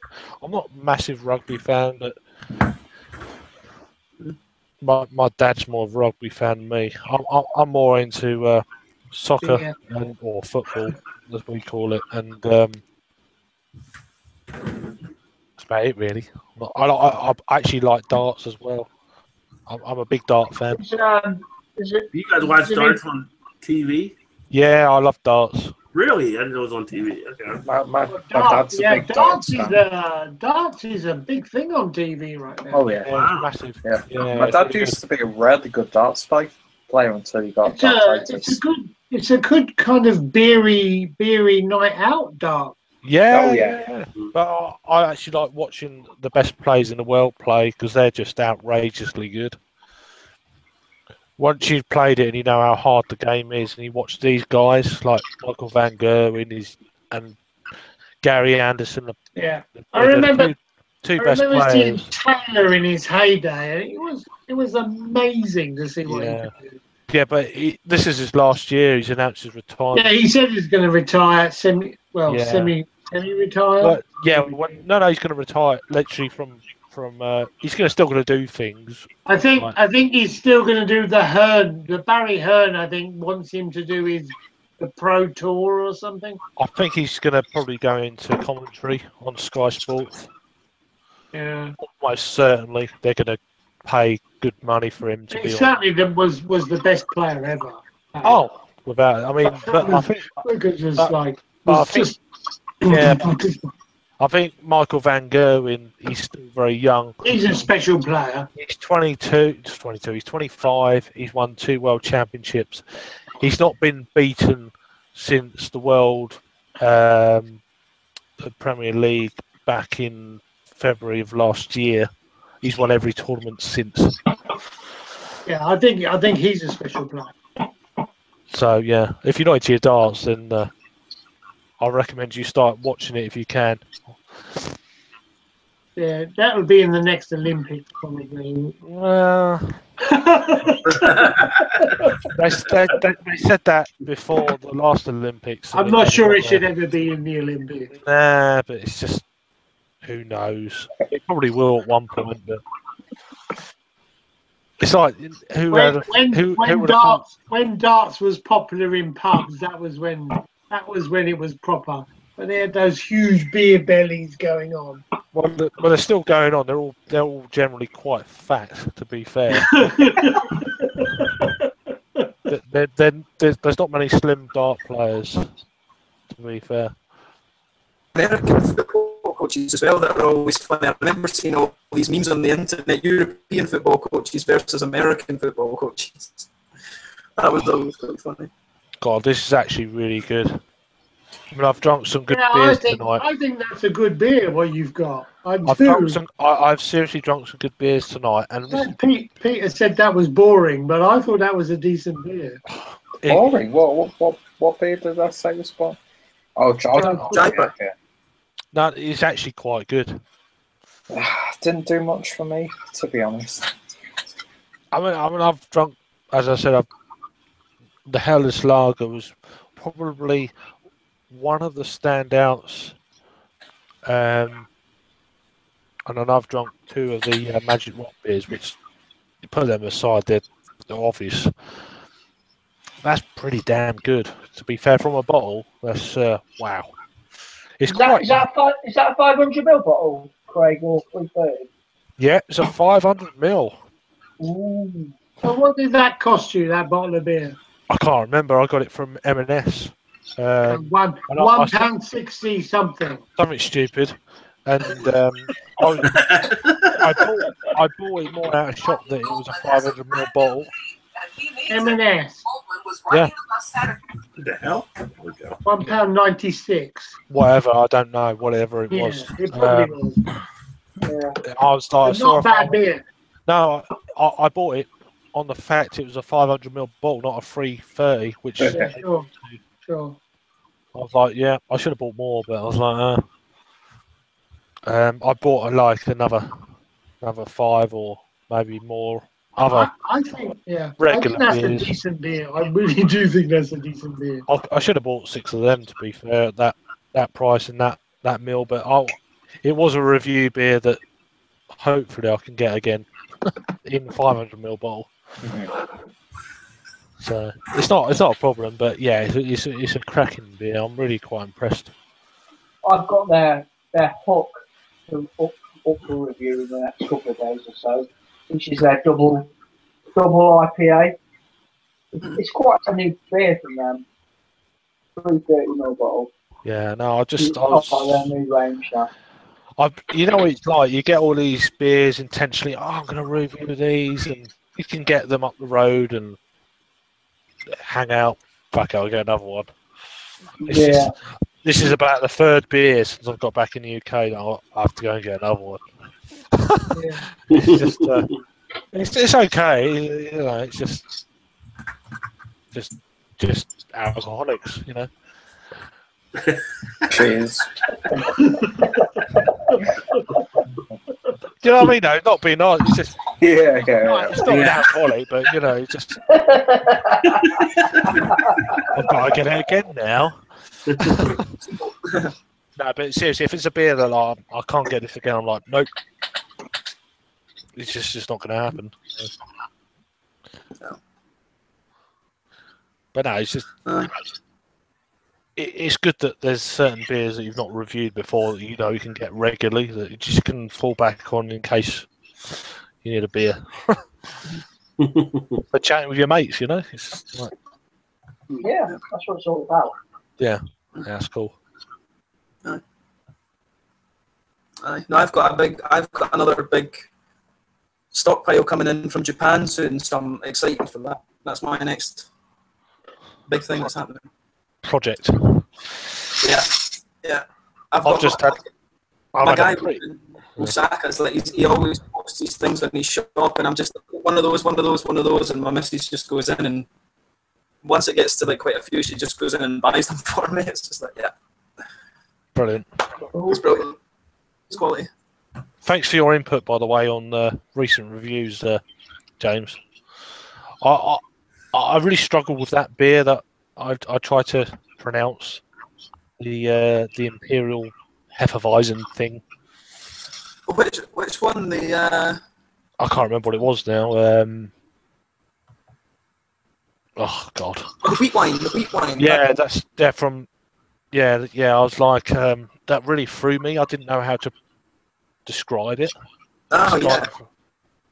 No, I mean, it's a way I'd never really thought of a Hefeweizen. It's a bit more like in a way it kind of is. It's a little bit less hoppy, but that's a good. Yeah. I never even thought of that with it. Like it is a good way to describe it. It's like a sort of sweet Imperial Hefeweizen. I think that's a good way to describe it. Probably, I never thought about that when I was. Yeah.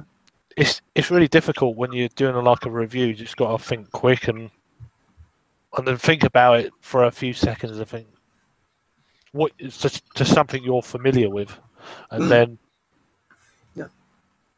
but it's a bit more than that. I mean, I could have been. I was probably completely wrong, but it's just kind of one of them beers that just catches you, and you do a little bit of research, and it still doesn't make sense. Doesn't help you in any way.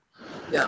One thing you should maybe try actually, if you're keen, it's just going to my head is there's a beer from Eiger and they do like an Imperial White IPA. That might be an interesting one for you to try if you quite enjoyed that. Yeah, no, I don't know. It was a collaboration with Beavertown actually. So I think Eiger continued it because it was quite good and quite popular. Yeah, I've had a few beers from Eiger and. Mm-hmm. I'd love to try. Yeah. I think that's that one you mentioned. It's in a can, isn't it? That one. Yeah. I'll get you the name of it. Yeah, I've seen it floating around. It's one of the European websites somewhere. I can't remember where. It may have been. It's Baver. It's called Baver. Right. I think it might have been on Box Beers or something like that. I can't remember. Yeah, because the review I did of that was a can. It was a bottle, but it's now in a can. Yeah, I've seen it in a can online. I think it might be in Box Beers or. I get that one. That would be a good one. But I mean, the wheat wine's an odd one. Like, cause I think you said in the video that we were chatting about that, and it was because I did a wheat wine from Beard Brewery in Japan, and I was trying to remember in my video I'd done one before. I think it was Rod actually mentioned something about the wheat wine, saying that there was. Yeah, it just happened. I can't remember the one you recommended, but yeah, it seems. I remember a conversation that I was like, and then I picked this beer and I thought, someone mentioned this recently on one of the groups. It's like, and this is one of the regular supermarkets. They've actually made it to the regular supermarkets in Portugal now. Oh, okay. But obviously we can't get them here, and as far as mentioning to you, it's like very difficult to get these beers. I've been trying in Portugal. It's very difficult, and there is a website in France that doesn't ship to the UK. So if you want to try and get some Portuguese beers, then I don't know if they ship to Sweden or not. That could be a shout actually. If you go onto the group chat, it'll be the very first one, and then type in Portuguese stuff, and then see if they've shipped to you or not. That'll probably be a better gateway for you than me currently. Yeah. Okay. So Rod, what do you think of Budweiser and Clamato mixing together?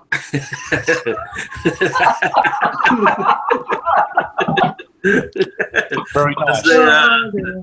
Is this truly the future of beer? So what's the politically correct answer, I guess? Good friends don't let good friends drink. I don't know.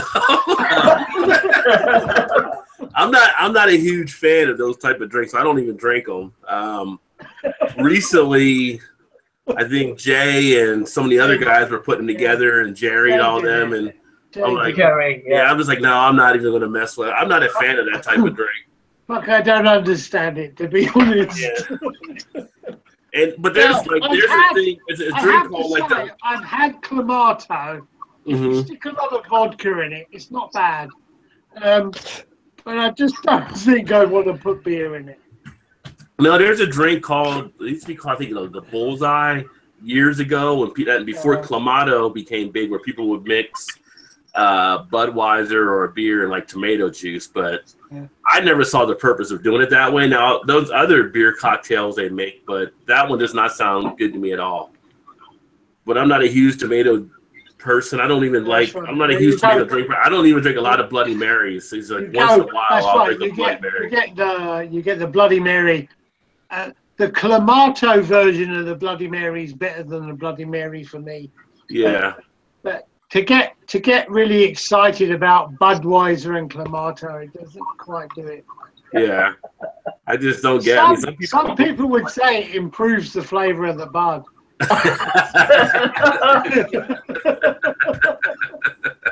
it may do that for sure. Yeah. Maybe I saw that Jay, we've got a call Jay's been pushing that for a little while now. Well, that's like I don't drink a lot of probably the style of beer I dislike the most. Well, it's definitely shandies. I hate shandies. But after that, it's like North American adjunct lagers. I don't like the adjunct lagers. No. I don't hate them. I just don't prefer them, I guess I could say. Just don't like them. No, they get too corny. They get too ricey. When they warm up, they go bad if you don't drink them fast enough. I mean, when I was in college, I chugged beers all the time, but I'm not in college anymore. So, can you get this, Rod? I've seen that one around before. So, yeah, I can get that at one of my places, too. Have you had that? I don't think I've had it. But I've got a place that does well getting a lot of other country beers in. I remember the logo. I've seen the logo there before. If you can get that and just to get the one bottle and then just see what you think of that. I'd recommend it. Okay. Rod. It's like what lager should be. Okay. Yeah, it's worth paying a little bit more for. I know. I was wondering what you think you'd have to pay for that beer. For that one, at one of the places, if it comes into one place, probably like $1.99. That's cheaper than we get. But the other place, probably about $2.99, $3, somewhere around there, for an individual bottle. If you can get it from that craft beer place you got the beer earlier for 99 cents that don't realise what the fuck they've got.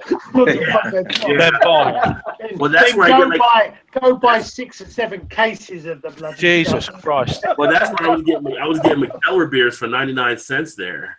How do they make any money in that place? They gotta close out beers to make room. So all the stores carry too much of stuff. They don't sell it. I live in a place that is mostly Budweiser and Miller. So a lot of people don't know these other beers. So they get too many in their warehouse and they got to sell them at low prices. Right, so don't... Did they think it was like European adjuncts shit? No, I mean, the people that work there know they're good beers. They buy the beers themselves. The owners don't really know how good they are, I guess. But the people that work there, they'll buy stuff themselves, too. I do... they just got to move the space. Yeah. You whatever you do, don't mention the name of the place online. No. That's all I can say. I mean, I just went there the other day. They had like cases of beer for $12.99 they'll sell. Because they got to move stuff sometimes. And I just bought like one of the LA brewers had a gingerbread stout. And I just bought a 12-pack of that for $6.99 for 12. And they were 16-ounce cans. So Jesus. I could have got a case for $12.99. They had Green Flash, Passion Fruit Kicker, $12.99 a case. So they get like top brands in there, and they got to sell them, and they drop prices. I just bought a couple of the local breweries, $5.99 a 6-pack on some stuff, which are usually $9.99 to $12.99 depending where you're at. I do a link in on a Friday with Joe D. Do you know Joe D? Yeah. Oh yeah, Joe D. This is Joe D. Yeah. No. we Yeah, love his the opening. guy that Yeah. comes in on there, and he does the same thing. He's like, he gets a stout, and he's getting a 12-pack for like $6, and they don't even know what they're selling the guy. Yeah. And you're getting beers that are like 8%, 9%. They can easily sell. Like the gingerbread stout I got is 8.5 ABV. And so I had a couple of them down there cellaring, so you don't have to drink it all quickly as well. Well, that's what he does. He went in there and bought like 15 cases of this stuff and just put it away. Yeah, like people will come in, they'll call other people, and they'll pick up a bunch of cases if they're there. Restaurant owners will come in, they'll buy it cheap, and they'll sell it in their restaurant. Because these guys don't seem to. They don't care. Well, they got to make it. They got to make something back on it after a certain because point. they don't want it to be hanging around. So right. They don't want to lose everything. Have it sit there. Yeah. Yeah. And the place I get them from, they do well keeping their stuff in good shape, and they sell it nicely. So I don't really lose anything. Like that one, it was 99 cents. 99 cents. You didn't have to worry about giving it a try. And actually, I tried it. It was great. So that's like 70p. Yeah. That's like 70p for a case of that. Yeah, that beer you got today, or whenever it was, Rod. Yeah. To go to Hollywood. Fucking hell, come on. That's just like. It's like 80p. Yeah. It's not in the UK. It's like that's cheaper than Carlin. Yeah. I wish I'd have stupid retailers around my place. It's true. Like you do. It's like it's cheaper than Pepsi. Yeah. It's ridiculous. Yeah. It's funny. It's just sometimes people just don't know. It's a shade under a can of Coke in this country. Yeah, for God's that's sake. right. Come on. Yeah, well, here it'd have been cheaper me getting that beer than getting actual soda. So, like I said, I love it's that time. It's that time in life where you love stupid people. Yeah. Oh yeah. Well, we get like some of the like the bomber bottles of some of the different brewers, and some of like the 25.4 ounce bottles, and they'll be selling them for like $3.99 or $4.99 a bottle. That's just I mean, in my fridge right now, I've got like maybe 3 or 4 little ones like this, and everything else is like 22 ounce or bigger. I think the key with this mental shop that you go to is don't let on. Yeah. Just think, okay, yeah. Well, I go in there and I buy stuff, and all these people come out of their Can we not buy from them online? No, you can't really buy from online here. All of a sudden, they're going to be kind of their server will go down. Yeah, they crashed. Yeah. Well, they know. I mean, they're designed to be a closeout place, so they know what they're doing. But the people that come in there, they come out with like a 12-pack or 18-pack of Bud Light. They're paying more than that than beer I'm getting for a better quality. That's like when Dean went into Beers of Europe with his double trolley. Yeah. Oh yeah. He had to go back. It sounds like Jaws. We're going to need a bigger boat. Yeah. It was like fucking. It was like supermarket sweep. I tell you, it was like fucking. I'm not sure about that one, but Oh. I was watching that. I do that. I was watching that. I do that online with them. It's like, Yeah, I had some camp guy in the counter saying, "Oh, you put too much in your trolley. What are you doing?" I'm not going there, Dean. I'm not saying nothing now. You put too much in your trolley. No. You cheating. I've had a beer, but I've had a beer, so I'm like, yeah. So no, it's cool. Yeah. So sales rep.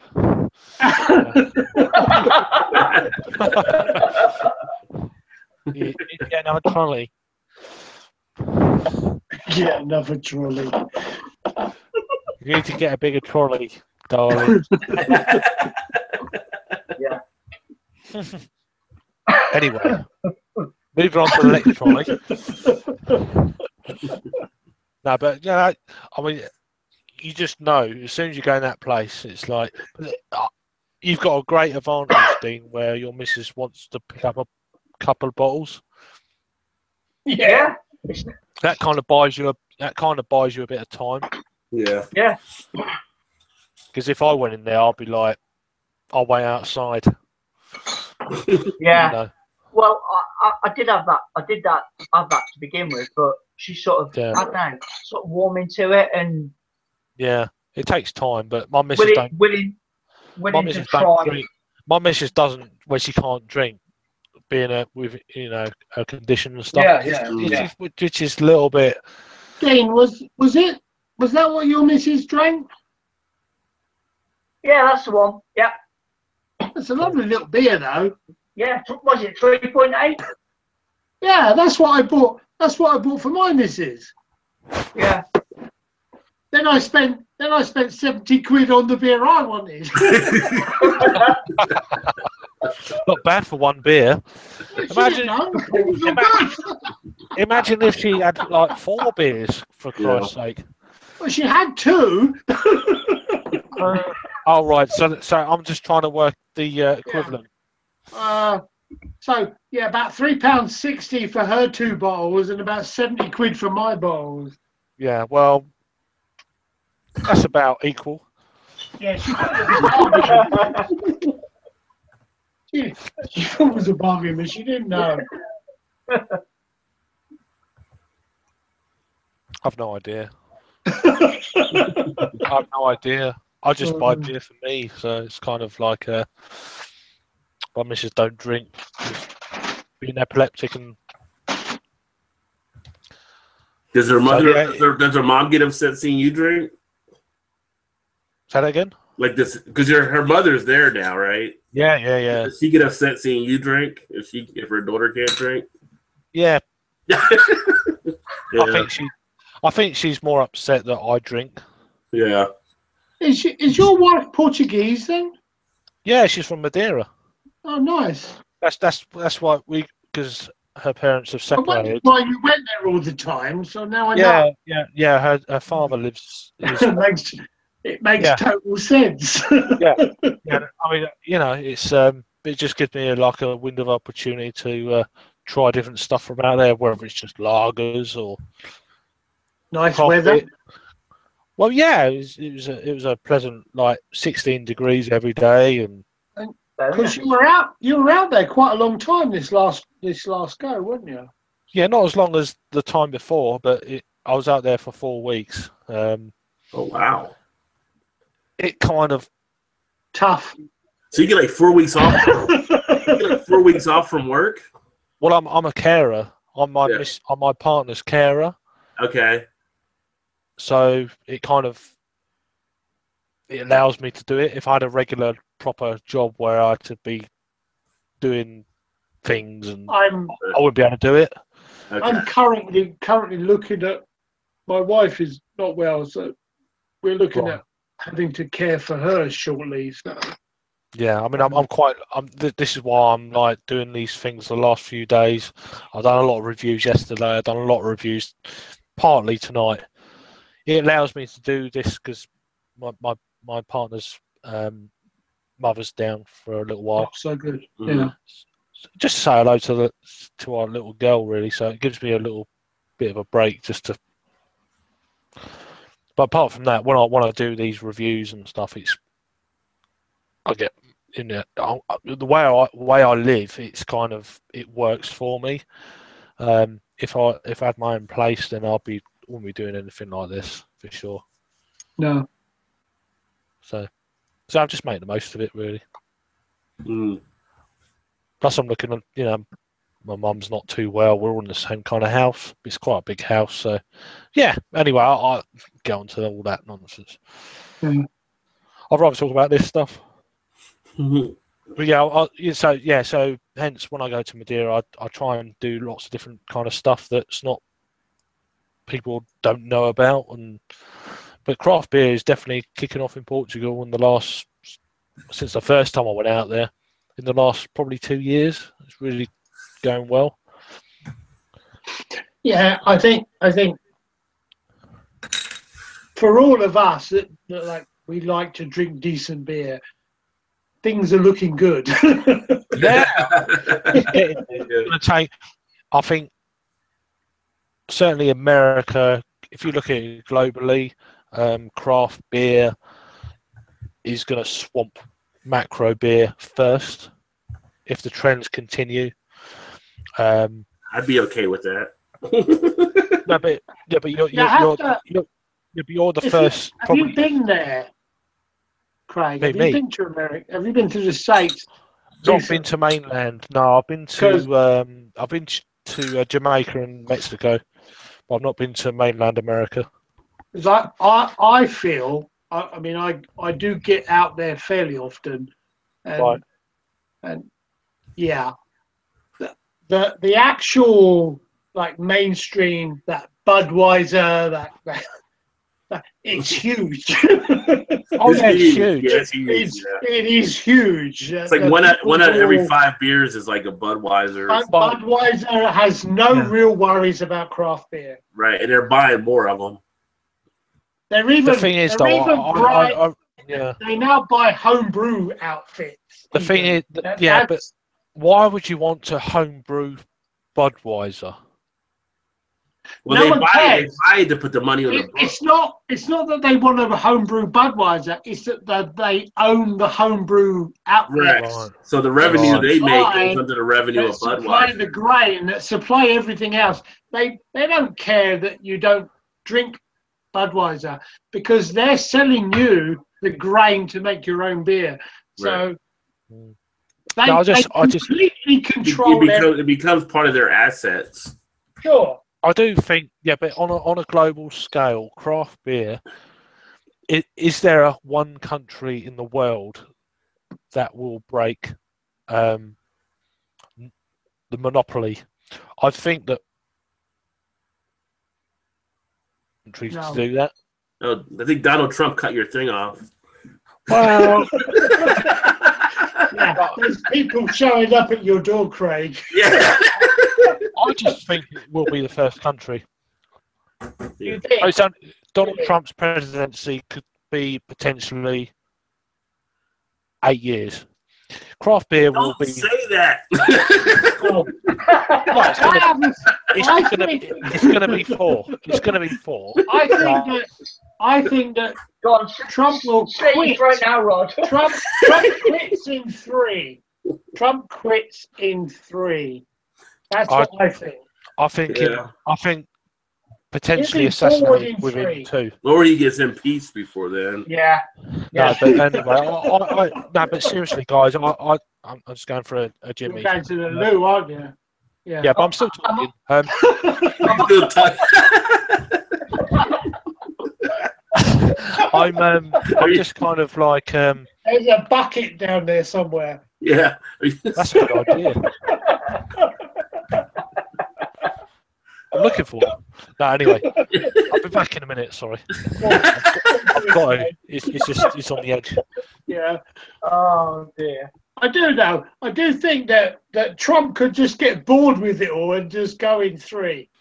Well, yeah, he can get frustrated with it because nobody's really like it. It wouldn't bother him, would it? It was like, oh, I'm bored with this. I've done a tremendous job. I'm off in 3. Yeah. Well, he has that attitude. Yeah. Well, if they don't want me, I won't do it. I'll quit or something. You know, he got that take my ball home type attitude. Yeah. That's the thing about Trump. He's going to be a billionaire no matter what happens. Yeah. He's laughing all the way, mate. He doesn't need it. He doesn't need it either way. I was trying to explain. My son was saying today about like Trump and that, and I said, look, what you have to remember is that Trump is not a politician. So some of the shit that comes out with Trump is like Reagan in the old days. He's not really a proper politician. Yeah, but Reagan even made more sense though. Yeah, for a bit. Some of the stuff he's like you don't build walls, you break down walls on some of his. Yeah, because Reagan did actually have some PR guys that were in place that knew what they were doing. Yeah. Oh yeah. Well, when he took office, he said he's not going to know everything, but he have people that will. He was gracious enough to listen to other people. Trump says I know more than everybody. Doesn't give a rat's. Well, it's like with Reagan with that famous speech where he's like Gorbachev. Tear down that wall. It's going to be Putin. Help me build this wall. Yeah, and he will. Well, I don't know if you saw if they showed it over there or not, but one of Trump's buddies who built some of his other buildings, like down in Miami and other parts of the country, he asked him to build a wall, and his friend said, "No, that's stupid. It's a stupid idea. I'm not going to build a wall." And the guy just threw him back like, he said, that's not an idea. There's nothing to do for building a wall. There's no reason for it. And he stood against Trump. So at least he has one friend that'll tell him the truth. Yeah. Ultimately, I don't think it's a real wall anyway that he's talking about. No, it's all metaphorical. I saw someone on Facebook and it was like, Mexico are going to build a wall. Canada are going to build a wall, and then we're all going to chip in and put a lid on top. There you go.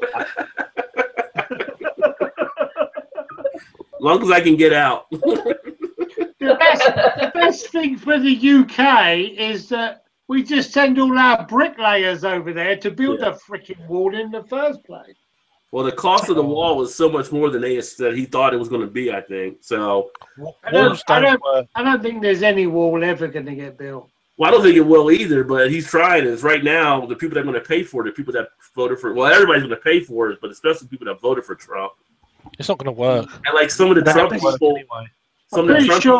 pretty sure there'll be no wall.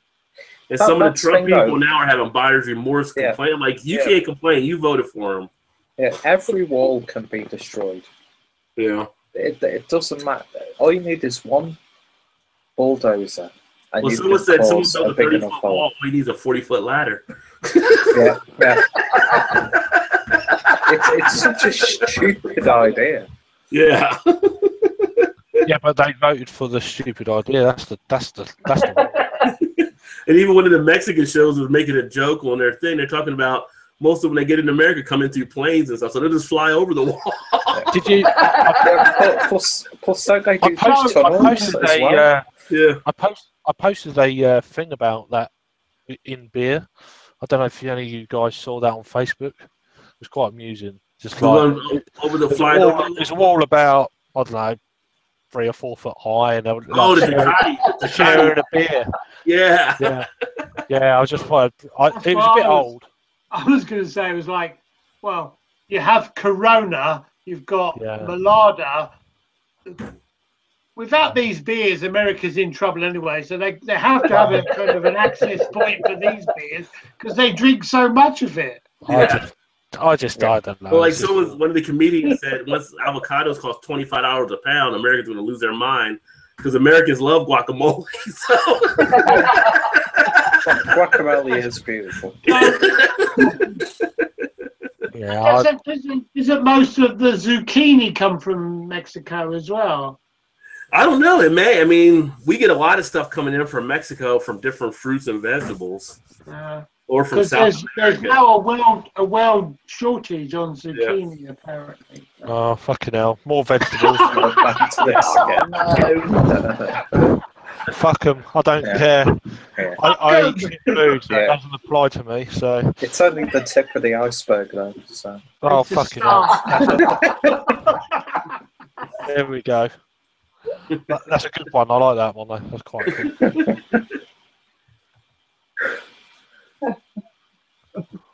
What's the other Mexican beer? Dos Equis is a Mexican beer? Dos Equis. What it is. Yeah.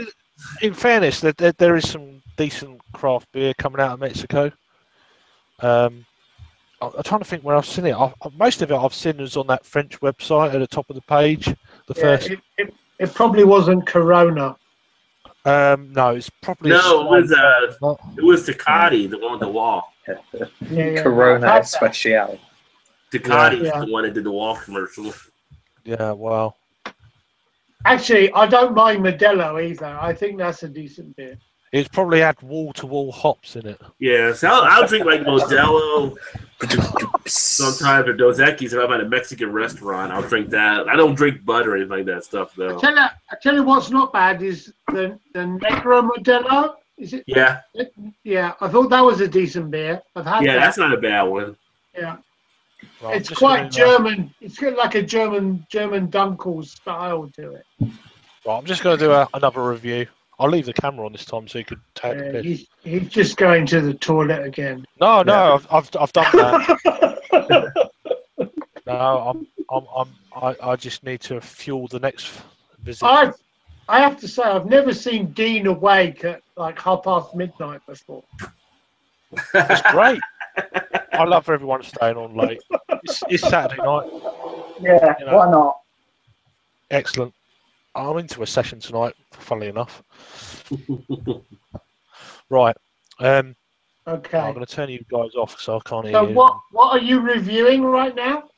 I don't know yet. I'm just going to go and have a I know. It doesn't matter. I need a dark beer, so I'm just going to have a look. Dark beer. I like to watch Craig when he doesn't have the mic on and he's still doing the review.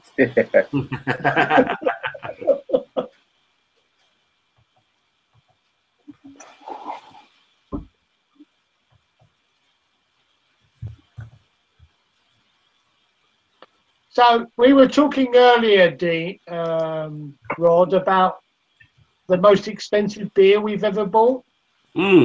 So for me, I bought the West Latarian 12, which was about £12, so about $15 a bottle. So what was your most expensive beer? The most expensive that I bought has actually been probably the Bourbon County Stout I got last year in the barley wine, and those were $13.99 each for like a 16-ounce bottle, 16.9-ounce bottle. So I never really went over. I'm not huge into paying a bunch of money for beer with so many beers out there. It's the same thing because I was going to actually write a piece on my blog about why you'll never see me standing in line for beer. Because in America, like we have over 5,000 breweries now. So if somebody wants to come out there and sell a beer for $25 a bottle, I got all these other breweries that are not going to be that high. And I just keep experiencing other breweries. I think it's like people trying to live up to the hype and get all these hype beers that you have just about as many good ones that don't have to pay that amount of money for. Yeah. So I'm just not one that goes after like the big beers. I'm not like a whale hunter or anything, you know. But I've called deals on beers that I didn't realize, like you guys see some of the stuff I get. Like other places, they cost a lot more. I just get them for what I see them at. So so we were saying like Peter was working on that for a while. I saw the effect. I wish it was me. Oh, was it you? It's not me.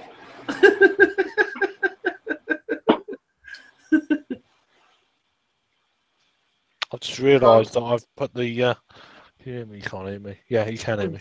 Who's paid the most for beer? Who paid the most? You know when you're pissed when you put the wrong bloody commercial description for the wrong beer on Untapped. Fucking hell. I paid about I guess it would be about $15 for the West Latarian 12. Yeah. That's the most expensive beer I've bought. Okay. But I was thinking of buying the Brooklyn Triceratops, which is about, I think that's about 25 pounds, so that's going to be $30 a bottle here. See, I've had that one before, I think. Tell me it's not worth buying. Let me I gotta look at my Untapped to see. I thought I'd done this wrong. I put the bloody Brewdog's beer into fucking Nogdio, dickhead. And then someone put a comment saying, I'm confused. I was like, yeah, I don't blame you. I'm a dickhead. What was it, Tony? What was the name of that one again? Well, the Brooklyn one. The Brooklyn one? Was that Triceratops?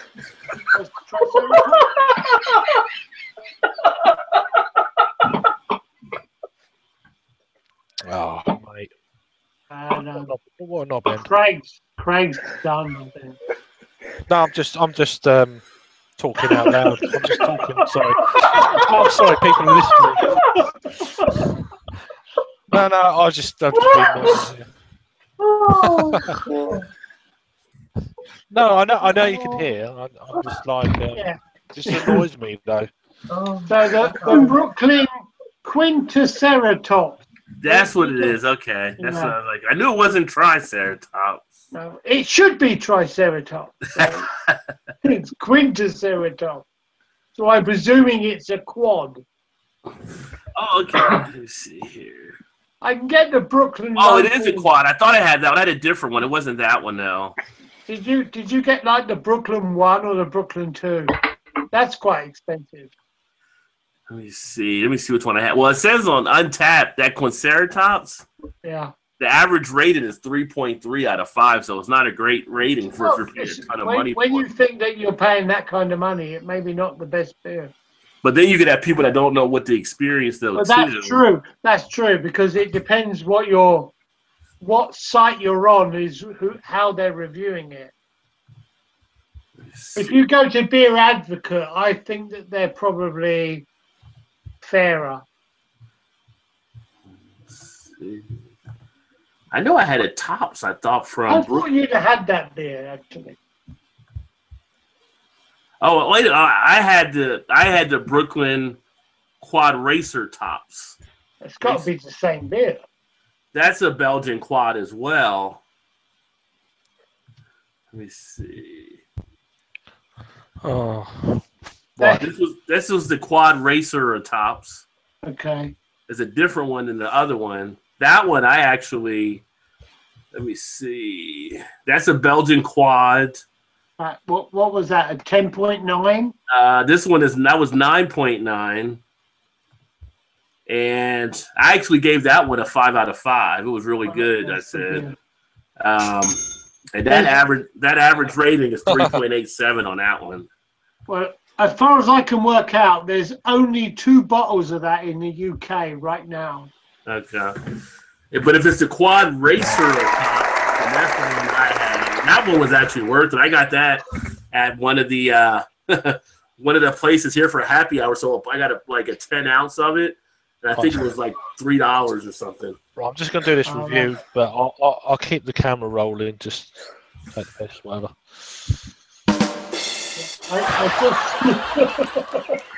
I only see there's like 2 bottles of that. Beers of Europe have got 2 bottles right now. It's like $24.99. Probably because of the taxes and stuff. What the hell is it? Well, I say about $30 a bottle. Well, I'm not sure I can buy that. Yeah. I'm trying to find this bloody thing. What the hell is it? I like to get a good value for what I'm paying, so it's kind of like Snap out of it, Peter. I don't want to overpay for something. Yeah. If I can find something of suitable quality. I mean, if it's something like I paid for what I paid for Bourbon County brand style because it only comes out once a year. It's kind of limited. Like if I came across Pliny the Elder, I'm going to pay for whatever it costs just to try it. Sure. Or if I come across Hetty Topper, I'm going to pay for it. But there's very few beers I would go overboard if I didn't have to. Mm-hmm. What is Peter doing? He's all over the place. I think that Peter's probably wet himself, actually.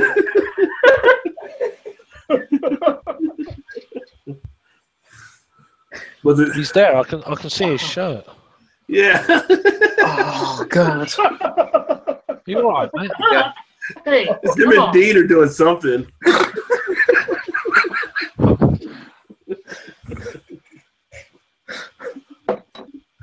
You okay?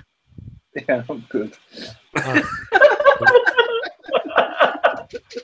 I love giggles, especially when they're live. It's like, yeah.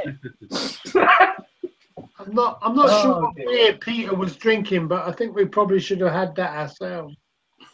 Probably. That's cool. I think he's learned a couple of lines myself.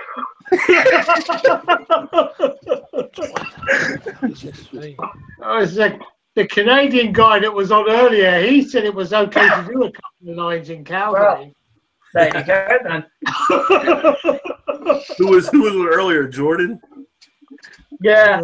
Just do a couple of lines. Calgary, they'll let you do a couple of lines on the bar table. Yeah, It was 5. I'm not sure about that. I've been to Calgary, and I don't remember seeing too many people snorting lines on the bar table and getting away. Maybe it was self-raising flour. Yeah, maybe it would have been. But he's from the Yukon, I think, isn't he? I don't know what part Jordan is. It said northern Canada. For me, that's it's northern, but it's like I know Dan who does booze reviews. I think he's Ontario, I believe. I'm trying to think where Jordan is. Jordan's across the other part of the country, I thought, because Jordan's out to the western part. He's Yukon. Okay. I think. I'm not sure. I mean, when I lived there, I was in Vancouver, so I was fairly civilized as Canadian. Yeah, I had Albino on Thursday. He was on our show Thursday. He's actually in Calgary, I believe. Yeah, Albino Rhino. He's crazy. He's going to be part of our show starting in March. He's changing the schedule, so we'll have him on our show. They just had a new baby, I think. Oh yeah. Yeah. Oh right. Okay, I've got my. He has the most crazy friends. Yeah, that's what he told us. They're like the craziest group of people ever. He's got a fun bunch. And whatever beer Craig's just had is not good. I've just sneezed. It's just pissing me off. Right, I've just tried. What happened? I haven't started yet. What is that beer you got there, Dan Craig? I'm about to review this one from Cloudwater. Oh yeah, very nice. The worst artwork I've ever seen on a beer label. Yeah, it's from Cloudwater. I reckon my 2-year-old daughter could have done a better label. You guys are loving Cloudwater over there. I am at the moment. It's just this is a fairly newish beer. Laughing. It's a job their beer's better than their labels. Yeah. Look at Dean. Right, I'm just going to review it. So. All right, I'm going. I'll be back in a. The loo. Yeah, I'll be back in 5 minutes or so. Okay. But I'm going to keep it recording. So it's just. Are you recording your video right there? So we're going to watch him and me recording. Yeah. Well, that's weird.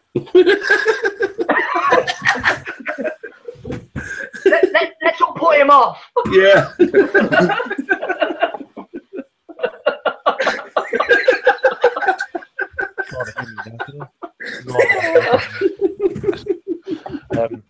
Oh dear me. Hey. Oh dear. I can't hear you. We can hear you though.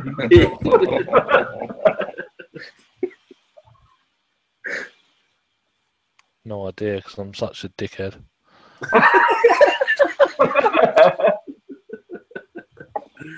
Oh, that's funny. Yeah. You can hear me? Could you hear all that? We can hear you. Right. You're good, dickhead. Okay, I'm just trying to work this out now. Take these fucking things off. Right. Yeah. I think she wants to go watch a movie, so I'm going to probably jump off here. Cool. And Okay, Rod. it's still early Awesome. here, My so friend. you guys are heading to the wee hours of the night. Mm-hmm. Yeah. Then we're going to watch The Magnificent Seven. Oh, is that the remake?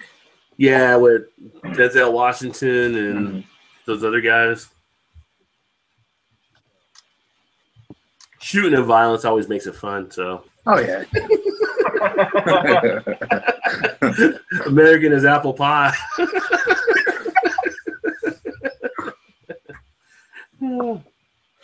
Harry just sent a link. Beers made with barrel aged.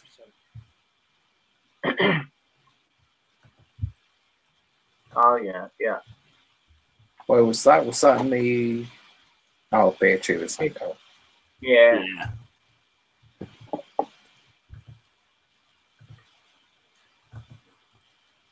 Yeah, I think a couple of the guys might do something tomorrow before the Super Bowl.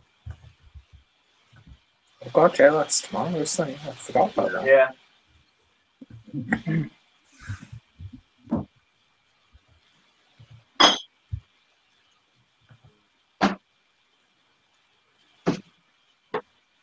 Whoa.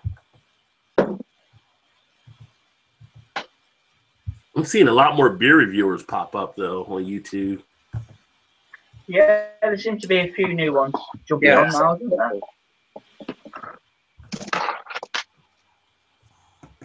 Oh, he's back. Here comes trouble. You just did a review of the Pilsner. Peter? What, me? It says Pilsner Urquell. You did it 2 days ago? Yeah. Because I upload a lot of my stuff months in advance.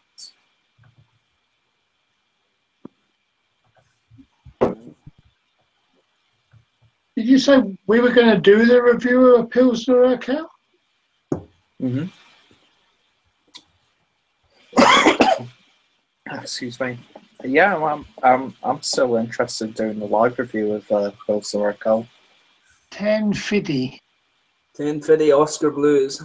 Barrel A's? No barrel A's. Just the normal one. Nice. The 1050. Yeah. It's good.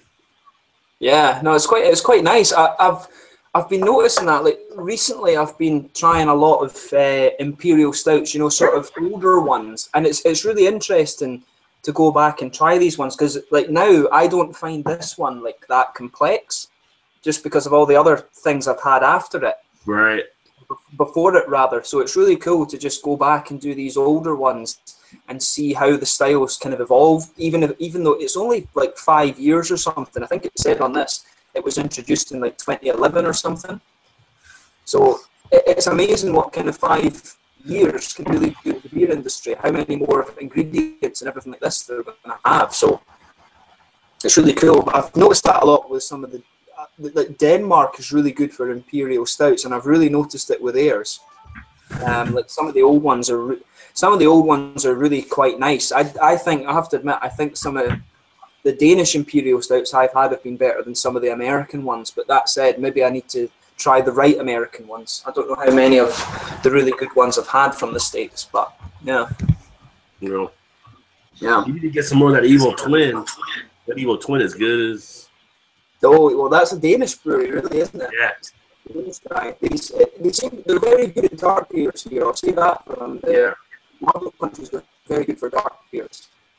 One that I'd love to see your review actually, Rod, and hear your thoughts on if you can get it is a Handbrygeri. It's Norwegian wood. That's a really Okay. good beer. Yeah, I know you can get a Handbrygeri in Australia, so I would assume there's a good chance of you getting it in America. I'll have to check to see. That Soft DK was really good. And have you ever had that Ryan and the Beaster Bunny? No, I've not seen that. That's actually a good one too for Evil Twin. I've not reviewed too many Evil Twins actually. Yeah. I need to do more of them. What one's Tony holding up? I can't really see. That's Big H Brewery's Welsh Red Ale with Citra and Columbus. Ah, It's cool. It's one of mine. Ah, nice. I only drink them when I'm really pissed. Oh, okay. Then I know it's really good. Oh dear. Yeah. This Right, I'll say, was. Do you remember I think 2 years ago, the Kutch beer was the voted the number one. Camera voted it the number one beer, UK beer. oh, the one from Tiny Rebel, the Cooch. Is that what you said? Yeah, Tiny Yeah. Rebels Kutch beer. Yeah. Now, this is my version. This is my clone of their recipe. Oh, okay. Cool. I still need to try that beer. It's still available, isn't it? The Cooch one. A good smoke off it. Now, I brewed this quite a while ago, but last time I tried it, it was quite close to the beer. I was quite pleased with it, but now it's been a bit longer. So Yeah. Well, I'll catch you guys later. I'm gonna jump off. Yeah. okay. Oh, Rod, I just posted a link to you for that. Get out, Rod. Beer. To have a See you wee later, Rod. Thanks for joining. Hey, thanks for having me. Yeah. Yeah, no Good- props. Cheers, mate. Good to Anytime, see you, my Rod. friend. Have a good one. We gotta do some more Have a stuff. good one, Rod. We'll get some more doing. Yeah. Yeah. All right. I'll see you guys. Cheers, mate. Have a wee check that link as well. Okay. Cool. Cheers.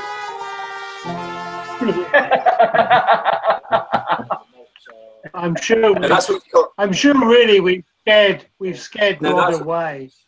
Yeah, I think we have. No, that's what you call an exit voice. It's like he's gone. I don't understand those freaking British people. He tries hard. Fucking ponds. This is a beer, by the way. This is a beer for you guys to watch out for because I think it'll appear One of the few sometime soon. probably remaining kind of beers Conan. from the brewery. I've seen What's that like Conan the Barbarian? Or a couple of labels from that brewery, but I Yeah, won't it's be able the- to tell you what brewery it is. Yeah. I'm with you. Yeah.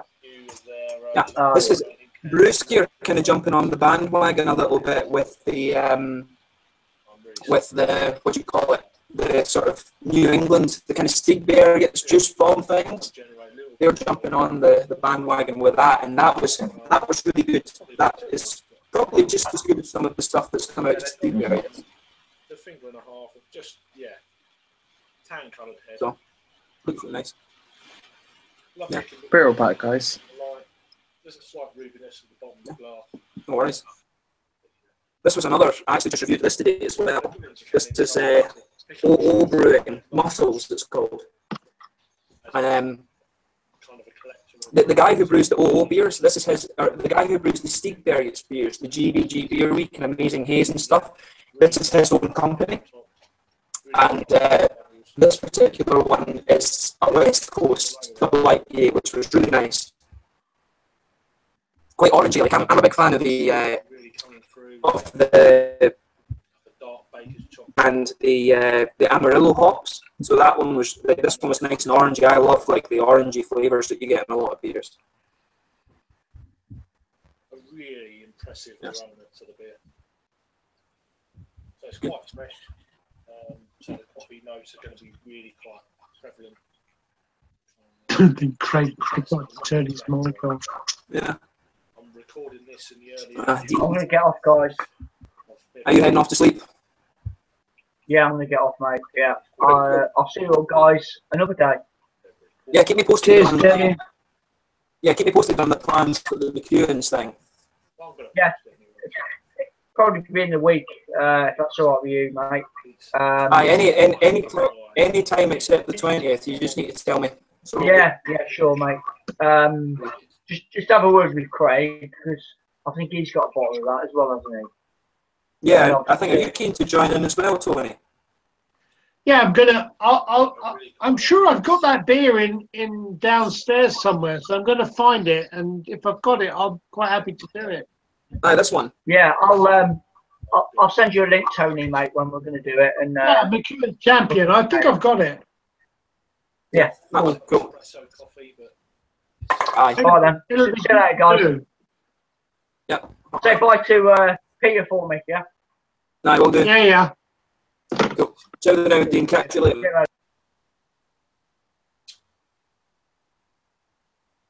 Sure. I wonder if Peter's had to run across to the petrol station and get some more beer. Yeah.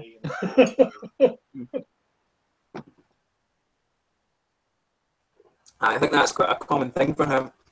back to a one finger. Yeah, he always does that. He buys like a couple of beers thinking that's enough for him, and then he drinks it out. It's like you come on at 7:30 and you're still on at 1 o'clock in the morning. You think, I'm not sure 3 beers is quite enough. Oh yeah. Yeah, no, it's just coming up 2 o'clock for me. I'll need to go soon as well. I maybe need to go and beat You're just an hour comes back. Yeah. Aye. You're just going to leave me with Craig doing his kind of private beer review, and we can all hear him. I'm good for the next half an hour or so, but I've got some pals are coming round tomorrow, and You'll need to get up I'm early. introduce some Swedes and some Americans and stuff to haggis. My dad brought me over a big. That should go well. Yeah. As for I love it. Like I do love it. Lovely big. I do love like it's just like a spicy sausage. I love it. It's definitely a world. Yeah. It's not. Yeah, I don't mind haggis at all. I think it's okay. Being 6%. Yeah, I have to admit, I really like it. I didn't like it until quite recently, but I've been getting more into like trying different meats and things like that. Yeah. So you've had this beer from. It's good. It's good. I mean, I love in Japan. It's actually one of the things that's really good is they eat the neck of the chicken. They eat like the muscle from the neck of the chicken, and it's really good. Yeah. As to That's a really nice tender piece of meat, but I still can't eat fish. I hate fish, and it gives me really bad stomach cramps, so I just stay away from it. right, so Isn't your other half Japanese? Yeah. So That's probably quite tricky for you not to eat too much fish, because they love fish. It's not as hard as you'd think. I mean, there's a lot of pork in Japan. There's a lot of pork. Yeah. When I was in Canada, in Vancouver, there's like a big Asian kind of population there. And we used to go a lot to Japanese restaurants, and they eat a lot of meat as well. And you think, oh, we always thought you just eat a lot of fish, but they don't. They eat a lot of meat as well. Yeah, I mean, it's kind of. I mean, I have to admit, one of the things that really annoys me about Japan is this stuff about the whaling. That really annoys me because they say it's for scientific purposes, but no, bollocks. Like you go, honestly, I've been into some of these fish markets and there's whale meat there. Yeah. Where's that? But that's not for scientific purposes, I don't think. Some of the best steak I've had has been Japanese. Oh yeah, I forget. I know what you mean. It's the Kobe beef, but they do have Kobe beef. Yeah. It's like amazing because like in Vancouver, you go to these Japanese restaurants and they're banging out this beef, and you're thinking this is like the best meat I've ever tasted in my life. Oh yeah, no, Japanese pork. That's some of the best pork I've ever had. I mean, Germany can do it. It just sounds good. Yeah, they do like teriyaki pork, and they're just like flash frying it on a like a kind of a skillet thing. It was like amazing stuff. No, I really want to go to. I need to figure out when I can spend a couple of years in Japan, but I need to get a good grip of the language for my missus as well, because her parents aren't so good at English. Mm-hmm. They can understand a lot, but they can't really speak it so well. Yeah. So I need to put a bit more, and I can speak my German and my Swedish is pretty decent, but Japanese is just a completely different thing. There's no harder. Yeah, well, I mean, it's the thing. Even when you meet people to Sweden or you go to Germany, somebody's name's Johannes. You've heard that name somewhere before. Oh yeah. But like Michiko has a friend whose name is Kurumi, right? Japanese word for car is kuruma. Hmm. And I keep calling this girl Kuruma. I keep calling her that. Yeah. And then it's just like people's names are so different. It's like remembering somebody's name is like learning another word. You need, normally I would need with people like twice. For some reason, I always forget somebody's name the first time I'm told, but then the second time I always remember. But in Japan, it just takes longer. It really does just take longer. Mm-hmm. But I'd be really rubbish because I am so bad with names. Yeah, same here. Yeah. I mean, I have to admit, I really love languages, and I'm quite lucky because I'm taught myself quite a bit of German without. I don't have any like formal training in German. I can speak fairly well, but just not such good grammar. Yeah. But Swedish is decent because it's actually fairly similar to our English dialect that we have in Scotland, and it's similar to Gaelic as well. But yeah, just Japanese is just completely different. When I was in Canada, and my last 2 years of schooling was in Canada, and so I picked up, like, we had to learn this French. Well, Canadian French is Quebecese, and it's like it really isn't French. It's a bastardized forward version of French. And then when I went to France and was speaking, they were like, "What the fuck are you saying?" Shit. Yeah. Okay. I'll stop now. Thinking I was going to be fine, and I just was not fine. Oh yeah, I know what you mean. Yeah. I have to admit, I'd love to go to France and actually get decent at French, and Spanish is another language that I'd love to get decent at as well. But it's just, I think I've just got too many things that I want to do and just not enough time. It's just kind of like. I think you're right, and it's like hard because you want to do all these things, and you think, "Geez, I can't spend that quality time to learn those." It's a nightmare language. It's just there's not enough hours in a day. My granddaughter speaks really good Spanish, but that's what she does, but she doesn't I speak better French. Life's so short that it's impossible. It's hard, you need to be kind of I mean, I'm awfully wealthy to be able to do all these things. I just realised my mic was bloody on. Oh my god! I was saying to the other guys, I said, I've just heard Ollie's review. I'm so good at things like this shit. Peter Dean said he had to go, but he said that sort of thing.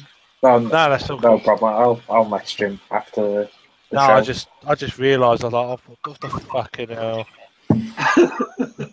I've just done a drunken review live. Yeah, we watched it.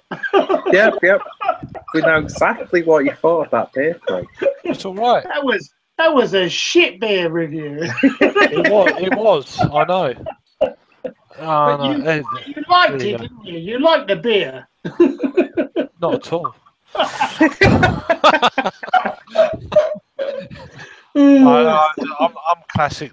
I'm a classic knob end. Seriously. I think we all do that though. We all do that. It doesn't bother me. I'd just rather get it out there and It's why we all get on, I think, because we're all not down to earth. Down to earth. Not better lines. Yeah. No, it's just the way it is. We're not quite I must admit, I thought I'd. Oh my God! You've just turned off your camera again, Craig. Yeah, no. Well, it's just you can't. He's ashamed. I'm here. No. Just. He's still there. I'm here. I can hear you. Don't worry. But no, I must admit, I thought I'd turn that part off. I didn't mind you seeing it, but hearing it, oh my days. You know, trying to read, it's like, It wasn't that bad. right, you trying to make me feel better already. That's cool. It's okay, Craig. No, I'm joking. I just like, it's a beer I shouldn't really have done because it's kind of, it's not had that many ratings as you heard, I guess. So, it's probably me saying anything. And No, it may not get many more. No, it's okay, but I've had better beers from Cloudwater. I have had better beers from Cloudwater. I mean, I've still got the V10 and the V11 in the fridge, but I can't do like all these beers in one bloody night. I'll be like, you could always do like what Jay does and do it at 7 o'clock in the morning. Yeah. I might still be awake at this point. I don't get that. Yeah, have it with your refried breeds, cheese, and hot sauce. I think it's down to if your work pattern allows you to do it at that time. Yeah, I think he does nights or something. Yeah. I used to do. I've done nights up until about a year and a half ago for about 17 years. So yeah, me too. If it was recent, more recently than now, then I would be doing most of my beer reviews before I go to bed. It would be in the morning. When I used to do night work, it was like, at stupid o'clock in the morning, you think, I'll just have a beer. Yeah, I used to finish. And normally you think, I'd never do that. Yeah, I used to finish like 7 in the morning, and I used to cycle home. I'd be home by about 7:20. And back in the day, I used to cut like Foster's and the curry and go to bed by 8 o'clock in the morning, 8 a.m. So it's kind of if I'd been doing that now, obviously I'd be at work. I wouldn't be able to take any part in all these things. Yeah. So I just wouldn't. I'd be out of the game completely. I used to work a night shift, and then we knew that there was like a veg market that used to do the commercial vegetables, and their pub would be open 7 in the morning, and we used to go there and have a beer and a breakfast in the morning, and then head home after that. Yeah, I used to do that. I've got like normal people wouldn't do that. No, but I don't like being normal. I've never have been normal. I think that's why we're here. Yeah, I just don't like following what everyone else does in life. I like to do the things that are important, and I've got a family. I'm very lucky and all that kind of thing. But that aside, what the fuck is normal? You know, it's just me. I don't want to be like a sheep in life. I just want to. I've got other hobbies apart from beer that I used to pursue for probably 20 years or more. And when I was at school, and I used to like, what do you like doing? And I'm like, yeah, I like. It was more fishing then, and then I started getting into natural history and stuff. But back in the early 90s, I'm not old. Yeah, I am actually. Yeah, so in the mid 90s, it wasn't as popular as it is now with the advent of like Spring Watch and things like that. So it's a bit more kind of acceptable. But when I was at school, it wasn't. So I was always kind of slightly the odd one out. But I always used to like fishing, sea fishing, especially. Yeah. So it's kind of it's gone on from that really. It's if people don't find it popular, then I'm all game.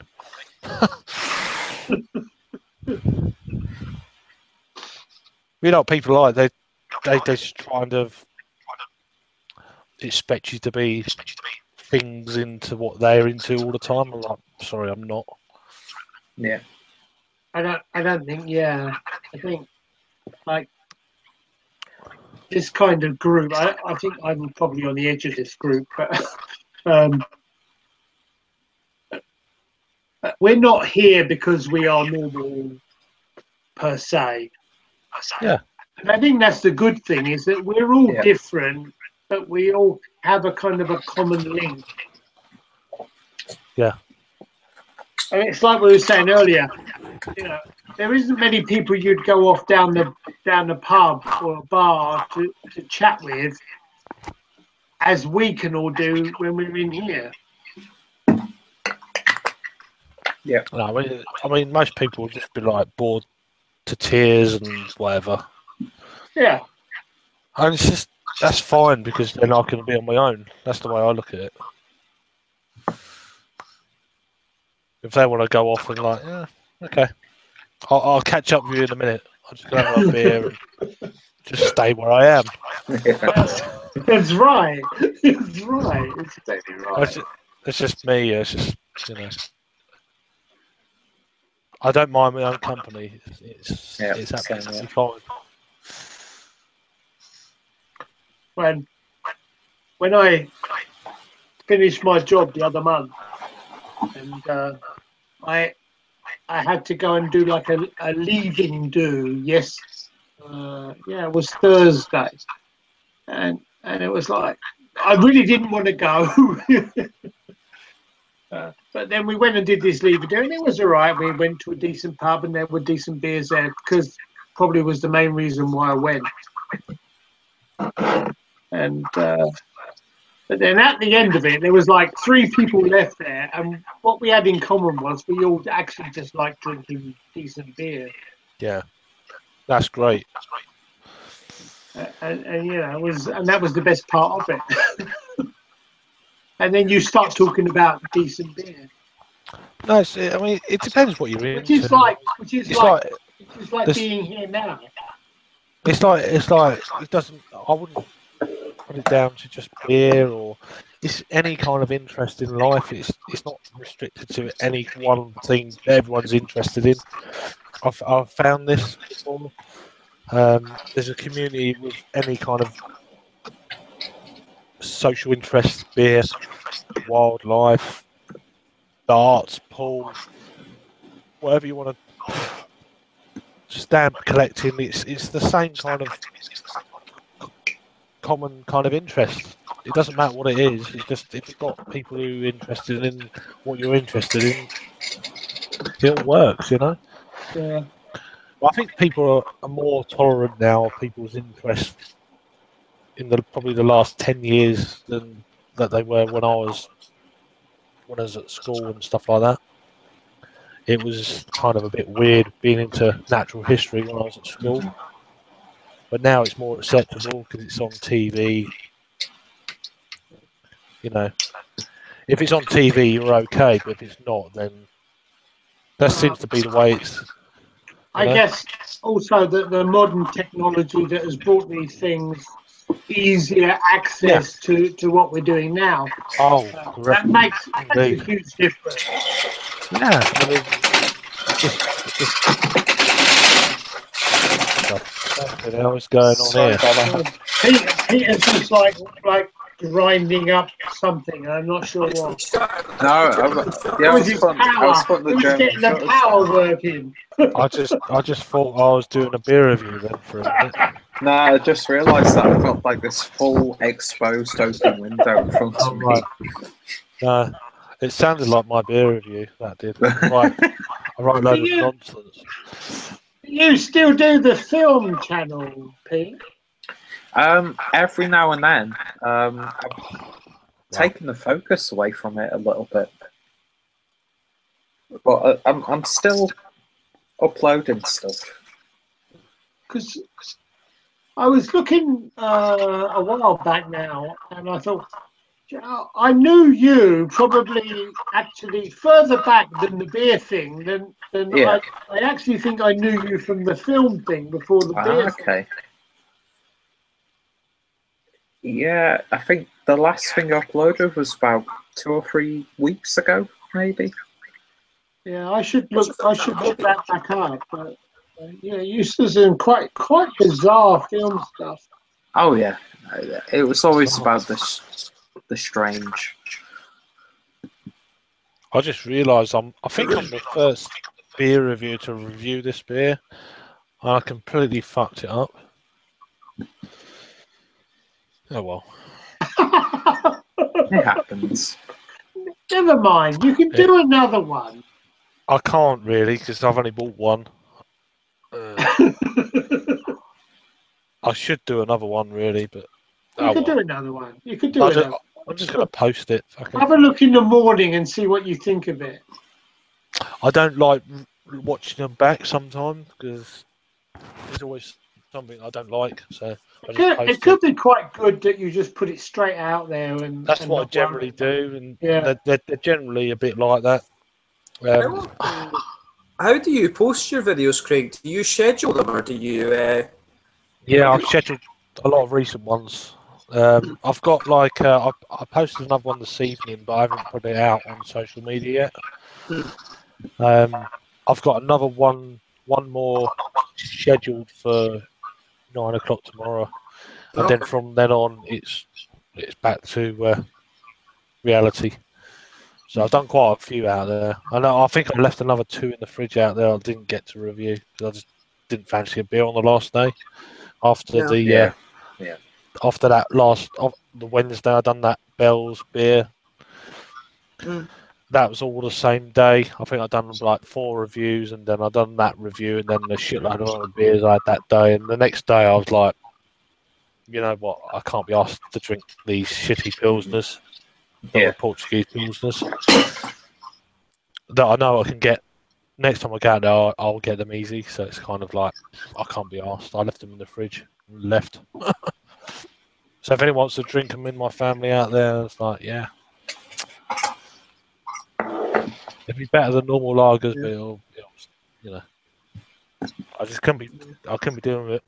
I was beard out, if you know what I mean.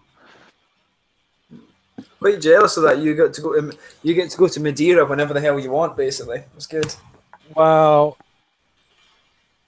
yeah, it's probably going to change soon. But as soon as because I'm going for basically a job as well. So. All right. How's the job hunt going for you? Yeah, it's pretty shit, really. No one replies and all that sort of carry on. Yeah. I think I've got a job. Yeah, but I think I might have just got a job. Funny enough. Yeah, I'm confident though. I'm always confident in that regard, but not in life. Or beer reviews. You're good at yeah. I was going to say you did confident beer reviews. You're pretty cool. So. You know what it's like though. It's your own personal kind of thing. You know. It's like I think that I probably look at 5. I think I look at 5 people that do beer reviews. Yeah.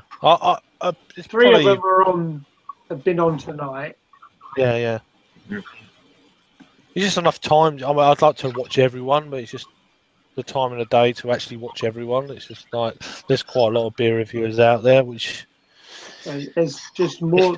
There's just so many. Yeah, I'm not going to be offended if people don't watch my reviews. I know what it's all about. I understand it. It's not offendable and stuff. It's just it's out there, but it's just normal, you know. That's the way I look at it. I just do it for do it for myself as a video beer diary as much, and then if anyone wants to watch them, great. Yeah, that was my idea with mine as well. I was just trying for me it was when Aberdeen Brewdog started up brewing all this sort of things when Brewdog was good. Yeah. That was the thing for me. I was I'm trying so many different types of beers. How do I archive this? And then that's where it came from. I had no idea that Untapped was in existence. But, but then I'm watching you and James and originally, it used to be like, oh God, Kevin Black, you, Ginger Ale Trail, and Simon, and Rob, Hopzine, and that was my kind of, and even like Somerset Real Ale reviews. He doesn't do so much these days, but originally retired apparently. Yeah, I was hearing. I don't know. Yeah, but they're the kind of core people I used to watch, and I thought, oh yeah, I'll do this. But I said that for like 3 years. I never done jack about it, and then I thought, a couple of summers ago, I was like, yeah, I've got a chance to actually do something now, because that's when I jacked to my job, and I was like, I've got to look after people, but then it gave me where I am now. It gave me a chance to actually. I needed to actually do something else, and then I was like, yeah, why not? Let's go for it. 1st of July in 2015. I was like, that's it. But I should have done it years ago, really. So, your YouTube channel, is that rampant